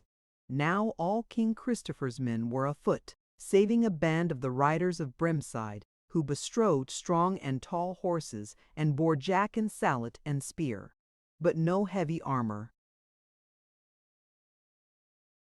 So Christopher heard and saw, and the heart rose high in him, and he sent messengers to the right and the left, and bade the captains watch till he waved his sword aloft, and then all down the bent together, and he bade the Brimside riders edge a little outward and downward, and be ready for the chase, and suffer not any of the foemen to gather together when once they fell to running, for he knew in his heart that the folk before him would never abide their onfall. And the day was yet young, and it lacked 4 hours of noon. King Christopher abode ill. He saw the foemen were come off the level ground, and were mounting the bent slowly, and not in very good order, or in ranks closely serried. Then he strode forth 3 paces, and waved his sword high above his head, and cried out, A Christopher! Forward, banner of the realm! And forth he went, steady and strong, and a great shout arose behind him, and none shrank or lagged, but spears and bills and axes and swords, all came on like a wall of steel. so that to the foeman the earth seemed alive with death, and they made no show of abiding the onset, but all turned and ran, save Walter the White and a score of his knights, who forsooth were borne down in a trice, and were taken to mercy, those of them who were not slain at the first crash of weapons. There then ye might have seen great clumps of men making no defence, but casting down their weapons and crying mercy. And forsooth so great was the throng, that no great many were slain, but on the other hand, but few gat away across the water, and on them presently fell the brimside riders, and hewed down and slew, and took few to mercy. And some few besides the first laggards of the bowmen, it might be 300 in all, escaped, and gat to Woodwall, but when they of the town saw them, they made up their minds speedily, and shut their gates, and the poor fleers found but the points of shafts, and the heads of quarrels before them. But on the field of deed those captives were somewhat fearful as to what should be done with them, and they spake one to the other about it, that they would be willing to serve the new king, since he was so mighty. And amidst of their talk came the captains of King Christopher, and they drew into a ring around them, and the lords bade them look to it whether they would be the foemen of the king, the son of that King Christopher the Old.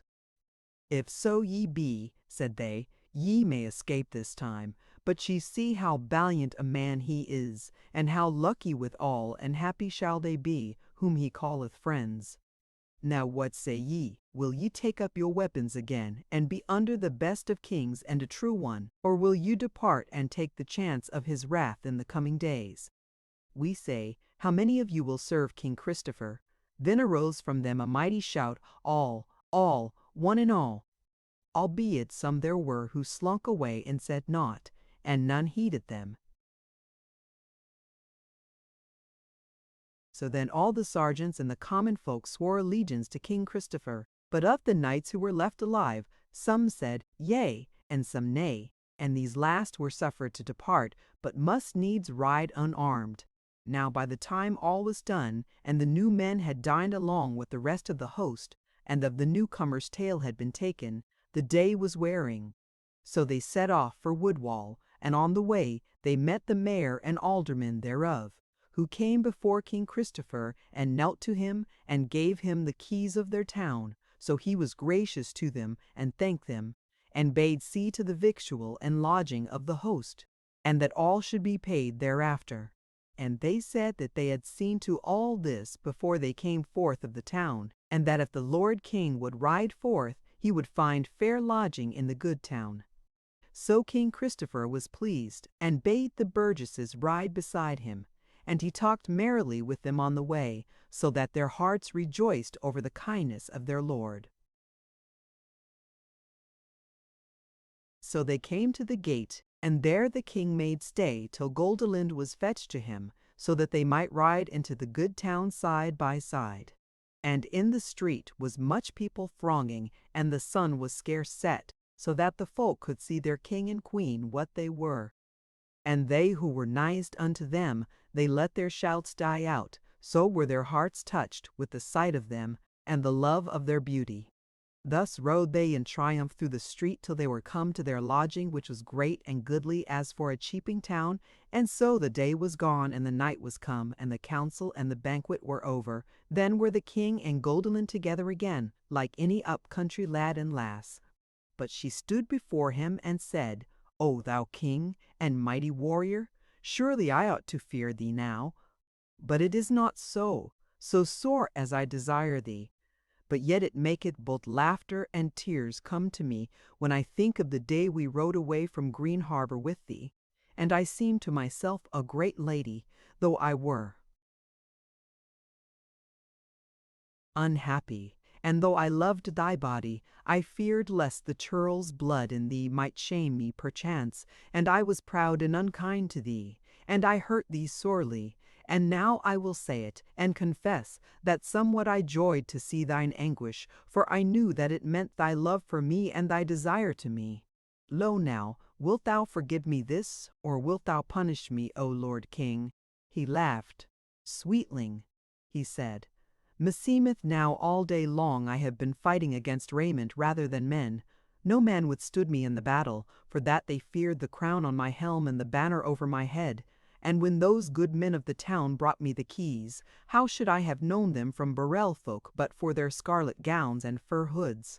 And meseemed that when they knelt to me, it was the scarlet gowns kneeling to the kingly armor. Therefore, sweetheart, if thou fearest that the king should punish thee for so wounding the poor Christopher of those few days ago, as belike thou deservest it, bid the king do off his raiment, and do thou in likewise, and then there shall be no king to punish, and no king scather to thole the punishment, but only Christopher and Goldilind, even as they met erewhile on the dewy grass of Littledale. She blushed blood red, but ere his words were done, her hands were busy with girdle and clasp, and her raiment fell from her to the earth, and his kingly raiment was cast from him, and he took her by the hand and led her to the bed of honor, that their love might have increased that night also. Chapter 35. An Old Acquaintance and an Evil Deed. When morning was, and it was yet early, the town was all astir, and the gates were thrown open, and weaponed men thronged into it, crying out for Christopher the king. Then the king came forth, and Jack o' the Toffs, and his sons, and Oliver Marson, and the captains of Brimside, and the host was blown together to the marketplace, and there was a new tale of them taken, and they were now hard on 70 hundreds of men. So then were new captains appointed, and thereafter they tarried not save to eat a morsel, but went out a gates faring after the banners, to Oaken realm, all folk blessing them as they went. Naught befell them of evil that day, but ever fresh companies joined them on the road. And they gat harbour in another walled town, hight Sevenum, and rested there in peace that night, and were now grown to 80 hundreds. Again on the morrow, they were on the road betimes, and again much folk joined them, and they heard no tidings of any foeman faring against them. Whereat Jack of the Toffs marvelled, for he and others had deemed that now at last would Rolf the traitor come out against them. Forsooth, when they had gone all day and night was at hand, it seemed most like to the captains that he would fall upon them that night, whereas they were now in a somewhat perilous pass. For they must needs rest at a little thorp, amidst of great and thick woods, which lay all round about the frank of Oakenham, as a garland about a head. So there they kept watch and ward more heedfully than their wont was, and King Christopher lodged with Goldilind at the house of a good man of the thorp. Now when it lacked but half an hour of midnight, and Jack o' the Toffs and Oliver Marson and the captain of Woodwall had just left him, after they had settled the order of the next day's journey, and Goldilind lay abed in the inner chamber, there entered one of the men of the watch and said, Lord King, here is a man hereby who would see thee. He is weaponed, and he saith that he hath a gift for thee. What shall we do with him? Said Christopher, Bring him in hither, good fellow. And the man went back, and came in again leading a tall man, armed, but with a hood done over his steel hat, so that his face was hidden, and he had a bag in his hand with something therein. Then spake the king and said, Thou man, since thy face is hidden, this trusty man-at-arms shall stand by thee while we talk together. Lord, said the man, let there be a dozen to hear our talk. I care not, for I tell thee that I come to give thee a gift, and gift-bearers are oftenest welcome. Quoth the king, Maybe, yet before thou bring it forth I would see thy face, for meseems I have an inkling of thy voice. So the man cast back his hood, and lo, it was Simon the squire. Ha! said Christopher, is it thou then? Hast thou another knife to give me? Nay, said Simon, only the work of the knife. And therewith he set his hand to the bag and drew out by the hair a man's head, newly hacked off and bleeding, and said, Hast thou seen him before, Lord? He was a great man yesterday, though not so great as thou shalt be tomorrow. Once only I have seen him, said Christopher, and then he gave me this gift. And he showed his father's ring on his finger. Thou hast slain the Earl Marshal, who called himself the King of Oaken Realm. My traitor and dastard, he was but thy friend. Wherefore have I two evil deeds to reward thee, Simon, the wounding of me and the slaying of him. Dost thou not deem thee gallows ripe? King, said Simon, what wouldst thou have done with him hadst thou caught him?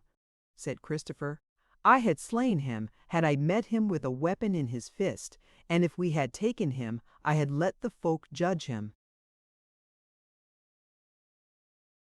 Said Simon, that is to say that either thou hadst slain him thyself, or bidden others to slay him. Now then, I ask thee, King, for which deed wilt thou slay me? For not slaying thee, or for doing thy work and slaying thy foe? Said Christopher to the guard, Good fellow, fetch here a good horse ready saddled and bridled, and be speedy.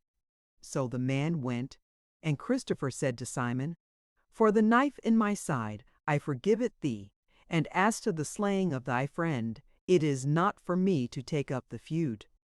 But this is no place for thee. If Jack of the Toffs, or any of his sons, or one of the captains findeth thee, soon art thou sped. Wherefore I rede thee, when yonder lad hath brought thee the horse, show me the breadth of thy back, and mount the beast, and put the most miles thou canst betwixt me and my folk, for they love me. Said Simon, Sorry payment for making thee a king. Said Christopher, Well, thou art in the right. I may well give gold for getting rid of such as thou. And he put his hand into a pouch that hung on his chair, and drew out thence a purse, and gave it unto Simon, who took it, and opened it, and looked therein, and then flung it down on the ground. Christopher looked on him wrathfully with reddened face, and cried out, Thou dog, wouldst thou be an earl and rule the folk? What more dost thou want? This, cried out Simon, and leapt upon him, knife aloft. Christopher was unarmed utterly, but he caught hold of the felon's right arm with his right hand, and gripped the wrist till he shrieked. Then he raised up his mighty left hand, and drave it down on Simon's head by the ear, and all gave way before it, and the murderer fell crushed and dead to earth. Therewith came in the man-at-arms to tell him that the horse was come, but Treblier stared wild when he saw the dead man on the ground. But Christopher said, My lad, here hath been one who would have thrust a knife into an unarmed man, wherefore I must needs give him his wages. But now thou hast this to do. Take thou this dead man, and bind him so fast on the horse thou hast brought, that he will not come off till the bindings be undone. And bind withal the head of this other, who was once a great man and an evil, before the slayer of him, so that it also may be fast. Then get thee to horse, and lead this beast and its burden till you are well on the highway to Oakenham, and then let him go and find his way to the gate of the city if God will. And hearken, my lad, seest thou this gold which lieth scattering on the floor here? This was mine, but is no longer, since I have given it away to the dead man just before he lifted his hand against me. Wherefore now I will keep it for thee, against thou comest back safe to me in the morning betimes, as I deem thou wilt, if thou wilt be hight to St. Julian the helping of some poor body on the road. Go therefore, but send hither the guard, for I am weary now, and would go to sleep without slaying any man else. So departed the man full of joy. And Christopher gathered his money together again, and so fared to his bed peacefully. Chapter 36. King Christopher comes to Oakenham.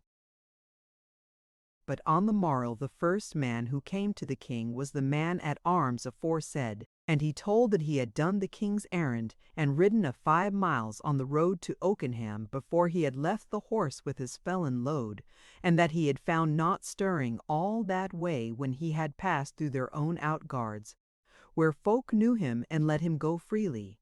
And, quoth he, it is like enough that this gift to Oakenham, Lord King, has by now come to the gate thereof. Then the king gave that man the gold which he had promised, and he kissed the king's hand and went his ways a happy man. Thereafter sent Christopher for Jack of the Toffs, and told him in few words what had betid, and that Rolf the traitor was dead. Then spake Jack, King and fosterling, never hath so mighty a warrior as thou waged so easy a war for so goodly a kingdom as thou hast done. For surely thy war was ended last night, wherefore will we straight to Oakenham, if so thou wilt.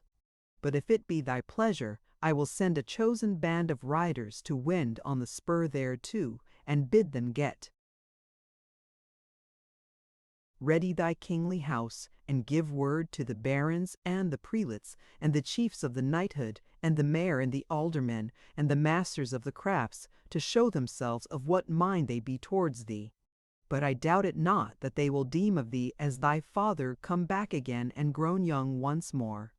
Now was Christopher eager well nigh unto weeping to behold his people that he should live amongst, and gladly he yea said the word of Jack of the Toffs. So were those riders sent forward, and the host was ordered, and Christopher rode amidst it, with Goldilind by his side. And the sun was not yet gone down when they came within sight of the gate of Oakenham, and there before the gate, and in the fields on either side of it, was gathered a very great and goodly throng, and there went forth from it to meet the king the bishop of Oakenham, and the abbot of St. Mary's, and the priored cobs, with the clerks and the monks, did the might full sal him, the fun shemimni, the people proculgace, fitam came singing to meet him, and the bishop blessed him and gave him the hallowed bread, and the king greeted him and craved his prayers. Then came the burgrave of Oakenham, and with him the barons and the knights, and they knelt before him, and named him to king, and the burgrave gave him the keys of the city. Thereafter came the mayor and the aldermen, and the masters of the crafts, and they craved his favor, and warding of his mighty sword, and all these he greeted kindly and meekly, rather as a friend than as a great lord. Thereafter were the gates opened, and King Christopher entered, and there was no gainsaying, and none spake a word of the traitor Rolf. But the bells of the minster and of all the churches rang merrily, and songs were sung sweetly by fair women gloriously clad. And whereas King Christopher and Queen Goldilind had lighted down from their horses and went afoot through the street, roses and all kinds of sweet flowers were cast down before the feet of them. All the way from the city gate to the king's high house of Oakenham. There then in the great hall of his father's house stood Christopher the king on the dais, and Goldilind beside him, and Jack of the Toffs, and the chiefest of the captains, and the bishop, and the greatest lords of the barons, and the doughtiest of the knights, and the mayor, and the aldermen, and the masters of the crafts, sat at the banquet with the king and his mate. They brake bread together, and drank cups of renown, till the voide cup was borne in. Then at last were the king and the queen brought to their chamber with string play, and songs, and all kinds of triumph. And that first night since he lay in his mother's womb, did child Christopher fall asleep in the house which the fathers had builded for him. Chapter 37 of child Christopher's dealings with his friends and his folk.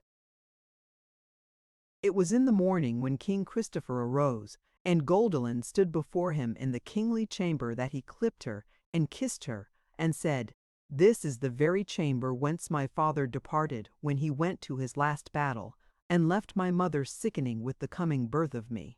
And never came he back hither, nor did mine eyes behold him ever. Here also lay my mother, and gave birth to me, and died of sorrow, and her also I never saw, save with eyes that noted not that I might remember. And my third kinsman was the traitor that cast me forth of mine heritage, and looked to it that I should wax up as a churl, and lose all hope of high deeds. And at the last he strove to slay me. Therefore, sweet, have I no kindred, and none that are bound to cherish me, and it is for thee to take the place of them, and be unto me both father and mother, and brother and sister, and all kindred. She said, My mother I never saw, and I was but little when my father died, and if I had any kindred thereafter, they loved me not well enough to strike one stroke for me, Nay, or to speak a word even, when I was thrust out of my place and delivered over to the hands of pitiless people, and my captivity worsened on me as the years grew. Wherefore to me also art thou, in the stead of all kindred and affinity.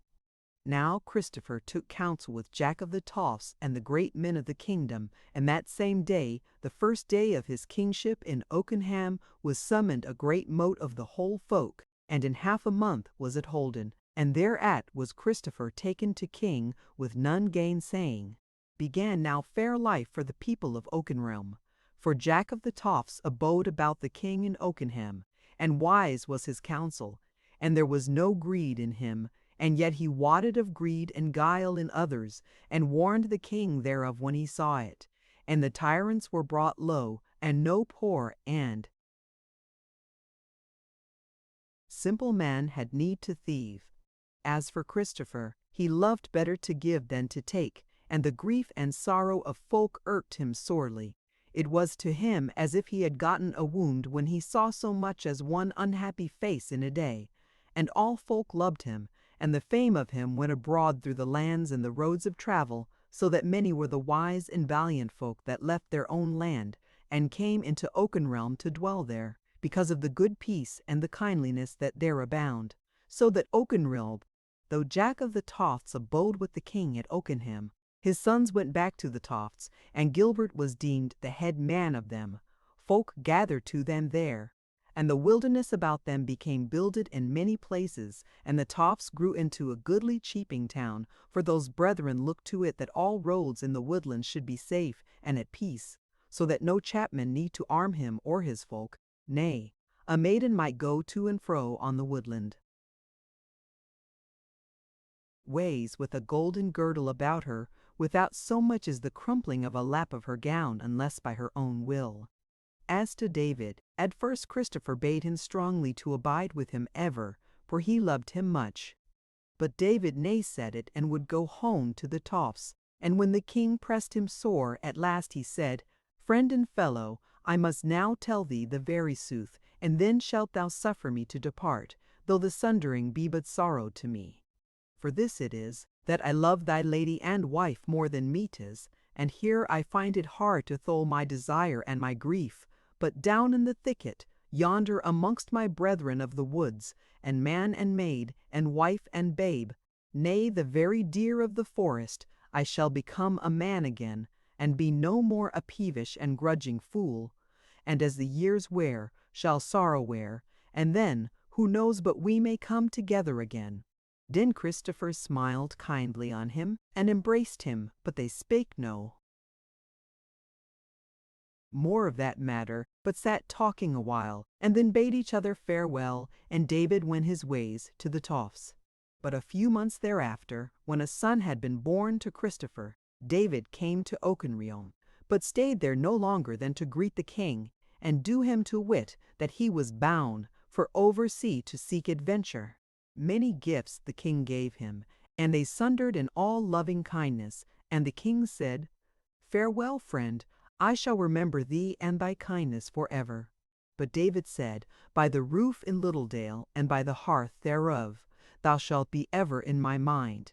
Thus they parted for that time. But 25 years afterwards, when child Christopher was in his most might and majesty, and Goldilind was yet alive and lovely, and sons and daughters sat about their board, it was the Yule feast in the king's hall at Oakenham, and there came a man into the hall that none knew, big of stature, grey-eyed and hollow-cheeked, with red hair grizzled and worn with a helm.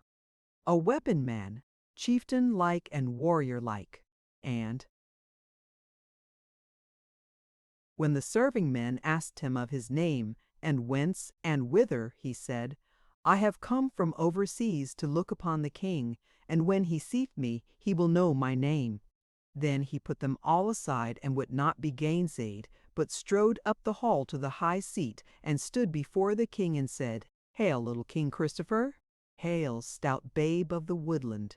Then the king looked on him, and knew him at once, and stood up at once with a glad cry, and came round unto him, and took his arms about him, and kissed him, and led him into the high seat, and set him betwixt him and Goldilind, and she also greeted him, and took him by the hand, and kissed him.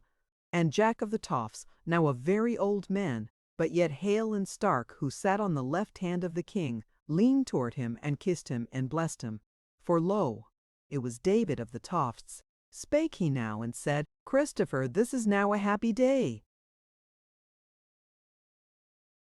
Said the king, David, whither away hence, and what is thine heart set upon? On the renewal of our youth, said David, and the abiding with thee. By my will, no further will I go than this thine house. How sayest thou? As thou dost, said Christopher, that this is indeed a happy day. Drink out of my cup now, to our abiding together, and the end of sundering till the last cometh. So they drank together, they two, and were happy amidst the folk of the hall. And at last the king stood up, and spake aloud, and did all to wit that this was his friend and fellow of the old days, and he told of his doughty deeds, whereof he had heard many a tale, and treasured them in his heart while they were apart, and he bade men honor him, all such as would be his friends. And all men rejoiced at the coming of this doughty man, and the friend of the king. So there abode David, holden in all honor, and in great love of child Christopher and Goldilind. And when his father died, his earldom did the king give to David his friend, who never sundered from him again, but was with him in peace and in war, in joy and in sorrow. Chapter 38 of Matters of Meedom. Goes the tale back now to the time when the kingship of child Christopher was scarce more than 1 month old, and tells that as the king sat with his queen in the cool of his garden on a morning of August, there came to him a swain of service, who did him to wit that an outland lord was come, and would see him and give him a message. So the king bade bring him into the garden to him straightway. So the man went, and came back again, leading in a knight somewhat stricken in years, on whose green surcoat was beaten a golden lion. He came to those twain, and did obeisance to them, but spake, as it seemed, to Goldilind alone. Lady and Queen of Meedom, said he, it is unto thee, first of all, that mine errand is. Then she spoke and said, Welcome to thee, Sir Castellan of Green Harbour. We shall hear thy words gladly. Said the newcomer, Lady, I am no longer the Burgrave of Green Harbour, but Sir Gisbert, Lord of the Green March, and thy true servant, and a suitor for thy grace and pardon.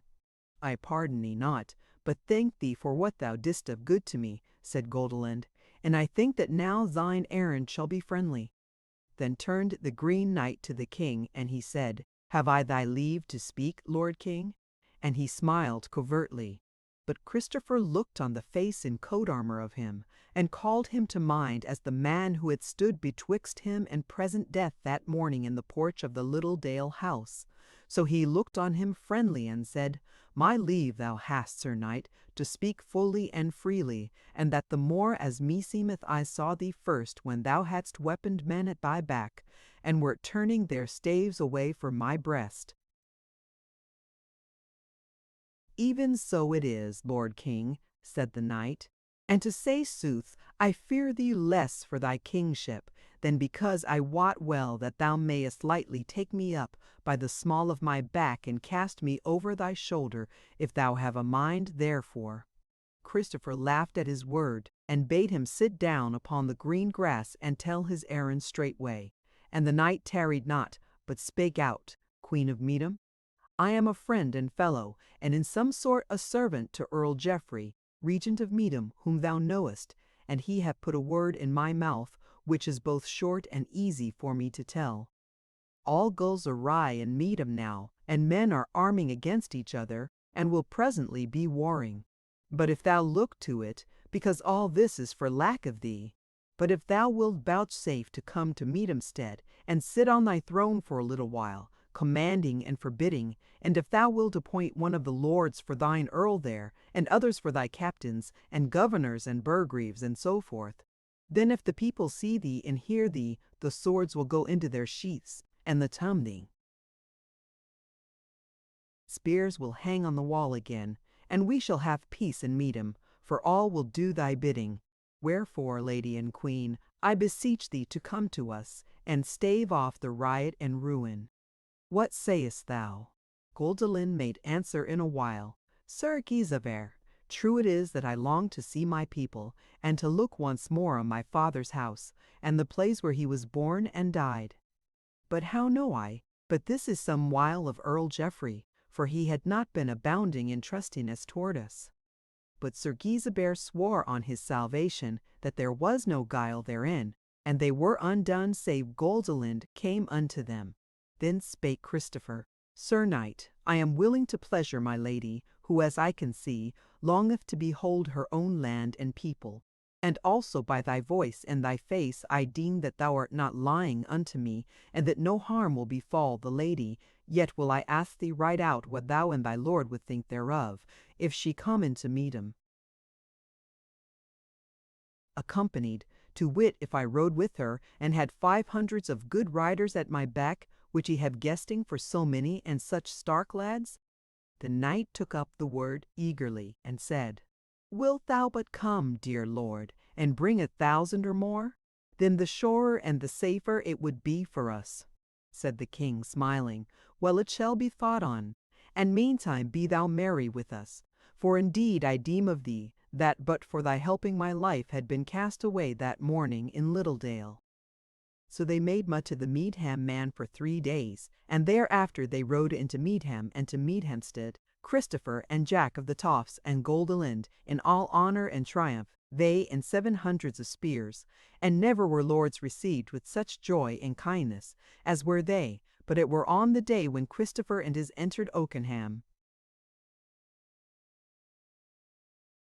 The Earl Geoffrey was not amongst them that met them, but when as they sat at the banquet in the hall, and Goldilind was in the high seat, gloriously clad, and with the kingly crown on her head, there came a tall man up to the dais, grey-headed and keen-eyed, and he was unarmed, without so much as a sword by his side, and clad in simple black.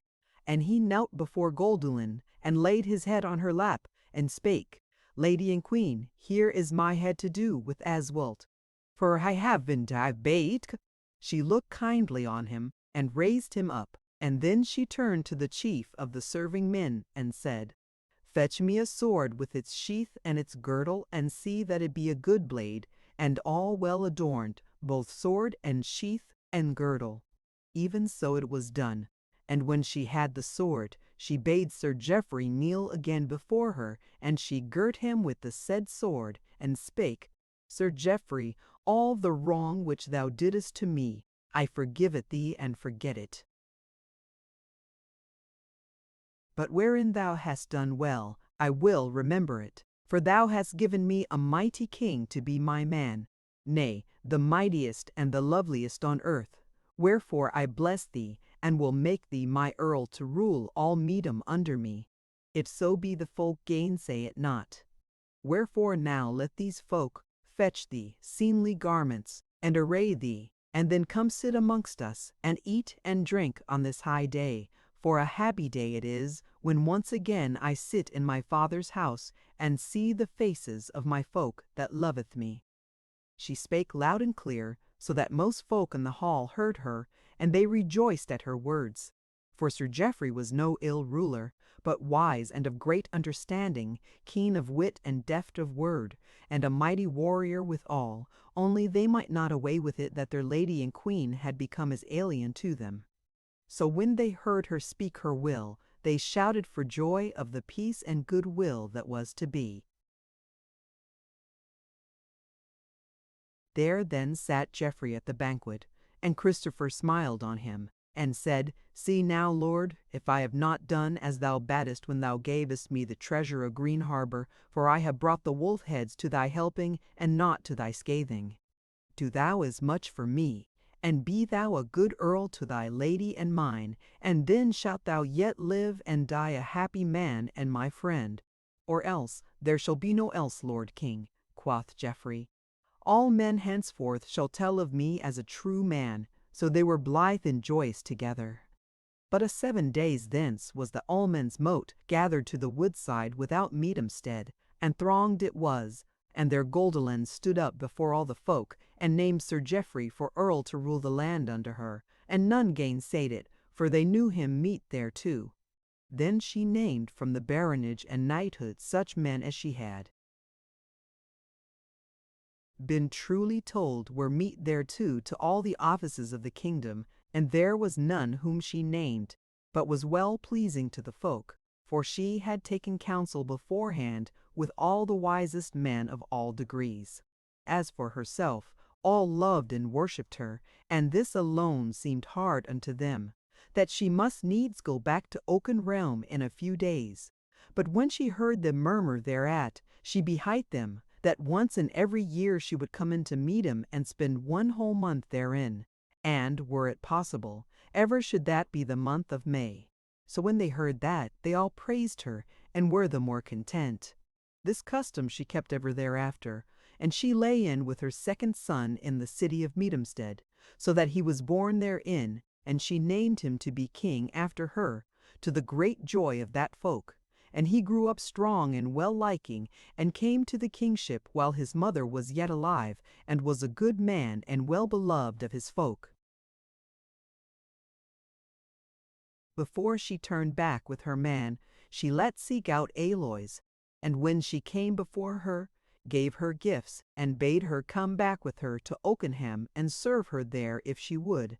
And the damsel was glad, for there in Meadhamstead was she poor, and not well seemed to, whereas it was rumoured of her that she had been one of the jailers of Goldilind.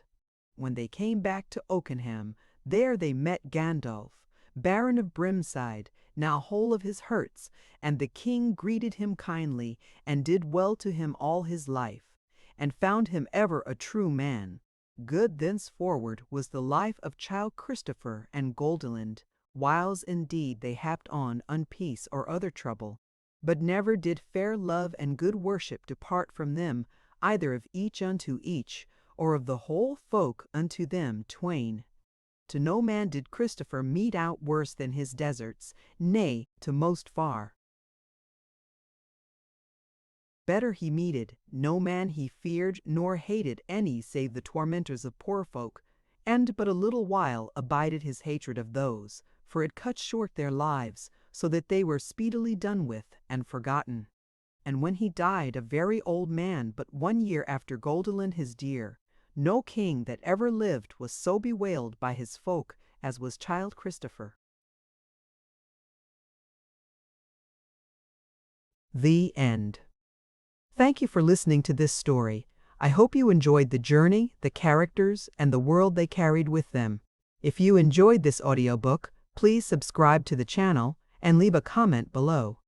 Your support helps keep these stories alive and allows more timeless books to be shared with listeners around the world. Until next time, thank you for listening.